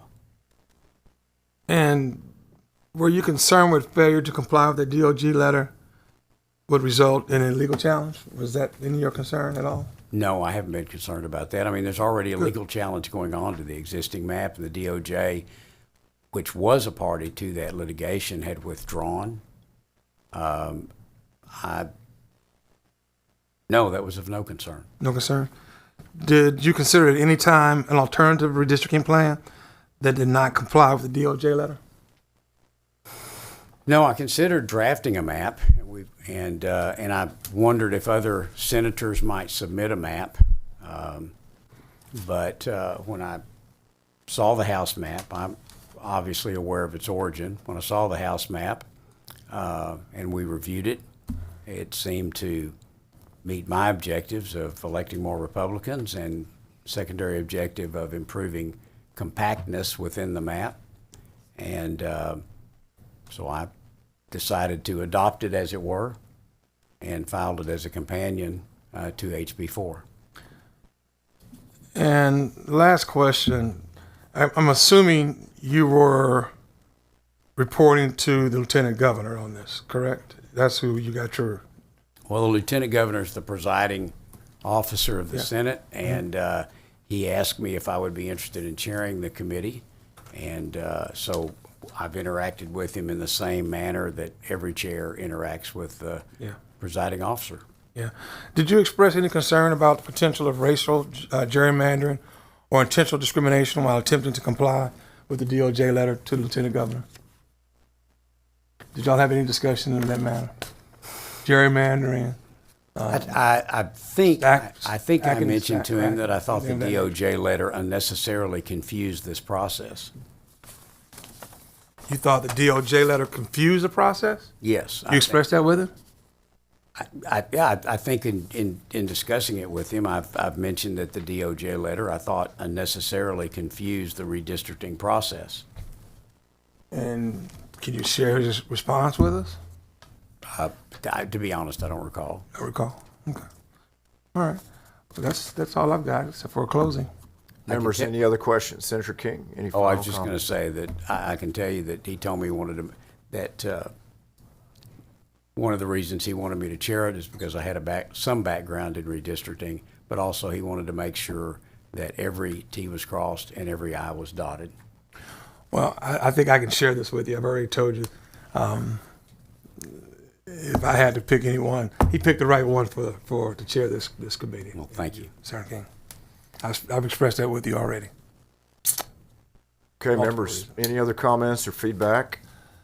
If not, we'll call for a vote at this time. Senator Miles for his closing. Let me close. You're recognized. And then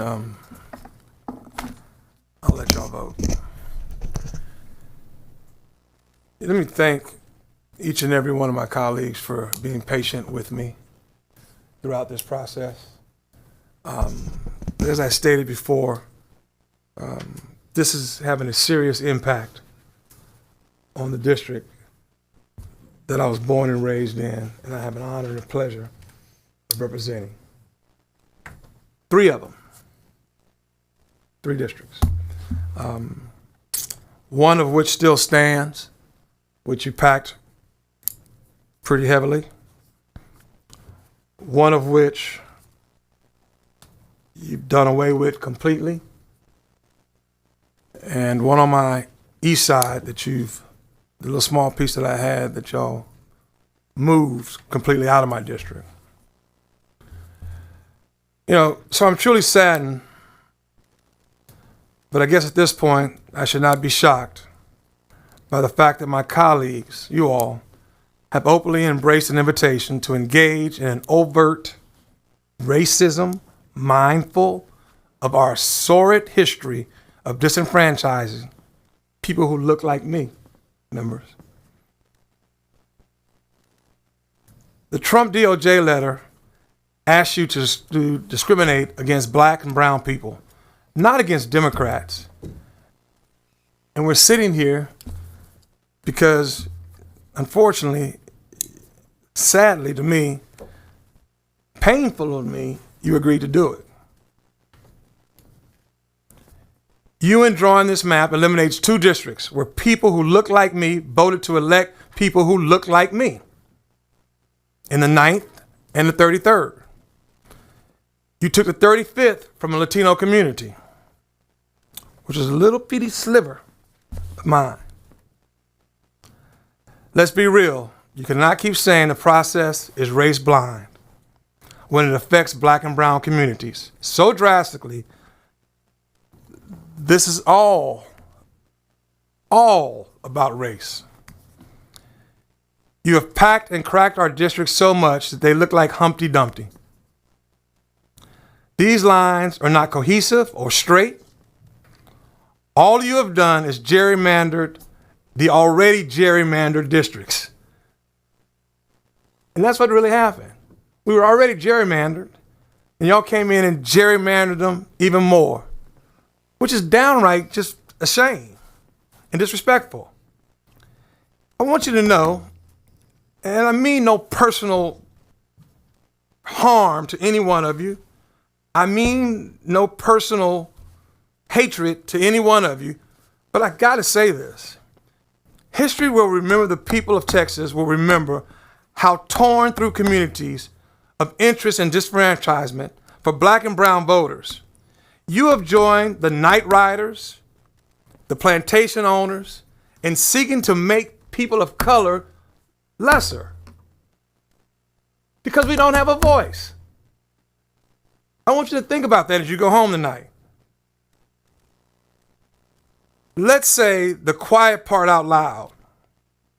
President Trump is a racist, and the leadership of this state and the members of this community are following the marching orders to get him 5 more seats.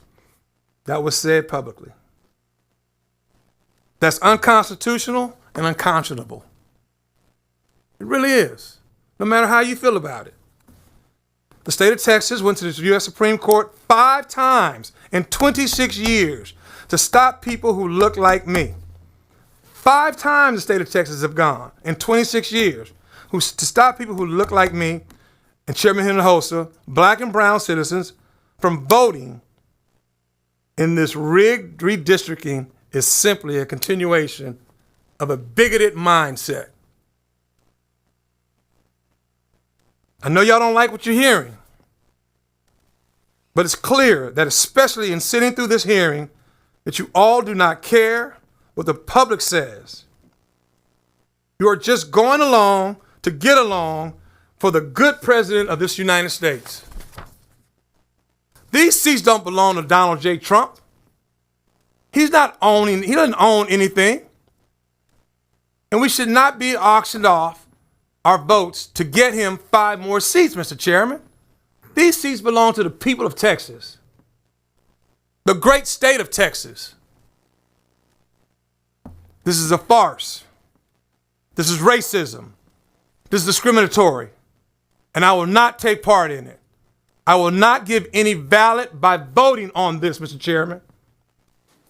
So when you take your vote, clerk, please call Boris Miles' name.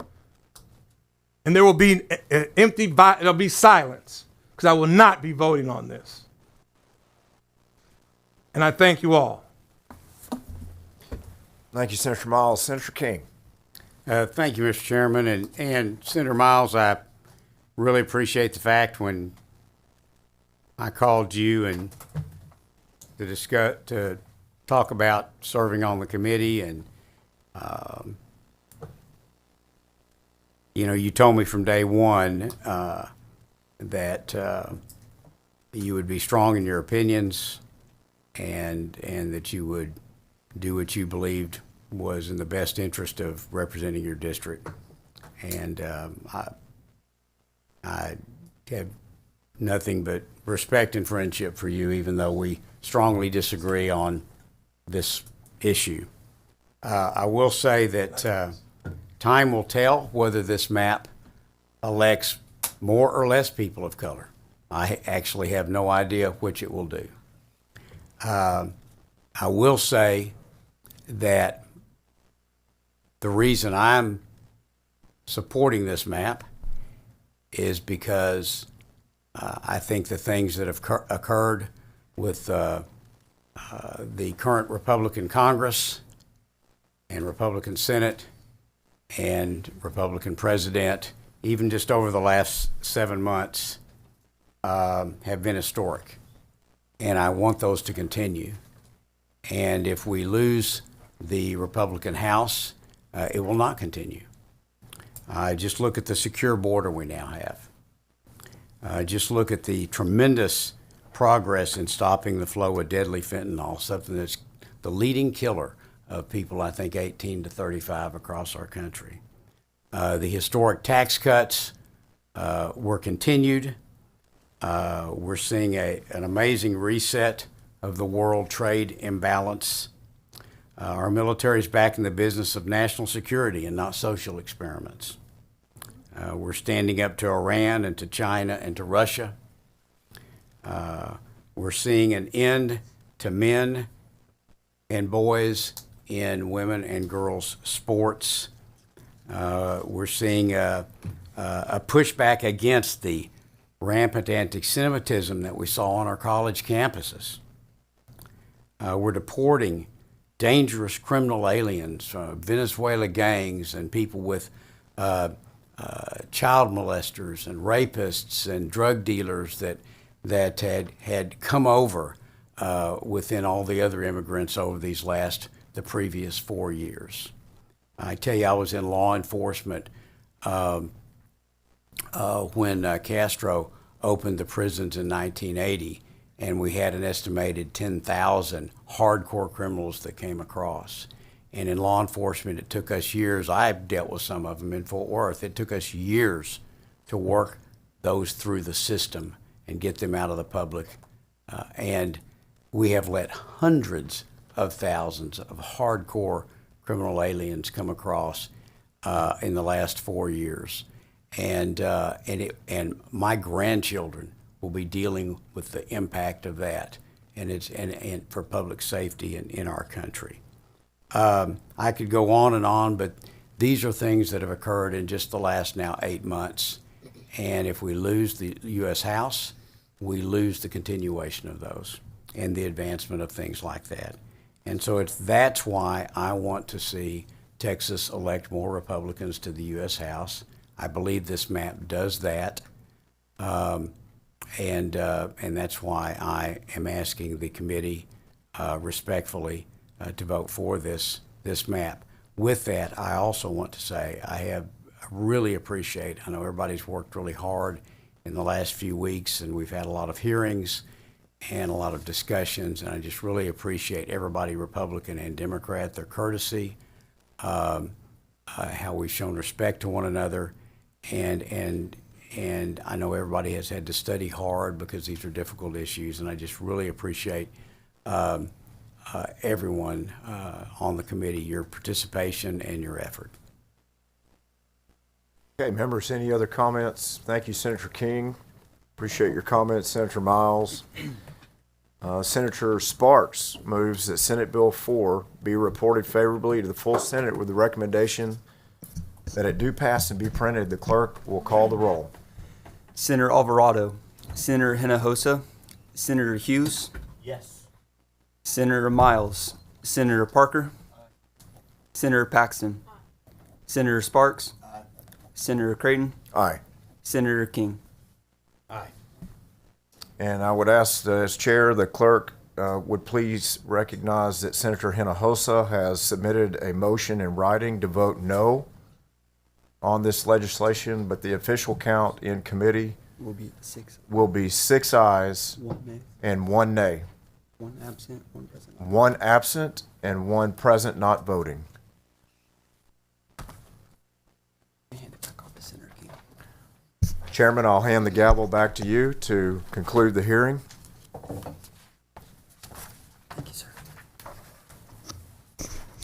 Thank you, Senator Creighton, for handling the hearing today. The practice in the Senate is if it's the chair's bill, then you turn the chairmanship over to the vice chair to conduct the hearing. Members, again, thank you, everybody, for your time today. Thanks to all the public who testified.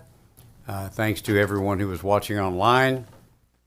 I'm sure we had comments through the portal, and we thank you for each of those. Members, is there any other business to come before the committee? Hearing none, Senator Hughes moves that the committee stand in recess, subject to the call of the chair. Thank you, everyone.